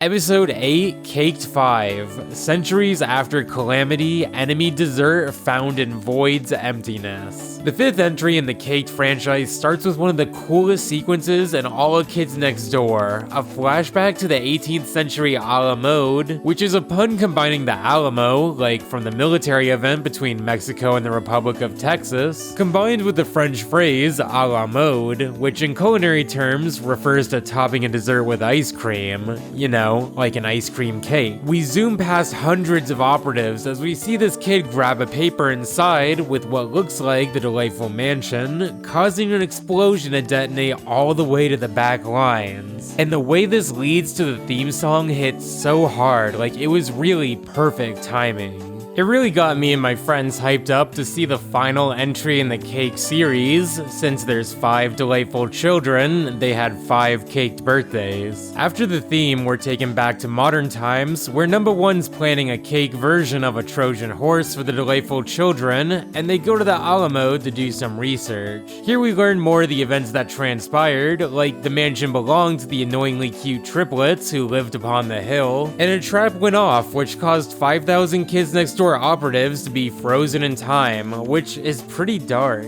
Like, the kids didn't die, but it took 10 years for them to thaw out, so they all got decommissioned, which is like basically dying. We also learned the boy who grabbed the cake recipe, number 19th century, was never found after this explosion, and the name goes hard, but it does make me wonder, does every century have a KND representative? Is there a number 21st century out there? I wonder what they'd even look like. Like, styles have changed so much every 5 to 10 years lately. Anyways, they managed to find number 19th century, and his memories are a little fuzzy, and on top of that, he's from the 1800s, so you know he's gonna be really based. When did this happen? You were frozen in an explosion. Not that! When did they let girls into the Kids Next Door? Numbers 86 and 19th century get intercepted by Father, as we learn the 5th cake isn't down the lane, but in space, as a giant ice cream cake. See, that Alamo pun from before actually played a part in this episode. Look at that. My favorite part of this episode has gotta be number 86 telling Father this boy's actually from the 1800s, and they just ask him questions and laugh at him. Go on, ask him something. Say, 19th century kid, you want to watch a cartoon on the television? What is a cartoon? And what is this thing you call television?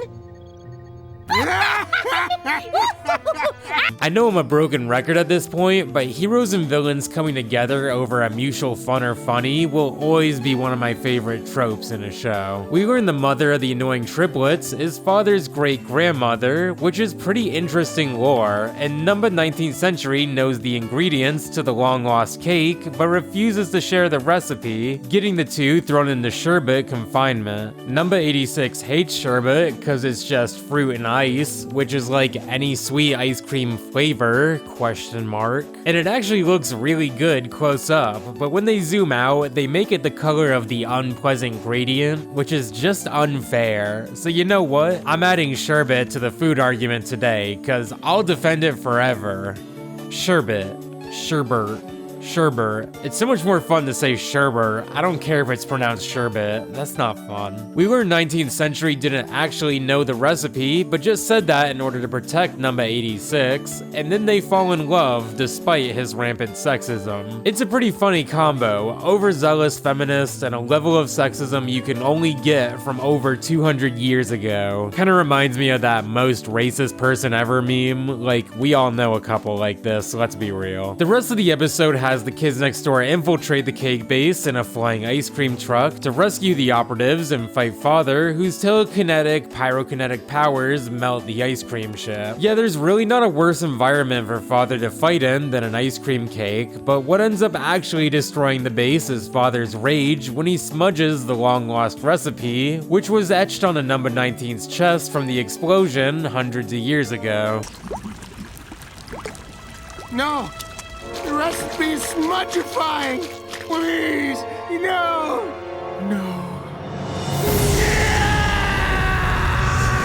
The kids next door manage to escape the cake star and go back to Earth, where we see number 4 still waiting inside the Trojan cake from the very beginning of the episode, as the delightful children think this was Father's gift to them. Every caked episode in the series is so amazing, this one included. Like, the sense of scale is really pushed to a whole nother level, and one of the funniest things about the caked episodes is just how spiteful everyone is. Like, it's not enough for the delightful children to have ice cream cake, they also have to ensure no other kids have ice cream ever again, as if it makes theirs taste any better. On the other hand, the kids next door try to ruin the cake in celebration each time, so like, really everyone in this show is in the wrong, but clearly the adults are more wrong here for the sake of the spreadsheet. The episode ends with number 86 telling number 19th Century she loves him despite his sexism, and then decommissions him, wiping all his memories of the Alamo, as well as the long-lost recipe, which is kinda sad and frustrating, but also like, if he's decommissioned on account of being like 200 years old and not a kid, maybe he should go back to the sherbet jail, I'm just saying.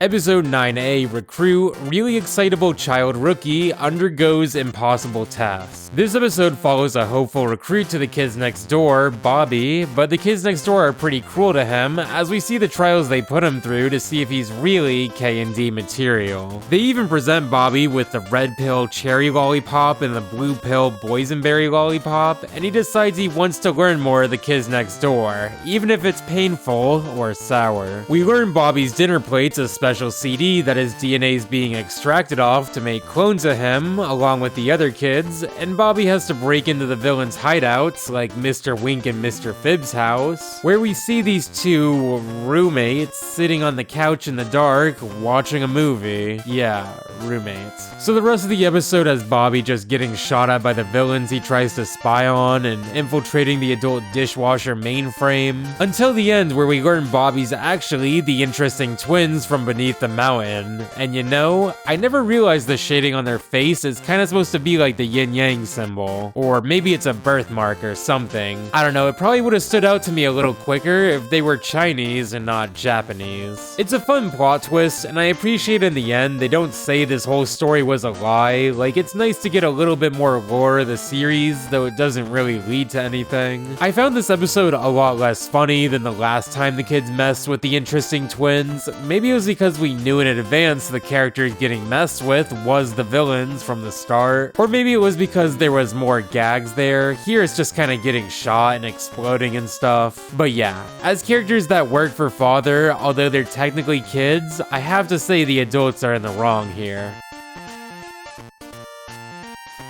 Episode 9B, Daddy, Dastardly Adults Do Degrades Youngsters. This episode starts with this kid, number 85, being rushed to the hospital, where we learn he's had a tragic haircut done by his dad instead of a barber. It's kinda cool to see he's part of the same team as numbers 83 and 84, who were in the basic training with Tommy. Like, it's just cool to see they've grown up before our very eyes. I feel like a proud parent, man. Number 1 also shows up, horrified by this haircut, which is kinda funny since he doesn't have hair himself, but being bald / shaved can actually be a lot of work, especially to make it look clean. There's a lot of bald and facial hairstyles I like, as long as it's not like the bald and chin strap combo like Alex Caruso's new look. It just makes me wonder, where does it start and where does it end? Anyways, we learn number 85's little brother Shawnee is next in line to get a haircut from their dad, so the KND go to save him, and are warned this family's dad and sister are both pretty scary. And he really wasn't lying, because we learned the sister in question is number 86, which you might assume since she's one number higher and has the same kind of curly ginger hair. On top of that, these kids' father is none other than Mr. Boss, which is pretty crazy, and the fact neither of them knew too. Like, surely number 86 has had to have seen Mr. Boss before, right? It kind of makes more sense Mr. Boss wouldn't assume a girl with a sieve on her head is his daughter. Really, the more confusing issue to needlessly poke and prod would be the fact Mr. Boss is a brunette with a red-haired daughter. Like, we know their mother has red hair from the sleepover episode and shares a similar accent, which at times sounds a bit more Scottish than Irish, but Mr. Boss sounds more like a typical mobster, and his hair is brown, so maybe he's the stepfather that stepped up, or maybe his hair was red in his youth but got brown as he aged. I've also read about red hair skipping a generation or two, so one parent's a brunette and the other's a ginger, which could also be the case here. But yeah, I worried so much about their hair, we kinda ignored the real issue at hand, is that this evil man who hates kids, even trying to send his employees' children to Pluto, has 3 kids of his own. Mr. Boss does point out he hates kids, except his own, which is kinda sweet. Like, in the finale video next week, I plan to make an evilness tier list, and this moment really does make me debate where to put him, cause as evil as he is, at least he's a good dad. How about you kids? You want some pancakes? Sure. Pancakes would be great. Then go to a diner! Now get out of my house! There's some pretty funny moments, like seeing number 83 still turns into a berserker in the dark because she's scared of it, and it's such a unique team to have Nigel team up with 83 and 84 here. It almost feels like he's training the younger generation of operatives. So yeah, one of my favorite episodes of the season. I gotta say the adults, aka Mr. Boss, are in the wrong here for giving such a bad haircut. I should have known a villain like you would do such a thing to a kid's hair, but to your own son? How do you get a can stuck on your head, man? Like, how did he even do that? Did he screw a screw into his head? Honestly, you gotta go bald.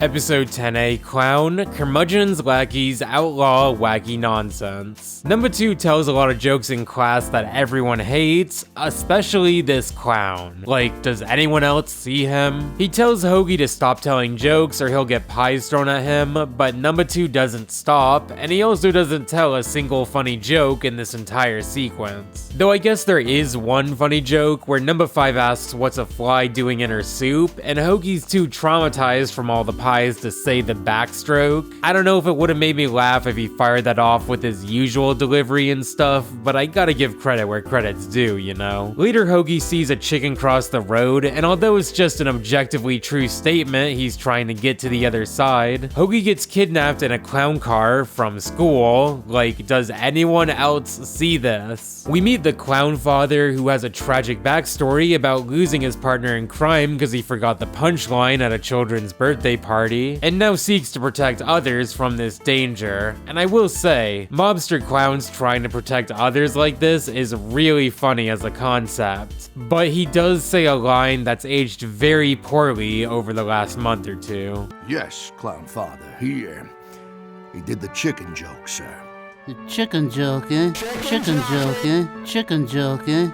Hoagie escapes this office and runs into the local circus, where we learn the clown father's partner Chunko isn't dead and is actually Mr. Lincoln, who gave up clowning after this event to become a doctor, adding yet even more lore to the KND universe. It's actually a really funny twist. Like, of all the characters, he isn't who I would have guessed, though looking back, I suppose he is one of the few adults we never see the face of. The kids are in the right here to tell jokes. Like, it's obviously very flawed clown logic to blame jokes for killing your friend. That's kind of like the Trolls movie logic of singing killed my grandma. But I do respect these clowns for trying to protect the kids from this pain, but you know what else hurts kids? Following them around school and throwing pies at them until they cry. Like, does anyone else see this? But yeah, it's a pretty fun episode. Let's move on. Episode 10B, Spankenstein, stuffed puffy animal now cruelly enacts nasty spanking to investigator's notable end. This episode's a follow-up to one of my favorite KND episodes, where Hoagie had to solve the crime of Mushi stabbing the rainbow monkey at the dinner party last season. This time the Gilligans go to the Sambon's house for dinner, as we see Mushi's grounded in her room. Count Spankulot tries to punish her for stabbing the rainbow monkey, but Mushi's got hands. Mr. Sambon can't make sundaes without chocolate sauce, so Hoagie goes to the store to get some, and in typical cartoon noir fashion, they have some running allegories, like Hoagie having a bad history with chocolate sauce. This episode also calls back to the disgusting pink eye episode with Hoagie's old partner Joe. Well, what have we here? Joe Beluga. He used to be on the school's safety patrol until I fingered him for helping Nurse Claiborne. it was a different time. So Joel patrols the parking lot and catches Ho.G.A, accusing him of stealing from the store for his old chocolate problem. But this is interrupted by a giant zombified version of the rainbow monkey that got stabbed last episode. Ho.G.A realizes this is their old pal, and then Joel electrocutes him, and it's actually like pretty sad. Ho.G.A returns to the Sombons to confront Mushi, but as we know, she's got hands and traps Ho.G.A in the closet with her crayon throwing knives. She really might be the most powerful Sombon, and that's saying something. Fortunately, Count Spankulot's also trapped in here and helps discipline Mushi and have dessert with the rest of the family, where he and Ho.G.'s grandma just debate who had a tougher childhood. I was young. All we could afford to eat for dessert were tadpoles. Tadpoles? I would have given my left pancreas to even have tadpoles. We use toenails. In the end, we see Mushi escape with King Sandy, so maybe this little noir arc will continue in the future, but these are some of my favorite episodes in the series. I've always loved silly parodies of the noir genre, like it kind of reminds me of Fillmore in a way. 90% of the characters here are kids, so when determining who is wrong here, it's gotta be Mushi, the kid. But I really like that despite Count Spankulot being a big enemy of the KND, he doesn't have any beef with Ho.G.A because he didn't do anything wrong here and just says, hey, let's go get dessert. Episode 11A, Hot Stuff. Hands off thermostat, says the upset father furiously. Number 3's dad waltzes into the treehouse and just makes himself at home because Number 3 turned up the thermostat so hot, she turned the Sombon's house into a volcano in the middle of town. Now in Kookie's defense, the house did look pretty cold. For not the first time this season, Number 3's become some sort of demon who refuses to let the kids touch the thermostat, kinda like her father, which is pretty funny. And it's always funny to me that Kookie's parents are so not happy compared to the kids. Like her dad's just neurotic, but the mom really feels like she didn't really get too many chances to be a kid and longs for it in her adulthood. In the end, Number 1's able to hit the thermostat and return things back to normal, though it's hard to tell what exactly normal is, because it looks like winter at the start of the episode, and by the end it almost looks like a sunny summer day, I assume because of the volcano. This whole episode, Mr. Sombon's been chilling in the treehouse and really making himself at home and just annoying Number 4, but he actually touches the thermostat in the treehouse, which is kind of messed up. Like, maybe it's okay to freeze your own family because it's your house, but you can't just go flipping someone else's thermostat, let alone turning their house into a giant block of ice. So yeah, on account of nearly freezing everyone's assets, I gotta say the adults, represented by Mr. Sombon, are in the wrong. Episode 11B, Mission. Many incarcerated scoundrels secretly implement operatives' needs. Number 4 breaks several of the villains out of jail for a secret mission he needs help with, even blackmailing them with poison soda he won't give them the antidote to unless they help him. The Toilinator's also here, despite Number 4 walking past him and rejecting him multiple times, which is pretty funny. Like, the Toilinator's so strong when he locks in, and nothing motivates him more than FOMO. Number 4 has this training montage with the villains, which I really like. It's kind of like one of the first episodes of the show where we saw Number 4 was pretty cruel when Number 1 was out of town. We learn all this trainings for the big bowling tournament because Wallaby's dad wins it every year and he's the one that has to polish all the trophies. This seems like a lot more work than just polishing a trophy, but you know, it also seems like a lot more training than just practicing their bowling skills. I like when the villains pull up to the tournament because the other adults just laugh at them, and you know, I don't think we've really seen normal adults interact with the villains before. But yeah, they just beat them up and take their bowling outfits, which do go kinda hard, like they rock these. The bowling montage here is great. Like whenever a cartoon has a sport or a game, I absolutely gotta see how all the different characters use their abilities to play. Like Sticky Beard shoots the bowling balls out of a cannon of his pirate ship, Mr. Boss launches the ball out of his briefcase, Spankulot just spanks the ball down the lane for a strike, which is pretty crazy, but not as crazy as this bike from Soccer Mom. And the way the Toilinator massages Mr. Boss's back lump thing here is so gross. Like, my back and neck hurt whenever I look at him. I feel like Mr. Boss would be a perfect candidate for one of those massage therapists that just damn near snap everyone's necks. So Mr. Boss throws a strike, leaving Mr. Beatles to need to clean up a 7-10 split for the win, which he does in some twist of fate by unknowingly grabbing Wallaby as the ball, throwing him down the lane as he accidentally knocks the pins over, winning his father the giant bowling trophy. Number 4 now has to polish behind bars for his treasonous act of just releasing the villains. I gotta say, number 4 is in the wrong here. Like, I gotta give the adults credit, they actually did bowl as hard as they could, even when the rest of the kids next door broke in to bring the adults back to prison. So yeah, the kids are wrong, let's move on.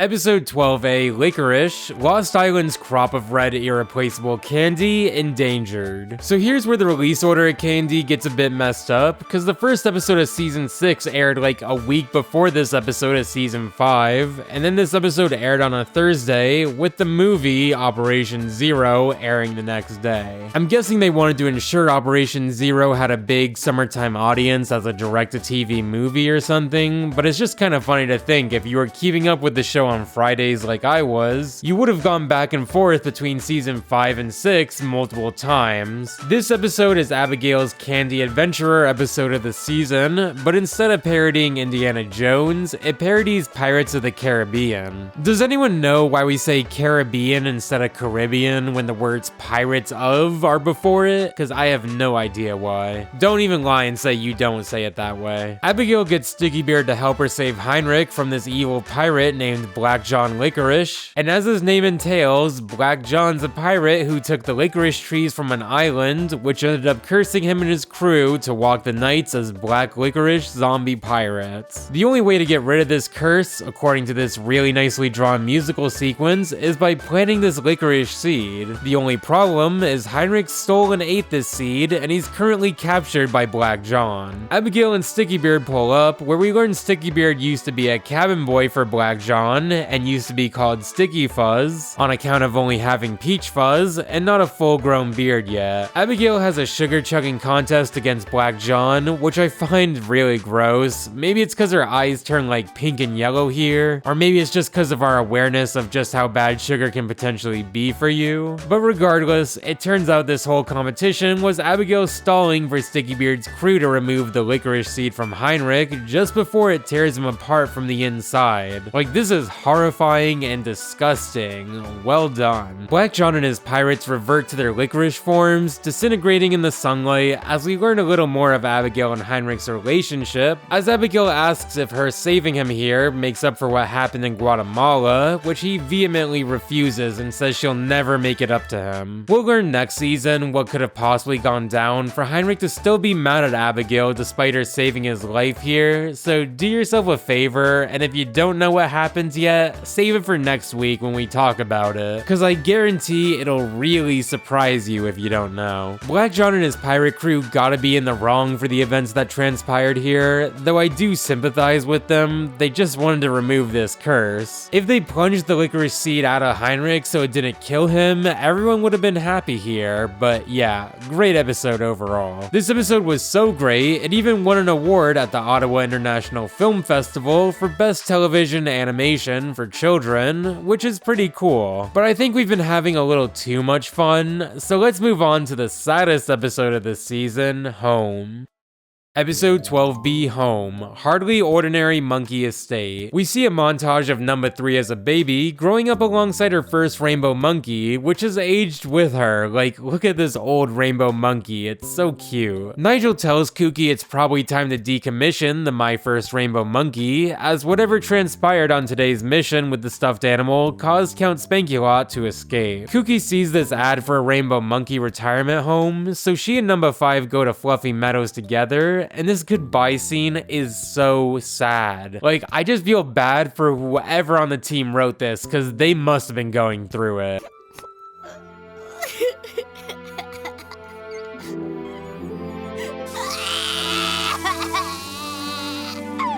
Also, I think this is the first episode we have following numbers 3 and 5 as a duo, which is a pretty fun dynamic. Like, although Abigail is pretty serious and kind of sees the whole Rainbow Monkey situation as silly, she still cares for Kooky and helps her as much as she can. The next day, Kooky gets one of her Rainbow Monkey's buttons as a prize in their Rainbow Monkey cereal and goes back to the retirement home where we learn Nurse Claiborne, the same nurse that made Pink Eye Crust Cobbler, works here after losing her job at the school for, you know, that. But she clearly hasn't learned her lesson because she's been shredding these Rainbow Monkeys to make the Rainbow Munchies cereal here. Even trying to throw the kids into the cereal. What is with the adults trying to eat the kids in the show? Also, do you think she knows the other adults like Father, or is she just a crazy nurse who tries to get kids to eat anything but food for whatever reason? The adults are obviously in the wrong here, like, it's not even an argument, so let's move on to the finale of season 5, Operation V.I.D.E.O.G.A.M.E.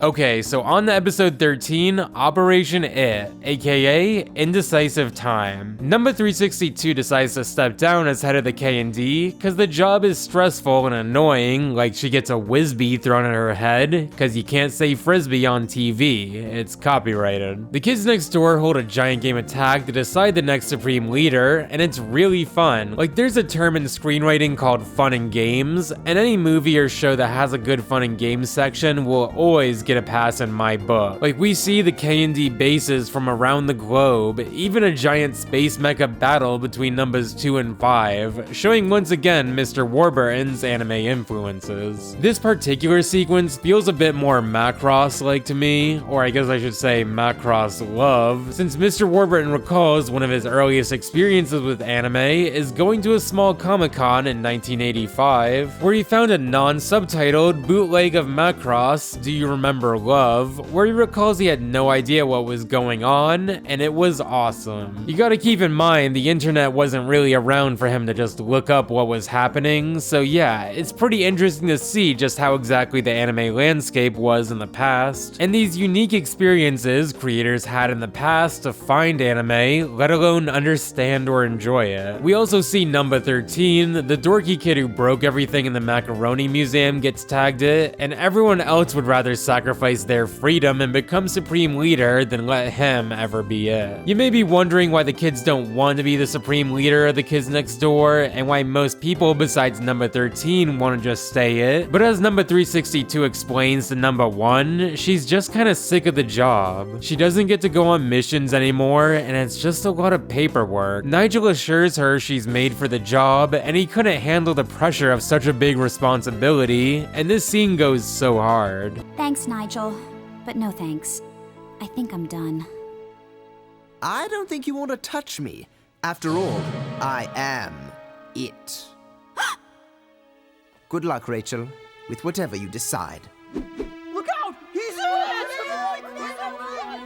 Gosh, Nigel is just a badass. More than that, this scene's so important to me because Mr. Warburton reveals in his blog the inspiration behind number 362's perspective lies within his own burnout of running the show for 5 seasons non-stop. And from the stories I've read on the blog, the experiences as a showrunner seem a lot harsher than we may think. From this blog post in 2010, Mr. Warburton says, quote, "Regardless, I would come home every night around 9 p.m., sit down on the sofa, and just burst into tears. Every night. It only took a couple minutes, and then I would be done. Then I'd be laughing about something else, but I needed that cry. It was a release from the non-stop onslaught of production. A day with 60 different people asking you 11 billion questions and expecting you to have an answer. And even if you didn't know the right answer, you had to tell them something, and that's one of the things I always stress to people who want their own show. Making a decision is one of the most important things you can do.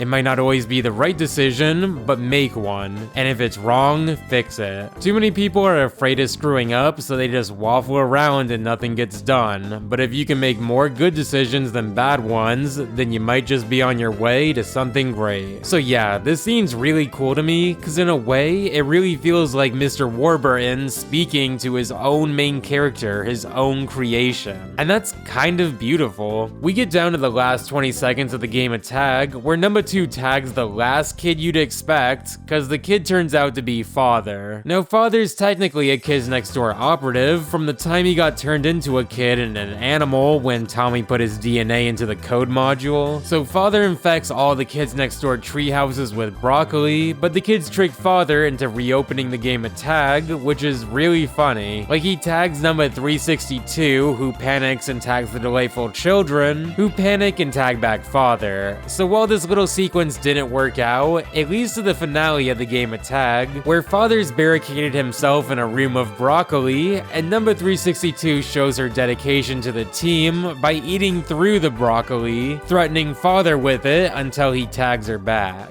So that's how Kids Next Door's 5th season ends, giving us a little more insight into the supreme leader of the Kids Next Door. The adults were clearly in the wrong here for overthrowing the government and destroying people's living spaces with broccoli. Now, in some amazing twist of fate, we have both the kids and adults being wrong 11 times this season, in my subjective yet objective opinion. If I had to think of a reason why the wrongdoings equal here, whereas the past few seasons felt very lopsided to the villains just being very wrong, I'd venture a guess it may have something to do with the change in writing here, as we got a lot of wacky episodes where the kids were wrong, like Wallaby at the bowling alley, or even Bully Island. As for the final results of how many times the adults were in the wrong, we first take away our 6 non-applicables, leaving us with 10 guilty verdicts over 6 innocents. Pretty similar to last season's 10-5 ruling. So let's see how that changes in the final season.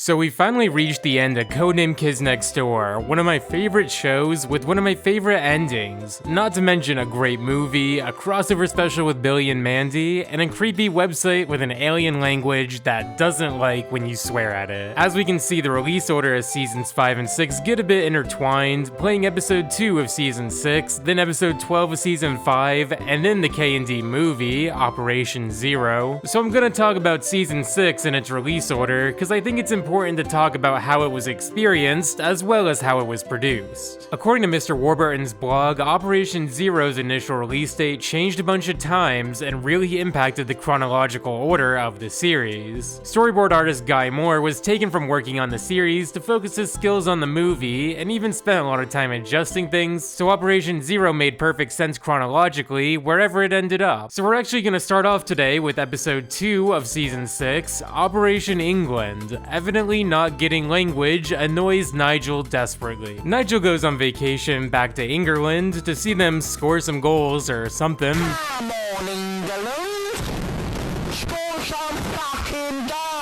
But he's given this mysterious parcel by a kid on his plane who tells him this mysterious book needs to be returned before anyone else gets their hands on it. We then see Nigel escape from these angry British kids who have some fun designs, like we got one girl dressed as a Queen's Guard, or this Monty Python tennis boy, or my favorite, Scarf Girl, who seems to be some combination of Harry Potter and Doctor Who with the functionality of Doc Ock thrown in there for whatever reason. I did some research to try and find any other fun tidbits in the designs, and the best I could find is that this boy in this bowler hat's probably a reference to the Avengers. Not those Avengers from last season, but the British spy show, The Avengers, which in the late 90s was turned into an American movie with some of the lowest ratings I've ever seen. This movie was so rough, they cut down nearly a half hour out of the middle of the movie, including when the spies discovered who the main villain was, which is pretty crazy. Like, I've never heard of a movie just cutting a big chunk out of the middle like this. Nigel makes his way to the Great Library, where we learn about the Book of KND, a legendary book that archives the stories of past KND agents before they were decommissioned, holding the power to potentially dismantle the KND if in the wrong hand.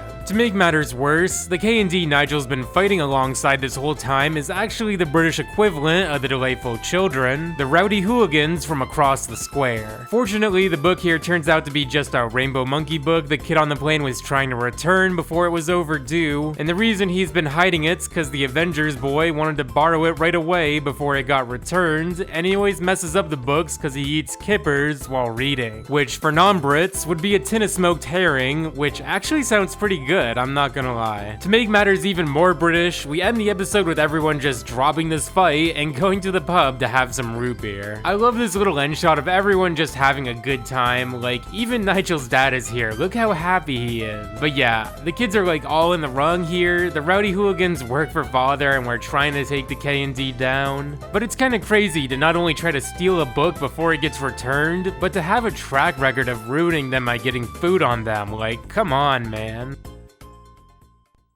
Episode 1B, Operation Awards, Attack Will Amazingly Ruin Dinner Show. This episode has the KND breaking into the Villain's Choice Awards, which sounds pretty close to the Kids' Choice Awards. So maybe it's a silly little jab at Nickelodeon, or maybe Cartoon Network was trying to warn us of these villains. Cause in 30 seconds of me looking up stuff about the Kids' Choice Awards, I see Diddy get slimed, and then I see Dan Schneider collect the Lifetime Achievement Award. It doesn't help the trophy the kids are nominated for gets replaced with Nigel here either, but in the end the kids just grab the Nige and run off, as the villains fight among themselves for who is gonna win it. This episode has a lot of fun little parts, like a musical number or an undercover spy montage, and I'd like to take a moment to give my own personal award to the Splanker, or the solid pine-loaded artillery nicely kicks enemy rear, cause it's just the most brutal weapon in the whole show. In a show with battle-ready armor and gender-changing lasers, nothing gives me a more visceral reaction than a couple planks of wood concussing people left and right. We see this weapon used in Cartoon Network Punch Time Explosion, which the Toilinator of all characters is playable in, which is really funny. Like, I didn't even know he was in the game, and I own it. I guess he makes for a good gag character though. One of his alternate outfits is actually his suit from this episode, which is hilarious and kinda sad when you realize this episode features him losing the award for best toilet-based villain to this background villain, Potty Mouth. The adults were pretty wrong to make Nigel the trophy here, but honestly, the kids started this by messing with their award ceremony in the first place, and it didn't really seem like it was hurting anyone or anything. So I'm actually marking the kids as in the wrong here. Like, I don't care who started it, I'm finishing it. I will turn this video around. Hey, real quick before we get into Operation Z.E.R.O, this segment of the video was getting automatically flagged and taken down, so just pretend you're watching this video on the magic DS of video preservation. So it might seem weird that now of all times is when KND plays their big movie, but honestly, KND has like 5 big crescendos throughout the season. This is just the first of many peaks. Most sources I found mention the reason episode 2 played before Z.E.R.O, aka Zero Explanation, reveals origins is because Operation England briefly mentions the Book of KND, which we see right away as the movie opens with these 2 kids escaping from this child labor factory and finding the Book of KND. We see this kid known as Number Zero shoot a laser at this shadowy figure who will eventually learn his grandfather, only to cut to Nigel, revealing this story is a legend of the KND's history, leading to a pretty sick intro. But I believe the book exists, and I know what I will write in those pages if I ever find it. 5 words only. I am Kids Next Door. We then get this 360 view of the moon base, now fully CG modeled, and it may not seem like that big of a deal, especially in 2025, but Mr. Warburton actually shares a little more on the production of this scene. Quote, over the course of the seasons, we got to sprinkle a little computer animation into episodes here and there, but only because the folks running Curious Pictures were generous enough to let us use their CGI staff while they were in between projects. It's not like we had extra money in the budget for such frivolities, but they helped us out, and in turn it gave them some awesome stuff to put on their reel. So when we were budgeting for Operation Z.E.R.O, I wanted to make sure we had some money for CGI. Of course, we didn't have the money for a giant CGI space battle and a fully rotating moon base like this, but somehow Curious made it happen, and I still love him for that. It might not seem like that big of a deal, but to put it in perspective, he even goes on to say the creator of Venture Bros, Chris McCullough, punched him in the arm and asked him where he got the money for a CGI treehouse. After this snazzy intro, we see the Kids Next Door Museum of Artifacts, featuring these legendary devices like a broken recommissioning device that can restore the memories of past KND members, or the KNDNA tracer, which could even track the true identity of number Z.E.R.O, who's just an urban legend most kids don't believe in. All the villains break into the museum as number 86 calls Sector V and demands they get to the moon base right away, and this is one of the few times we ever see Nigel go against a direct order, instead going to help the museum and hanging up on 86. We even see this little transmission on our screen, which is a fun little pseudo fourth wall break. Like, now that I think about it, I wonder if seeing the end transmission at the end of every episode hints we're watching each episode through like a KND monitor or something. The adults escape from the museum and Sector V makes their way into space, where Nigel's able to get everyone off the ship and launch it directly into Sticky Beard's spaceship. And you'd think Nigel would be praised for saving the day, but the movie actually creates a really nice dilemma of Nigel being in the wrong for ignoring direct orders, regardless of his success. We learn the villains managed to steal the recommissioning module, and Father's able to recommission the big bad evil of this universe, aptly named Grandfather, and when Nigel tries to dive in once again by himself, gets his DNA stolen, which is promptly used to reawaken Grandfather's true form.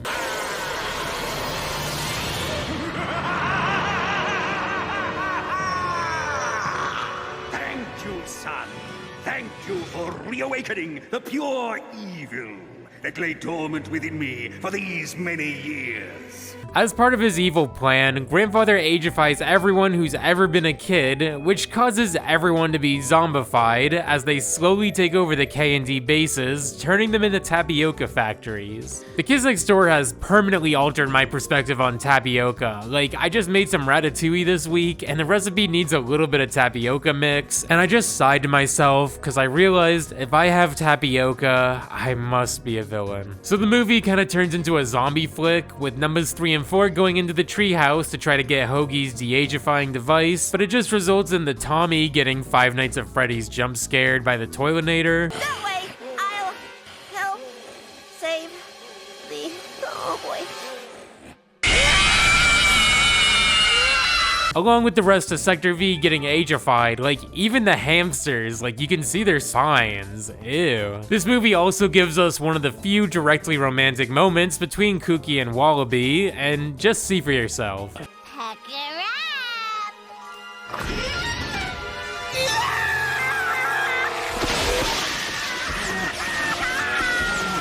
Nigel's search for number Z.E.R.O leads him back home, where he has to save both himself and his dad from the Toilinator and the zombie hamsters, and we may have seen a little bit of the inside of the Uno's household before, but I gotta say, this is such an amazing design that really shows off the KND's world building. The house seems to be built around this gigantic treehouse on top of it, with cutouts here and there for the branches to pass through. Some carvings are deliberate, like here, and other parts look like the tree just keeps growing, poking through these picture frames and stuff.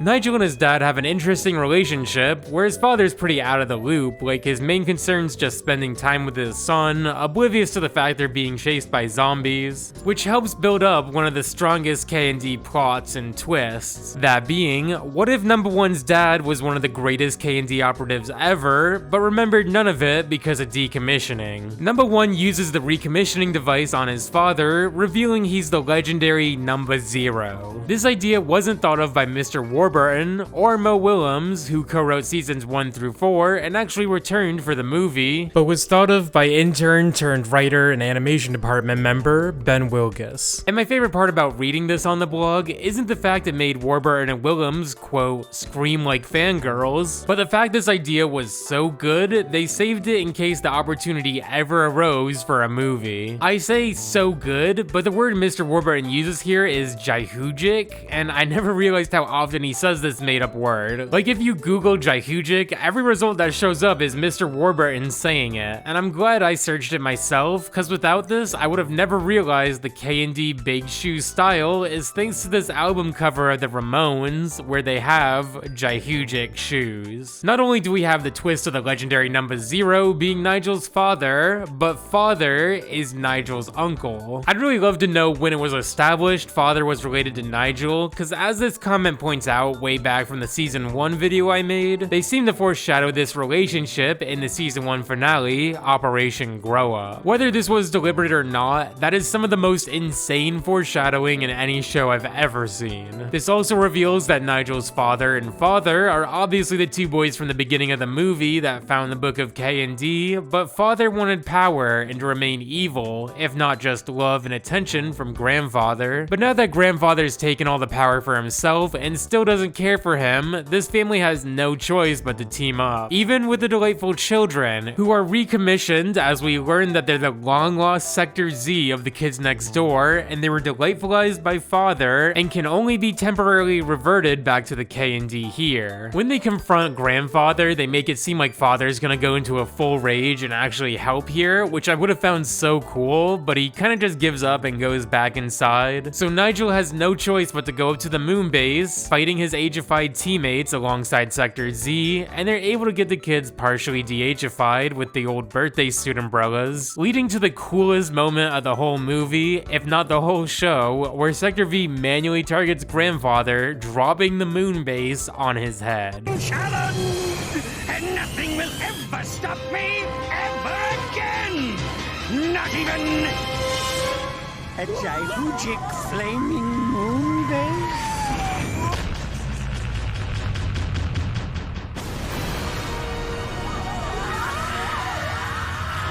Man, that slight slowdown is just the cherry on top. And also, he says J.U.G.A.M.E here. Has this been a thing throughout the show I just didn't notice? Dropping the moon base on grandfather here didn't do much to him, but No.0 is able to get them both decommissioned, even breaking the device afterwards, which we learn is intentional from this recording to his son, where he reveals the most important mission in his life now is being a good dad. It really feels like a perfectly executed sentiment, perfectly aligning with the KND, showing growing up and maturing not with pain and sadness, but love and friendship. Like, it's not we have to grow up, it's we get to grow up. The movie ends on this huge shot of the KND as Nigel reveals he wrote 5 words in the Book of KND that's now been passed down to him. We are Kids Next Door. A perfect note to end the movie on, mirroring the beginning where Nigel said, I am Kids Next Door. For me, what makes this line so good is that I never once thought the movie went out of its way to make Nigel especially come off as selfish or really that in the wrong despite everything that happened. Like at the start when he said I am Kids Next Door, I thought, wow, that goes hard. Hey, look at that 3D moon base. And in the end, I thought, wow, that goes hard. Hey, look at this amazing shot. I never thought, now Nigel, there's no I in team. And same for the whole disagreement about Nigel putting himself before the team when he went against direct orders. These scenes had great drama, but I never felt like they went out of their way to make Nigel too selfish or out of character to force a dilemma. It really felt more like a story of how Nigel's attitude can be a bit of a double-edged sword at times, and it showed off his love for his family and friends more than anything. So yeah, Operation Z.E.R.O has easily got to be one of the best cartoon TV movies out there. It's really a perfect balance of drama and action. It has funny moments here and there, and the lore drops are amazing, and it makes rewatching Kids Next Door that much more interesting. Like, even going back an episode to Operation England, I think, wow, all of these kids that were talking about the legendary Book of KND are sitting at the pub laughing with No.0 right now, and they don't even know it.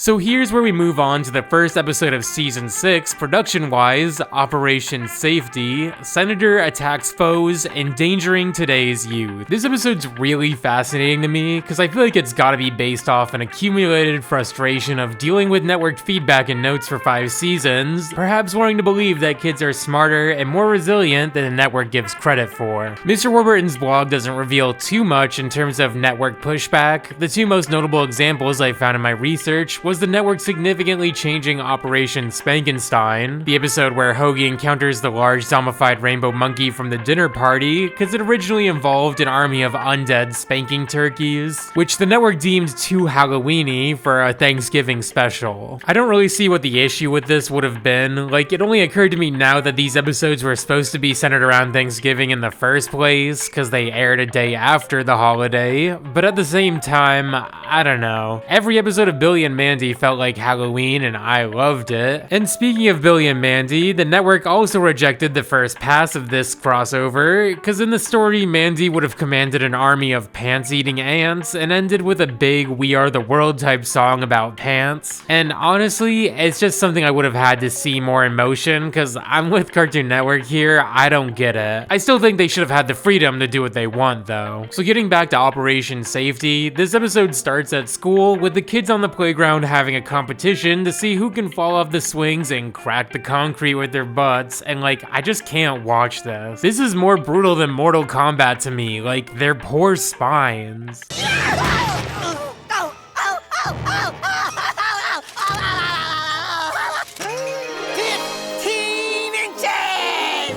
And Anthony Davis has cracked 15 inches of Davis pavement for on three. that one, Chip. Bang! Anthony Davis from downtown! And the Lakers take a 9-point lead.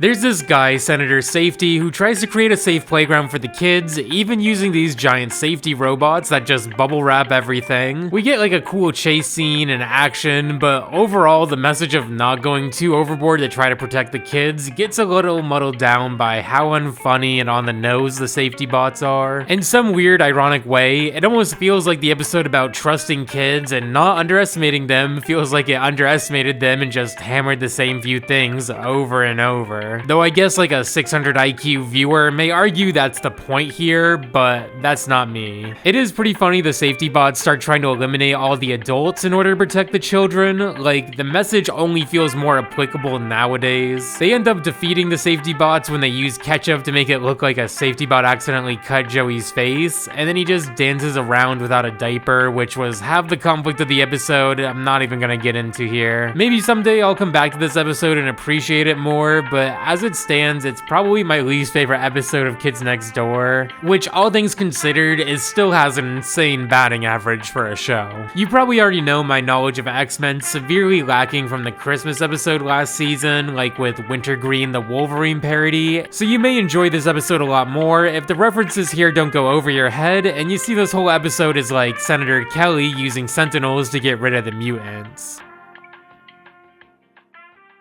Episode 3A, Operation Recess. Recreation ended cause enemies savor salad. Number 4 gets upset our old pal Ace is pushing Kooky on the swings, and then gets hit by the swing, breaking the pavement like he did last episode, to reveal a salad oil geyser. One may argue the most unrealistic aspect of this episode is the school getting rid of recess and enforcing a child labor salad oil rig, but for me this is way less crazy than the fact that kids were learning about taxes in school. Nigel gets Lizzie to cooperate with the mission by promising to go on a date with her if she helps him out, but she's already skeptical because Nigel's flaked on her before or even sent a robot on a date. But here we have Kooky going to the movie with a cheap disguise and voice modulator and gets caught pretty quickly. Yes, dear. Whatever you say. The kids are spying on this big inter-school conference where the principals discuss their plans of what to do with the salad dressing, even making their own Principal's Choice dressing, which seems to parody the brand President's Choice while looking more like Newman's Own, if anyone in the world finds that interesting besides me. Lizzie ends up destroying the whole salad dressing conference when she cries a booger through the open window into a principal's salad, inadvertently saving the day, which she has done a lot in this show, or maybe it's not so inadvertent, but we'll get to that later. The episode was actually created in direct response to schools trying to cut back on recess in the 2000s, and Cartoon Network planning an initiative to help save recess. I can't really recall other Cartoon Network shows doing this, so I find this production note really interesting to read. Like, Recess obviously had an episode about this, or Nickelodeon's Day of Play, which is crazy to look back on. Like, we can't even have the credits of a show without ads nowadays. But yeah, for me, I involuntarily started the no recess grind set when I got to 6th grade, but at least I didn't work on a salad oil rig, I guess. The adults are obviously in the wrong, like, what do you want from me? An article saying recess helps improve grades and focus, or that unpaid child labor is bad. Episode 3B Hamster, hungry archenemy meowers strike to entrap rodents. We've talked a lot about the continuity in the KND series, but this one is super cool, because this episode takes place right after Lizzie grabs Nigel for the date he promised to take her on last episode, but follows the hamsters in the treehouse left alone to have a little party. It gets interrupted by the sinister felines from atop the litter box, which is one of the goofier concepts for an episode, but it's pretty fun. As a Tom and Jerry homage, it really is slapstick gag after gag, with my favorite being this little moment where, without any actual dialogue, hamster number 1 plans for hamster number 4 to wear a big dress and trick the felines, and we even get a pretty unique hamster version of the classic Bugs Bunny mid-argument switcheroo. Pig, you're illegal. Pig, eagle, pig, eagle, pig, eagle, pig, eagle, pig, pig, eagle, pig, eagle, pig, eagle, pig, eagle, pig. I'm an eagle and I'll prove it.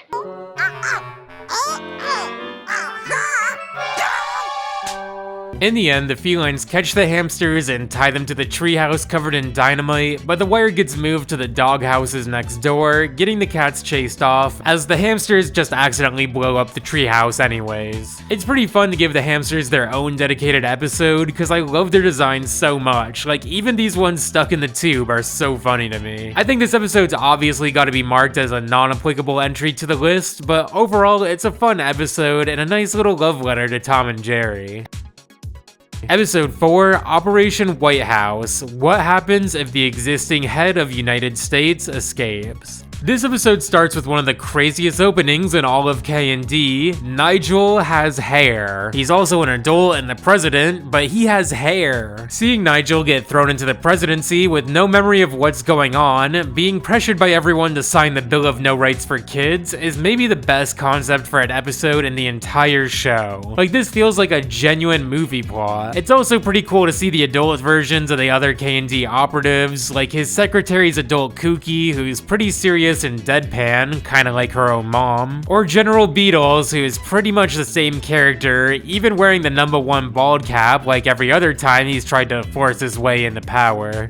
We also learn Nigel's married to Lizzie, which makes the references to the Kennedys pretty clear with her design here, and of all the presidents to get isekai'd as, that's a pretty unfortunate one. Nigel escapes before being forced to sign the bill against the kids, going back to the treehouse, which is now inhabited by the new generation of operatives, including Nigel's son he has no memory of, Shirley, or number 1600, the leader of the new sector. We see the army pull up to the treehouse, and one of the operatives, number 5's son, helps him escape down to this prison, where we learn Abigail has been in prison so she wouldn't reveal Nigel's past in the KND. The episode ends with number 2 revealing Nigel must have swapped bodies from a parallel dimension or something, and that's why he ended up here, but as we should know by now, there isn't a multiverse where Nigel betrays the kids next door, even if the entire military has them surrounded. You can barely see the tanks because they're pulling up with battleships and whales on dry land. They all start shooting Nigel, who just becomes the Hulk and starts whacking them with the Washington Monument, and then Nigel wakes up to realize it was all just a dream and he got knocked out by one of the Toilinator's potty bombs. So hey, I guess that's a rare W for the Toilinator here. So there's a lot to unpack, like turning into the Hulk might seem crazy and random, but I guess this episode is a bit of an elaborate parody of the Hulk movie from 2003, which is about as far as my Hulk knowledge goes. And while I normally criticize quote-unquote dream endings since they oftentimes make episodes feel kinda useless or pardon the logic and lore of the established universe, I actually really like this episode, and it greatly justifies its place in the series, with the ending revealing these 2 shadowy figures were implanting memories in Nigel's dream as some sort of mysterious test that we'll learn more about later. We'll talk more about this plot point at the end of the show, but even if this episode cut off before this, I'd still say it's a really fun episode that also showed off what the KND might look like as adults. So because this episode's a dream, it's pretty obviously gotta be marked as a non-applicable entry, so let's move on. Episode 5, Operation Spinach. Salad-pushing invaders now attempt crusade here. This episode has the KND fighting against the Spinach Inquisition. You know, like the Spanish Inquisition, where hundreds of thousands of people were forced to convert to Catholicism at the threat of expulsion or death, but with spinach. The second half of the episode's a spinach musical, which has one particular line that's been stuck in my head, and you know, we're a team here. Let's get it stuck in all of our heads. The Spinach Inquisition is here and it's a hoot. The Spinach Inquisition, some call it a leafy fruit. If you've seen the Mel Brooks movie History of the World Part 1, you'll recognize this directly parodies the Spanish Inquisition song with lyrics you wouldn't see on Cartoon Network. Mr. Warburton tried to contact Mel Brooks, but when he called his production company, the receptionist or agent was so blunt and irate, they kinda just did the song themselves, which is kinda sad, but really funny to read about. Number 2 joins the Spinach Inquisition, but it turns out he was unaware of the Crusades. He just really loves spinach. So you know what that means, it's time for the 6th and final Argue About Food segment. Today's tooth filler is spinach, the leafy green native to Central and Western Asia, and I love spinach, especially if it's heated up, and Papa even told me to eat it to grow up big and strong. But then again, Fred Flintstone kinda said the same thing about cigarettes. It was a different time. Spinach feels like a good final food to argue in the grand scheme of things, though I'd say broccoli is the more stereotypical gross food for adults, but we'll save the broccoli argument for Powerpuff Girls. Y'all remember that episode with the alien broccoli? Made me feel like a freak for not hating broccoli. Anyways, Hoagie duels against Amerigo, the leader of the Spinach Inquisition, named after the explorer, navigator, Amerigo Vespucci, widely known for his voyages to the New World, as well as the namesake of America, which probably isn't nearly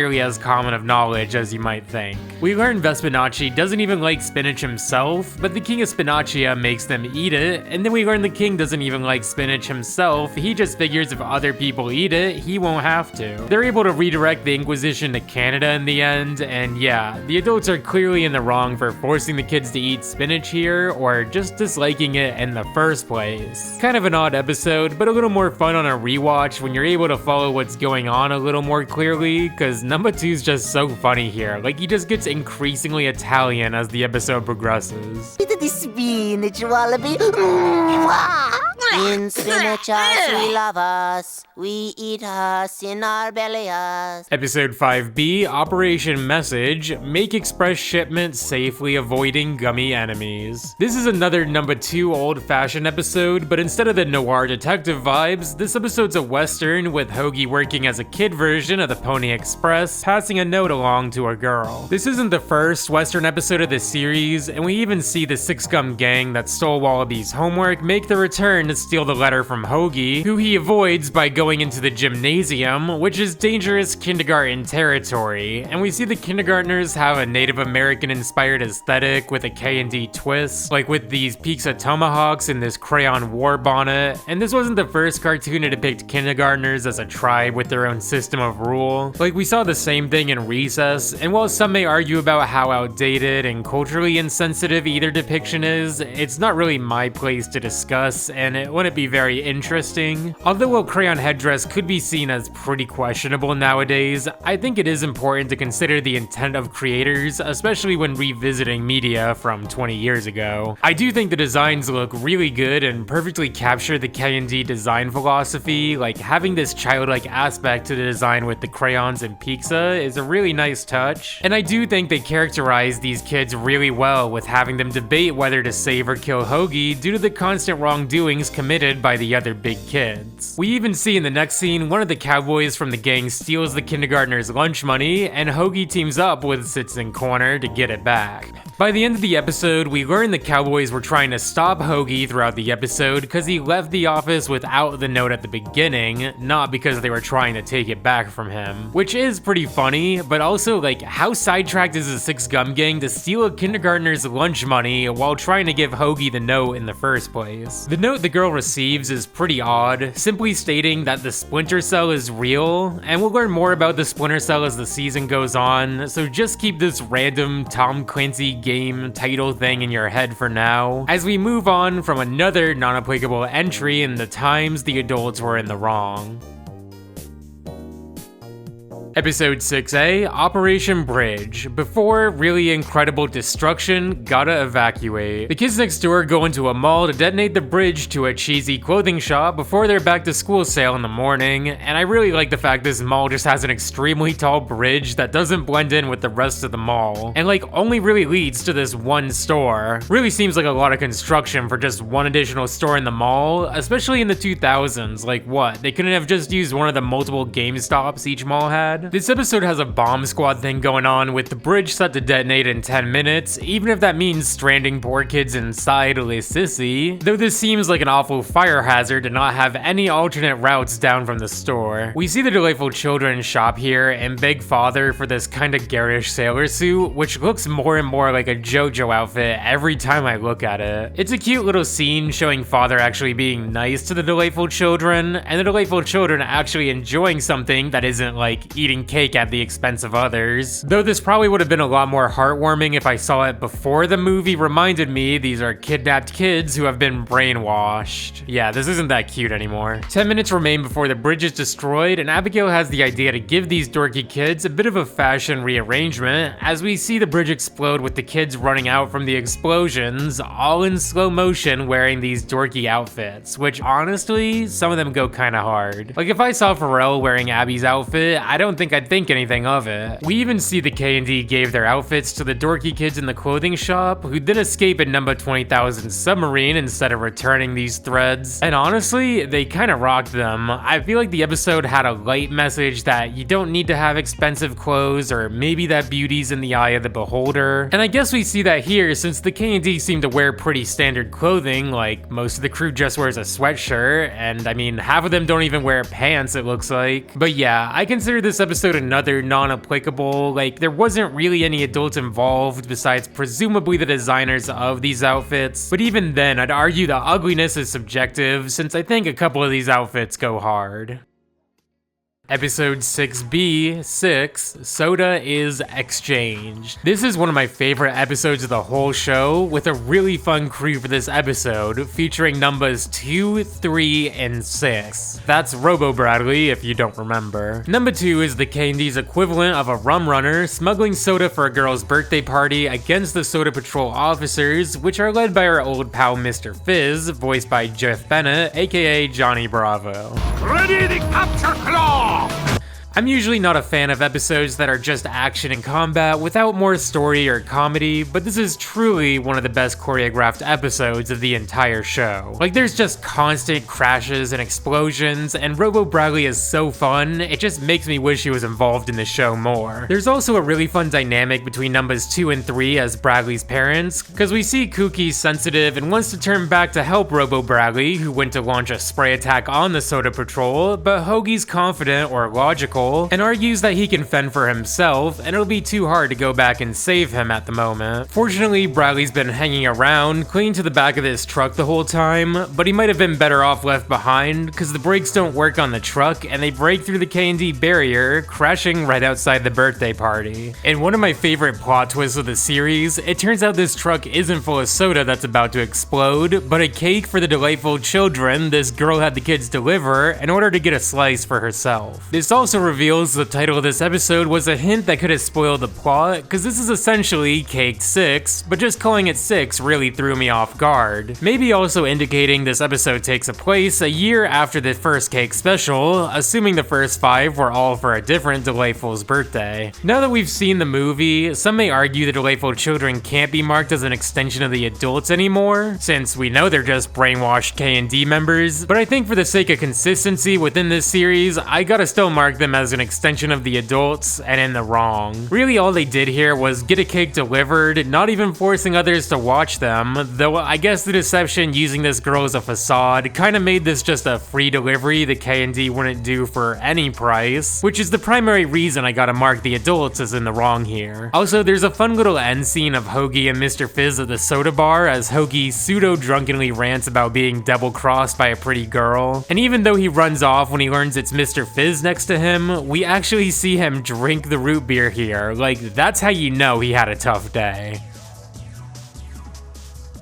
Episode 7, Operation Tricycle. Tommy's ride is calamity you can't let escape. Now this episode's actually a sequel to one of the Kids Next Door comics, Operation Trike, aka Tricycle Really Is Quite Evil. It features Ho.G.A. as a younger kid getting a tricycle for his birthday, even showing younger versions of Tommy and Ho.G.A.'s parents, which we even see Ho.G.A.'s dad. His head is always obscured by something like a lampshade, maybe so they didn't have to design this character just yet, or maybe there would have been a future twist with Mr. Gilligan being a notable character, kinda like how Mr. Boss is number 86's dad, or the Toilinator is number 4's uncle. We learn inventing runs in the family, with Hogarth Sr. putting some kind of cheese or something in the bike that shoots his grandma for calling it stupid. Everyone makes fun of this pink tricycle, but the Ho.G.A. mobile is actually a sentient creature thanks to Hogarth's modifications, and hates being called stupid, running over its insulters in the middle of the night. Ho.G.A. tells the bike it's stupid to run over people who call it stupid, but before it can attack Ho.G.A., we see his grandma just cane it to death for running her over too.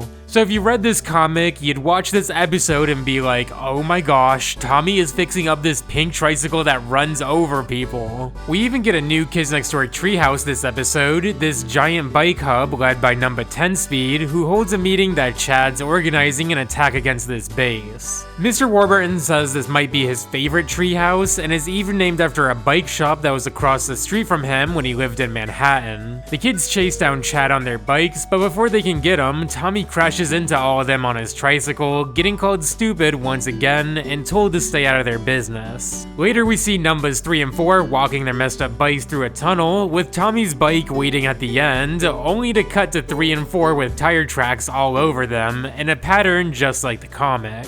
So we see the Tommymobile is now giant and shoots houses and thumbtacks at the kids, and there's a certain tone and ambience to this episode that make it really feel like a cheesy horror movie, and I mean this with the highest of praises. Like, there really is an art to media that has silly, cheesy evil that's genuinely kinda scary. Like, can you imagine being spied on by a 50-foot bike, just slowly pedaling towards you, casually running over trees and dusting off a moon-based ketchup laser?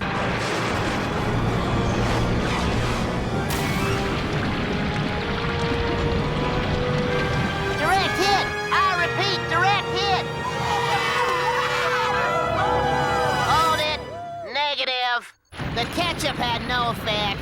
And do you mind telling me who thought ketchup would do anything anyway? Now, unlike the comic that just ends with caning this poor bike, Tommy actually makes a really sweet appeal, telling the Tommymobile he likes it just the way it is. But the Tommymobile isn't looking for acceptance, or to be called a Tommymobile. It's actually jealous and upset Ho.G.A. stopped riding it, which is a hilarious twist, and I love how the two of them argue. Don't destroy the bike hub! Yes! Anything! No way! Making this episode a sequel to a comic is so genius, because this scene works perfectly fine without prior context, but knowing that this tricycle's been abandoned for years, thinking it was because it was pink and stupid, gives it so much more emotion. Really feels like a perfect example of how to make a great standalone episode that only offers a bonus for the fans who have happened to have read the comics. The tricycle threatens to destroy the entire treehouse if Ho.G.A. doesn't accept its conditions, which we learn is to accept it as his bike from now on, so we end the episode with Tommy riding the Cruise Master from earlier, and Ho.G.A. reluctantly riding the pink tricycle that threatens to blow them up if he stops. The ending's both hilarious and kind of adorable, but also kind of badass. Like, if I was Ho.G.A., I don't think I'd mind riding a tricycle that could just casually become a mecha kaiju weapon of mass destruction at will.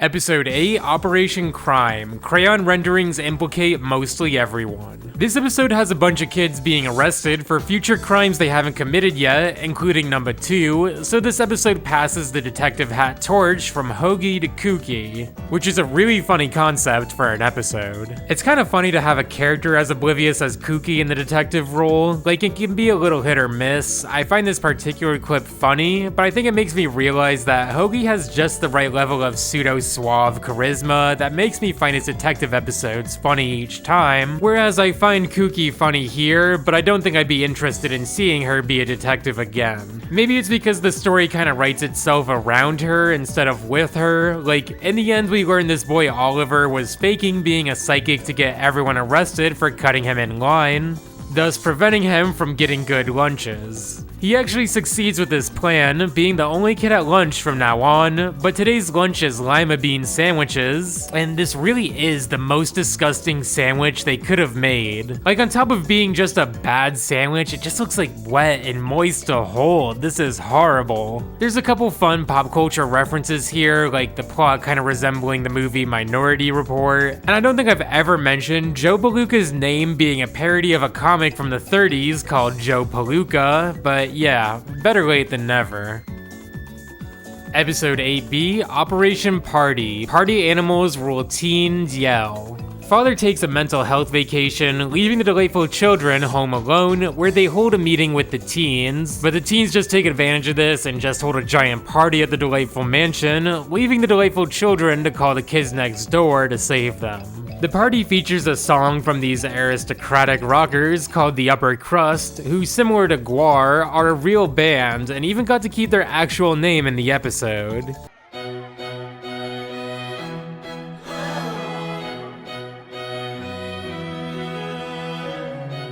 Finally, some peace and... Mr. Warburton says he's always been a big fan of the band and felt they'd be perfect to play at the mansion since they'd seem like a polite, quiet band, but would actually just rock out. If you have the original Guitar Hero, you can even play their song Eureka, I've Found Love. I study the classics, that's where I'm coming from. And you got them classic lines that make...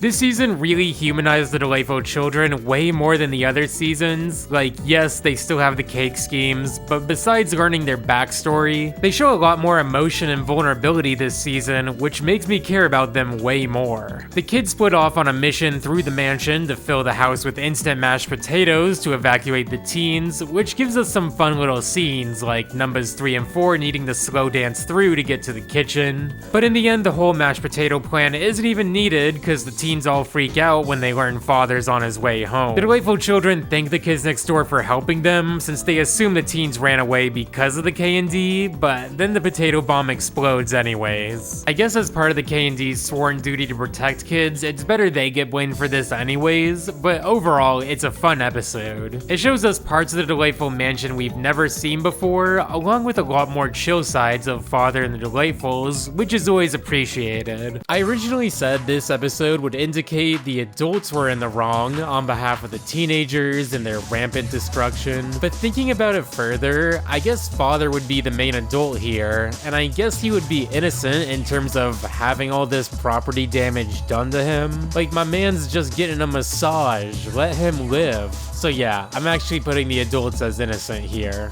Episode 9A, Doghouse. Desperate operative grabs homework out of unusually spooky environment. The kids next door are playing a game of Cinderball, but lose their cinder block in this creepy rover mansion. The kids can't keep playing and have to go home and finish their homework, which number 5 helps number 4 with, and while that doesn't seem too interesting, I do really appreciate the consistency of Abigail being the one to always help him with his homework. Like, as the bus stop buddy, she really does feel like the only operative both smart and patient enough to help him, and it's just sweet. Wallaby's homework mysteriously vanishes, and we learn that it isn't the poodle girl Valerie stealing the homework, but Abigail working for the Queen of the Were-Dogs, which is in fact their teacher, Miss Thompson. So I do have to call out this moment from the original KND video, cause boy was I wrong.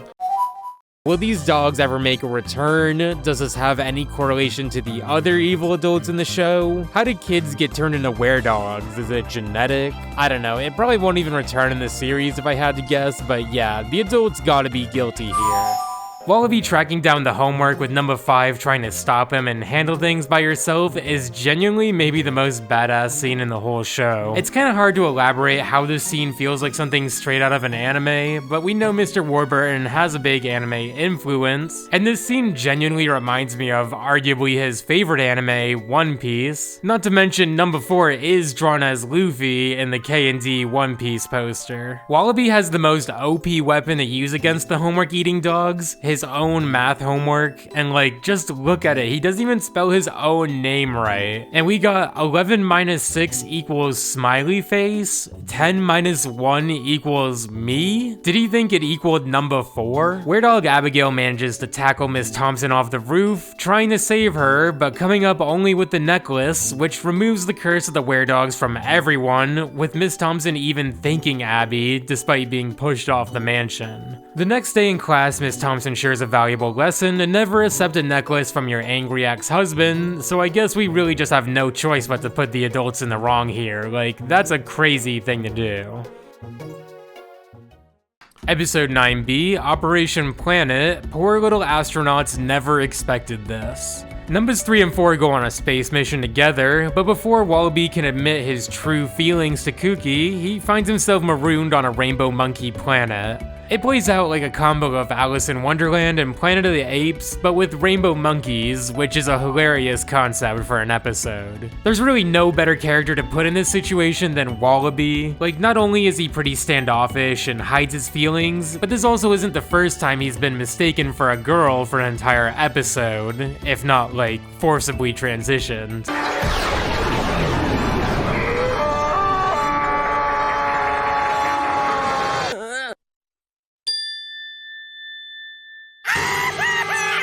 That episode's still crazy to think about. Wallaby's attempts at being over masculine are obviously to show the front he puts up to hide his true feelings, but I do think these specific moments are really important not only for Wallaby's character, but for fans of the series as well. Like, I've read multiple stories, comments, forum posts about how these scenes with Wallaby really help some viewers understand more about their gender identity, which might seem like a stretch to some. Like, how would Codename Kids Next Door make you realize this? But I really interpret this as the medium of animation having the power to allow us to understand the world and ourselves more. It's why I have a whole channel dedicated to it. I read hateful comments about how animation has become woke derogatory nowadays, or like shows like The Owl House or Steven Universe inventing gay ?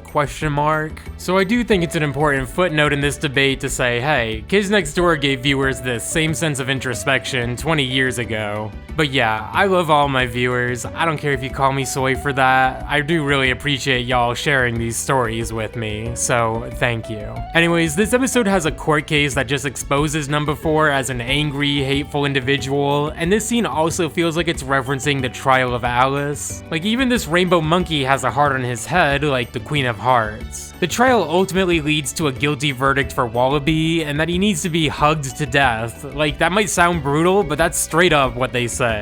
This council hereby sentences him to be hugged to death.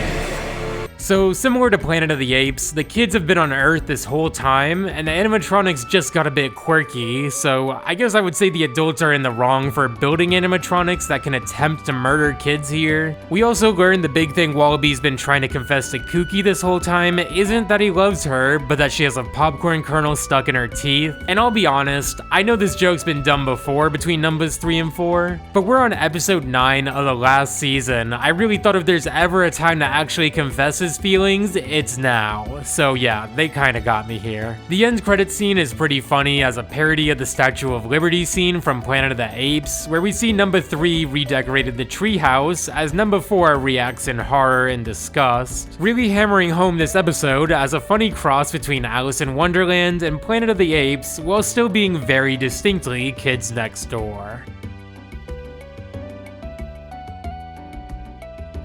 Episode 10A, Operation Science, super cool inventions encourage new commercial enterprises. Now, the KND release order has been a little odd for the final season. Last episode aired in August of 2007. Before that, there wasn't a new episode since January, and now, after another multi-month gap, we get an episode on November 2nd, 2007, a day I randomly remember because I stayed in that night to watch the premiere of Chowder, and honestly, it was well worth it. But wow, looking back, this was a really odd Friday night lineup. The only 3 shows that played here were Out of Jimmy's Head, the TV series, a bunch of new episodes of the premiere of Chowder, and this new KND episode, and then it just repeated itself. While Chowder was an amazing show, as well as KND, and not to mention Out of Jimmy's Head is an extremely guilty pleasure show of mine that's so bad it's good for me, there's just such little craftsmanship in this presentation. It's like we can almost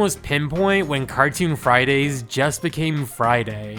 To further solidify the start of a new era, this is also the day the B movie released, so I guess this episode technically released on Z.E.R.O ABM, or after B movie. This episode's a clip collection in the form of rejected Kids Next Door technology, presented at the Kids Next Door Technology Convention, like a taser you put in your mouth to shock an older relative if they pinch your cheeks. And most of these honestly aren't very funny, though I do enjoy the format of the episode. I do really like this thumb exercise band commercial because of this 5-second clip. Allow me, ladies. Like, random live-action close-ups will always be funny in cartoons to me. While I'm not crazy about the episode, I do appreciate reading that this was one of the most fun episodes to make for Mr. Warburton. We actually learn from the start of the next episode, Operation Amish, all machines legal seethes hoagie, that Sector F wins the competition with a perfume you spray on you so you don't get clean when you're forced to bathe. Like, that's disgusting. You don't hate being forced to bathe, you hate being clean. When Nigel announces that he's received a warning a splinter cell was found within the KND that wants to eliminate all the adults in the world and is abducting all the KND scientists. You might remember a few episodes ago there was the Pony Express note to Egbert that the splinter cell is real. I've always thought calling this the splinter cell was a little odd, like I just think of the Tom Clancy games. The meaning is the same here for the most part, like a splintered off faction. It just feels pretty rare to see titles referenced directly in shows like this. In order to lay low and not be abducted like the other scientists, Number 2 goes to live with the Amish KND section, where he struggles to go without technology, both for the Amish tradition, and if he does, it'll alert the splinter cell to his location. The episode's okay, like, not very entertaining, but it is important to note this episode was probably inspired in part from Mr. Warburton growing up in Pennsylvania. Dexter's Lab had a somewhat similar Amish episode like this, where an inventor had to live with the more simple sensibilities of the Amish life. And series creator Genndy Tartakovsky did live in Ohio for part of his childhood, so maybe they both created these episodes on account of living in states with high Amish populations compared to the rest of the country. This episode has a great twist that requires a little bit of context from the prior episode, because there was a little scene in passing where this inventor asked Number 2 if he wanted to watch Dr. Timespace and the Continuums with him, and then Number 4 punched him in the arm and called him a nerd, showing he learned nothing from Bully Island. But more importantly, shows that the events that transpired aren't the Splinter Cell, but the nerds just scooping up all the scientists so they can watch their show in peace. We even get to see what the show looks like in the credits, which is just a live-action scene of storyboard artist Jesse Schmall defeating this robot, and hey, there's Mr. Warburton. There's actually like no adults in this whole half hour, except the news reporter who doesn't really care for this convention. So yeah, I gotta mark this as a couple of non-applicables.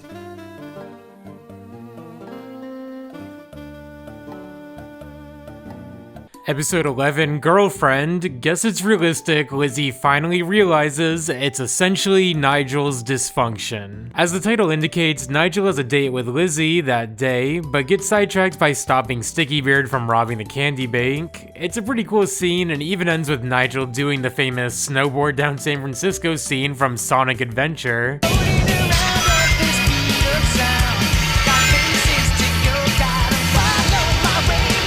which is a cool scene I would never expect in Kids Next Door. Like, what? So Nigel leaves Lizzie at the altar of her sister's wedding, and later that day, number 362 tells Nigel more about the Splinter Cell, and they have a lead on this operative, 65.3, but Nigel gets pulled away to go see Lizzie once again, with this genuinely sweet scene between the two. What is the matter with you? Nigel, what are you... Shut up and let me say I'm sorry.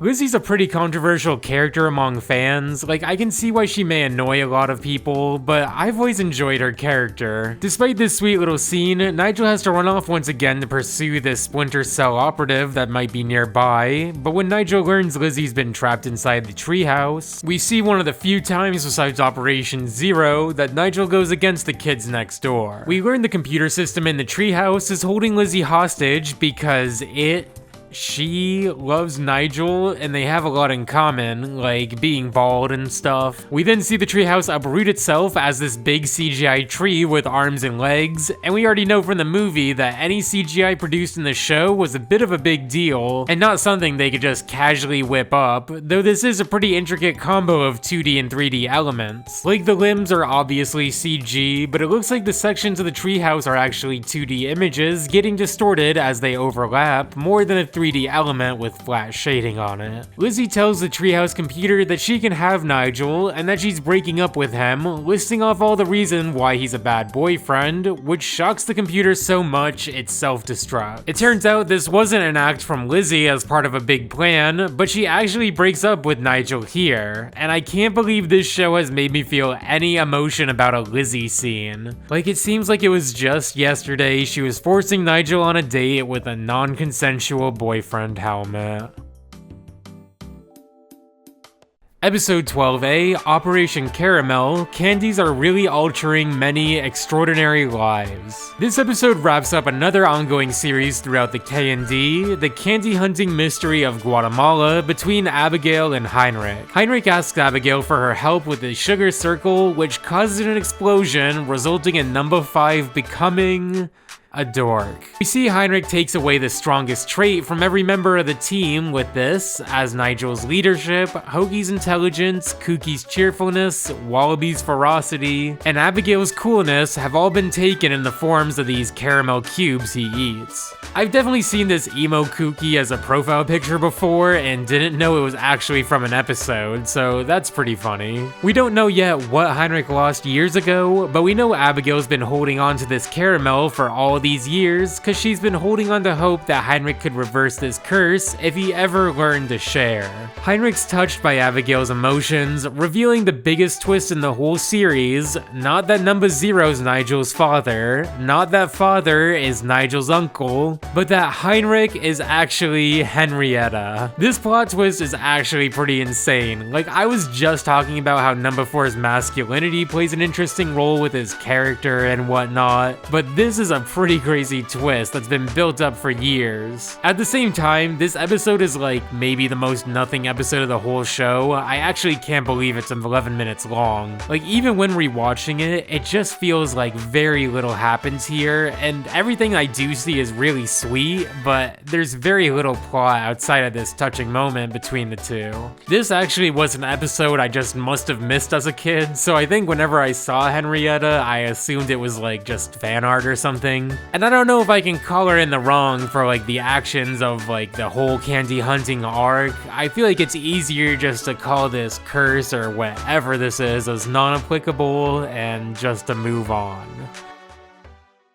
Episode 12B, Operation Moon, Moving Out of Neighborhood. This episode teaches us that the conspiracy theory regarding the moon landing being faked is canon to the KND universe. That is the craziest sentence of this whole crazy video. The KND moon base was already on the moon at the time, so they had to reroute the rocket, but now the government's looking into colonizing the moon, and number 4 and his family have been chosen to see if the moon's inhabitable for humans to live on. So the Beatles family lives in this Hollywood set the KND reroute this rocket to, as Nigel directs all these disasters, so they all give up on living on the moon altogether. The episode ends with number 4 sick of this moon life, running away from home, so the KND have to call in these fake aliens so Wallaby doesn't walk off set, revealing this was all a ploy by the kids next door. This alien invasion in turn causes the government to shoot a bunch of missiles at the moon to eradicate the aliens. So to avoid the destruction of the KND moon base, number 3 redirects the missiles to the fake moon, where they all are right now. The highlight of this episode has to be when Kooky cuts out the signal to this live action clip of her popping the moon balloon here. And I'll just say it again, random live action segments are always funny to me. Are the adults in the wrong for trying to colonize the moon and shoot missiles at the violent aliens on it? Kinda? I guess these missiles couldn't have really done that much damage to the moon in the grand scheme of things, but I'd be pretty upset if there were aliens on the moon and the first decision was to destroy them.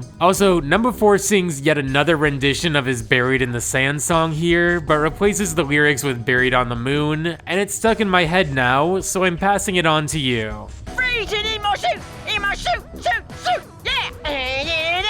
That's the feeling up my shoes. Dust is up my nose. Is it gonna freeze off? Freeze right off my head. So the next episode to release chronologically in the Kids Next Door is actually a crossover with Billy and Mandy, The Grim Adventures of KND. Mr. Warburton is good pals with Maxwell Adams, and they have a bond of true friendship few can say they have. aka beating Castle Crashers together, leading to probably the most obscure trivia of this whole video, the fact that Mr. Warburton is a Red Knight main. Kinda interesting picks, like when I play I either main Bear, Pink Knight, or Alien, and I even bought Alien Hominid on my Xbox 360 back in the day, primarily to play as him in Castle Crashers. Anyways, this special is pretty funny, not just crossing over with the KND, but even with Ed, Edd and Eddy for a scene. While the ants eating pants concept was rejected by the network, the episode is still pretty pants-based, as Billy rips his dad's pants by getting Grimm's scythe stuck in them, and is taken away to fix these pants, leading to number 1 and Billy trading places for the day. Mandy can obviously tell this isn't Billy right away, and it's kind of fun to know that Mandy is by far stronger than Nigel here. Like, she's probably the strongest kid in this universe when you think about it. A lot of these classic Cartoon Network shows have little crossovers and cameos, leading to a lot of people believing they all take place in the same universe. Like, even Foster's home is referenced in a few of these shows, and vice versa, which some people have pointed out might mean that Plank is an imaginary friend this whole time, and that's why Johnny can understand him, which would actually explain a lot, honestly. The Delightful Children fuse with Grimm's scythe, and somehow assimilate with Billy and number 2, as Mandy takes over as number 1 now, becoming Supreme Commander of the KND, or the MND as it's now called, Mandy New Dictator. She's even changed the entire moon base into the Mandy base, and it's kinda hilarious the climax of this episode is a giant fight between this giant Mandy mecha, operated with the help of numbers 3 and 4, against the assimilated Grim Reaper of every kid in Billy and Mandy and KND, except for Nigel, Grim, and Abigail, who have their own skeleton mecha to fight against here. Billy's dad's able to take back his lucky pants, and Grim uses the Super Skeleton Sword Strike to defeat this assimilation of Mandy and the Delightful Children. And you know, this feels pretty Castle Crashers-y to me. Like, I wonder if that's intentional, or if I just can't stop thinking about Castle Crashers now. So in the end, the day is saved, and Mandy escapes, swearing her vengeance on the KND. Overall, it's a fun special, definitely leans more towards the more goofy tone of Billy and Mandy, but the KND don't feel out of place being funny here. It makes me realize their style of humor is more similar at times than I ever would have thought. So Operation Moon was the last 11-minute episode of Kids Next Door, but we have 2 more full episode specials to round out the show. Starting with the last episode of Season 6, Operation Treaty, Teens Readily Extend Armistice to Youngsters. This episode shows us the origin of Nigel getting into the Kids Next Door, which we've only heard about in passing, that Abby got him into the KND. We see Nigel was a little more of a timid kid, and spars with number 274, as Nigel reflects longingly on this past memory. Not only is he sad about number 274, but he's also still heartbroken about Lizzie, and to make matters worse, the mysterious figures that have been talking about the Splinter Cell all season have decided it's finally time to let Nigel in on their plan. Later that day, we see number 362 announces the teenagers and kids have agreed to sign a treaty, but all the kids are skeptical from the teenagers' past aggression. Nigel goes to discuss the treaty with the Kids Next Door's diplomat, Number Infinity, and honestly, badass design. It's an infinity bow tie. Nigel enters to Number Infinity and Chad fighting, and then Number Infinity blames Number 1 for conspiring with Chad against the treaty as the two are chained together and taken to the Arctic prison. On the way there, Chad breaks them out by hooking up an iPod to the speaker that rocks out all the glass, and the treaty turns out to indeed be a trap by the teens, but in the chaos of all the fighting between the kids and teens, we see Nigel fights against Chad once again, actually defeating him for the first time, but it's for nothing, because we learn that Number Infinity, along with Chad, have actually been on the side of the KND this whole time, and similar to Maurice, Chad has been fighting undercover. Chad and Number Infinity teleport away, leaving Nigel in the dark about whatever it is he's been chosen for, as the episode ends, revealing the two shadowy figures that have been following Nigel around all season are numbers 74.239 and Number Infinity, and that it's finally time to take Nigel away. This really feels like one of the few ways Kids Next Door could reasonably up the ante of the events of the show so far, as we have one final episode of KND, at least for now, Operation Interviews, and it really nicely ties together the whole show.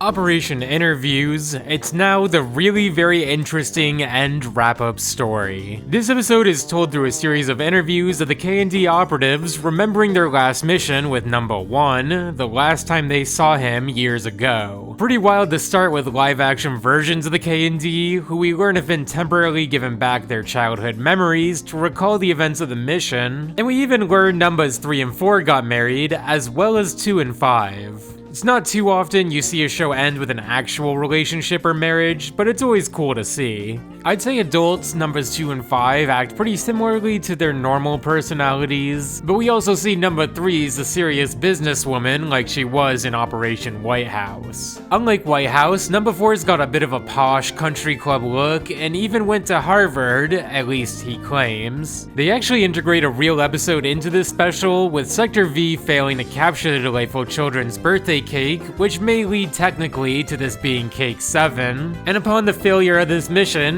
number 362 decides to take Nigel off this mission, promoting her little brother, number 363. I guess it never occurred to me the Kids Next Door never brought back a cake in one piece all this time. Number 74.239 actually takes the cake though, and gathers all the villains, along with the sectors of Kids Next Door, for a giant scavenger hunt, with the team with the highest point value winning the cake. This brings us back to some really fun classic locations and props we've seen over these 6 seasons, like the sousaphone kid Willard fishing for the great white asparagus, or Sector J catching a bully from Bully Island, along with some crossovers I'd never expect, like number 86 in the Cheese Shogun competing to win a goldfish at the carnival game. Sector W, the team consisting of the newly appointed 363, along with the kids from Tommy's old training squad, are climbing up the ranks and are even going for the most valuable item in the whole scavenger hunt, Father's pipe. Nigel tries to stop the kids, but Father reveals this wasn't even his final form, turning into a dragon that can shoot fire into space. Look at this. The kids pull off a pretty cool team combo to knock the Dragon Father into this hole that got made in the destruction, as they send off number 1 to go back and win the scavenger hunt. Nigel has one final fight with the delightful children on this roller coaster back at the Rainbow Monkey amusement park, as we see the delightfuls fall into this toilet, not so coincidentally right past this Welcome to New Jersey sign. Hey, I've not met a single person from New Jersey that probably wouldn't agree with this. We learned the cake this whole scavenger hunt was over was this little cupcake, and number 74.239 doesn't even give it to Nigel, he just eats it. He does, however, reveal this giant cake-like spaceship though, and that the thing Nigel's been chosen for this whole time is to enter the Galactic Kids Next Door as the first operative from Earth, where he'll help kids on other planets against the disease of adulthood, and he can never return. We end with a really touching goodbye of Nigel and his parents, whose memories have been temporarily recommissioned, not just for number 0, but the first girl in the Kids Next Door, number 999, along with these teary goodbyes with the rest of Sector V. Truly, this is one of the most cathartic conclusions to any show I've ever watched. Like, these goodbyes feel not just like the kids saying goodbye to Nigel, but us as the audience saying goodbye to Kids Next Door. Mr. Warburton speaks on his blog about how co-writer Andy Reingold felt he couldn't, or at least shouldn't, write this, which gave Mr. Warburton a moment for himself to say goodbye to his kids. Even saying he was bawling as he wrote each of these goodbyes, like number 2 packing supplies and inventions, or number 3 pretending to not know what's going on, number 4 trying his best to keep up the tough guy act, but the one that gets me the most is number 5, who plays it cool before really testing Nigel's resolve to see if he can really do this. This one always stood out the most to me. Even if Nigel didn't pass the torch to Abigail, the two really just shared a chemistry throughout the show that really didn't get that much time of its own, at least compared to a lot of the other times characters branched off for missions. So Nigel leaves the other operatives on Earth, and we see the other operatives still saddened by this loss. I don't know if Wallaby was so shocked by losing Nigel he just became smart, or if this pain caused him to pretend he's smart, but either way, it's a pretty funny change. In the end, it's revealed this whole interview was conducted by Father to find where Nigel's been hiding all these years, and it's honestly kinda creepy. He kinda looks like Slender Man here. Number 5 reveals this was all intentional though, and the operatives will be meeting back up with Nigel soon, which we could interpret as hope of a happy ending, that they'll all finally reunite after all these years apart, while also being open-ended enough that it keeps the flames alive for a potential sequel someday.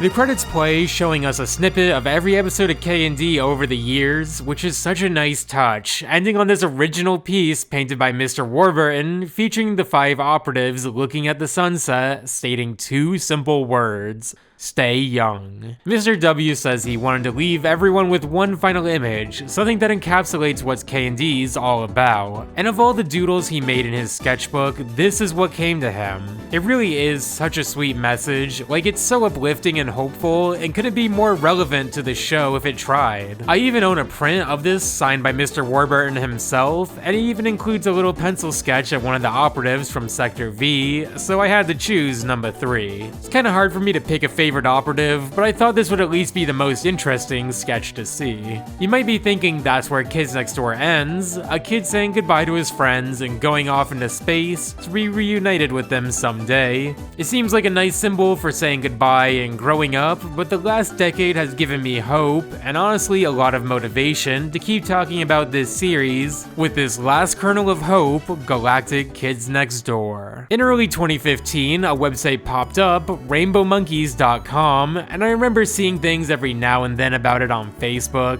before it became just AI boomer bait. This account, Number Vine, would comment on random pages with these cryptic pictures and codes, eventually posting a picture of this Rainbow Monkeys webpage. Honestly, the most unbelievable part of this story so far is no one took the URL rainbowmonkeys.com. As fans continued to decipher the letters and numbers of the pictures and hints this website was giving, we realized it was a website counting down to April 1st, 2015. Of all the days to release this, he could not have picked a worse day if he tried. Like, everyone's just gonna think it's an April Fool's prank. But for better or worse, 10 days before the video got released, the website was hacked and the animatic was uploaded to YouTube under the premise of a new series being announced. My favorite part of this whole story is that Mr. Warburton wasn't mad about this leak, but the fact it got hacked was so Kids Next Door, which is hilarious and wholesome, and honestly kinda badass. Like, it feels like the lore of the GKND and the real world have now intertwined into one. The way the website was intended to run was after clicking the nose of the rainbow monkey in the middle of the site, the monkey would fade away, presenting a spaceship with these 3 ominous figures staring at you.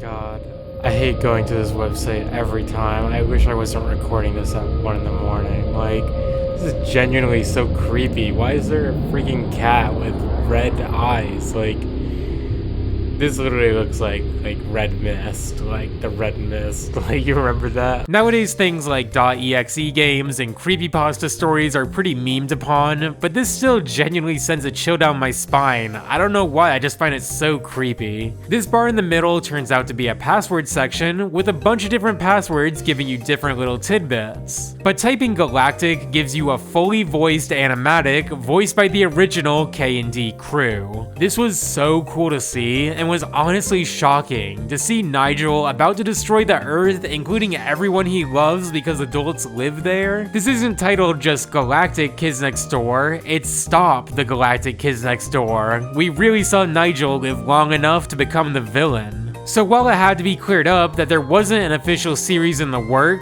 they still faced the problem of the countdown timer on the website promising something on April 1st. Honestly, as ominous as the timer is, I wonder if anyone feared this would be like the Adult Swim bomb threat fiasco 2.0. So Mr. Warburton and board artist Guy Moore actually whipped up a second animatic a week before the deadline, with Moore stating there's not really any time to revise this. He goes on to say, quote, "Dude, in 20 years in this industry, I've faced down a lot of deadlines, but I've never ever literally been up against a ticking clock. Not to mention one made with my own numbers." They even rounded up several voice actors back up to record that week who already voiced the first animatic for free out of the kindness and passion they had. So on April 1st, we see the second animatic that reveals numbers 3 and 4 were the ones who accidentally leaked the GKND video, and number Vine was actually Lizzie this whole time. Oh, cause she's Lizzie Devine. Completely retconning characters and sections of shows is tricky. Like, even on these videos I've made, I've seen the occasional comment like Lizzie actually would be better at this than Nigel, cause she's a GKND member. Though it does kinda complicate other sections of the show, I actually really enjoy this twist. So she tells numbers 3 and 4 they have to get everyone off Earth, and when it fades to black, number 4 tells us there's no current plans for the GKND to be a series as of now. Over 10 years later, the flame burns on that another season of KND will air someday. It really feels like it could happen in the current age of streaming services and reboots. Despite this project receiving a ton of praise and petition signatures and more, Cartoon Network was pretty silent regarding this trailer. And they own the rights to the show as far as I know, so they can't just make it on their own, even if that was feasible from a production standpoint. In August of this year, Mr. Warburton will be attending his first convention, NostalgiaCon in Houston. So since I initially uploaded this video, Mr. Warburton, along with the voice actors for numbers 1 through 4, along with Great Delisle filling in for number 5, actually did a table read of the GKND pitch, which artist Guy Moore even made an animatic for. We see number 3's become a bit of a miserable teenager, and we even see a new stuffed animal in lieu of rainbow monkeys. Like, look at this little guy. Nigel says the GKND kinda sucks, quote unquote, and that he's an outcast assigned to janitorial duty because he comes from Earth, a planet ruled by filthy adults. On top of this, due to some complicated circumstances and long story, which I'd assume we'd find out at a later time, we learn Nigel's released father, who was captured by the GKND, and he's on his way back to Earth, which actually is pretty scary. But this also might be setting up some sort of father redemption arc story. I'd really enjoy this development. Like, we kind of see some kernels of this in Operation Z.E.R.O, that father's evil, at least somewhat, in order to win the attention and praise of grandfather. And maybe he's like a sweet, chill guy when you get past the child neglect and trauma. And eating children. On top of that, it lined up well with the thesis of this whole video series, which suggests the adults actually might have been in the right way more than we gave them credit for. So let's take a look at our final tally for how many times the villains were correct in Codename Kids Next Door. Now for season 6, we first have to take away a whopping 14 non-applicables. Half the conflicts in this season didn't even include adults, like cats, a tricycle, Mushi. Now we got 2 innocent rulings, but only 7 guilties, so hey, not too bad. This leads us to our final tally, in which the adults were guilty 70 times, and only in the right 25 times. And even then, it's a little controversial. controversial. This doesn't look like an amazing ratio for a series that sought out to say, hey, the adults had a point sometimes, but considering how dang evil they can be, like trying to enslave and eat children, to say they were right a quarter of the time is a bit surprising, especially if we lump in the 51 non-applicable entries. That would actually make the adults technically not guilty in more than half of KND's total episodes. Is that moving the goalpost? Maybe. Is it fun? Maybe. So that's where the story of KND ends for now. An amazing 6th season with some awesome episodes, a touching movie that puts the whole show in perspective, and hope for a sequel series made possible only through the love and passion from this crew. Not just Mr. Warburton, not just the story artist, the voice talent, even the sound designer helped them crunch to make these GKND specials. This is one of the few shows I'd fully welcome a reboot/sequel of, but at the same time, the movie and finales have given me enough closure and enough hope that I'd be okay without it. Like, I'm grown up, sorta. But it really means a lot to me that so many of you have stuck around from that first video earlier this year, cause it's a really special series to me, and the fact that it's helped me connect with so many of you really is what it's all about. Thanks so much for watching, and a big thanks to my Patreon and Ko-fi supporters. This is Number 2D signing off one last time for KND. Bye!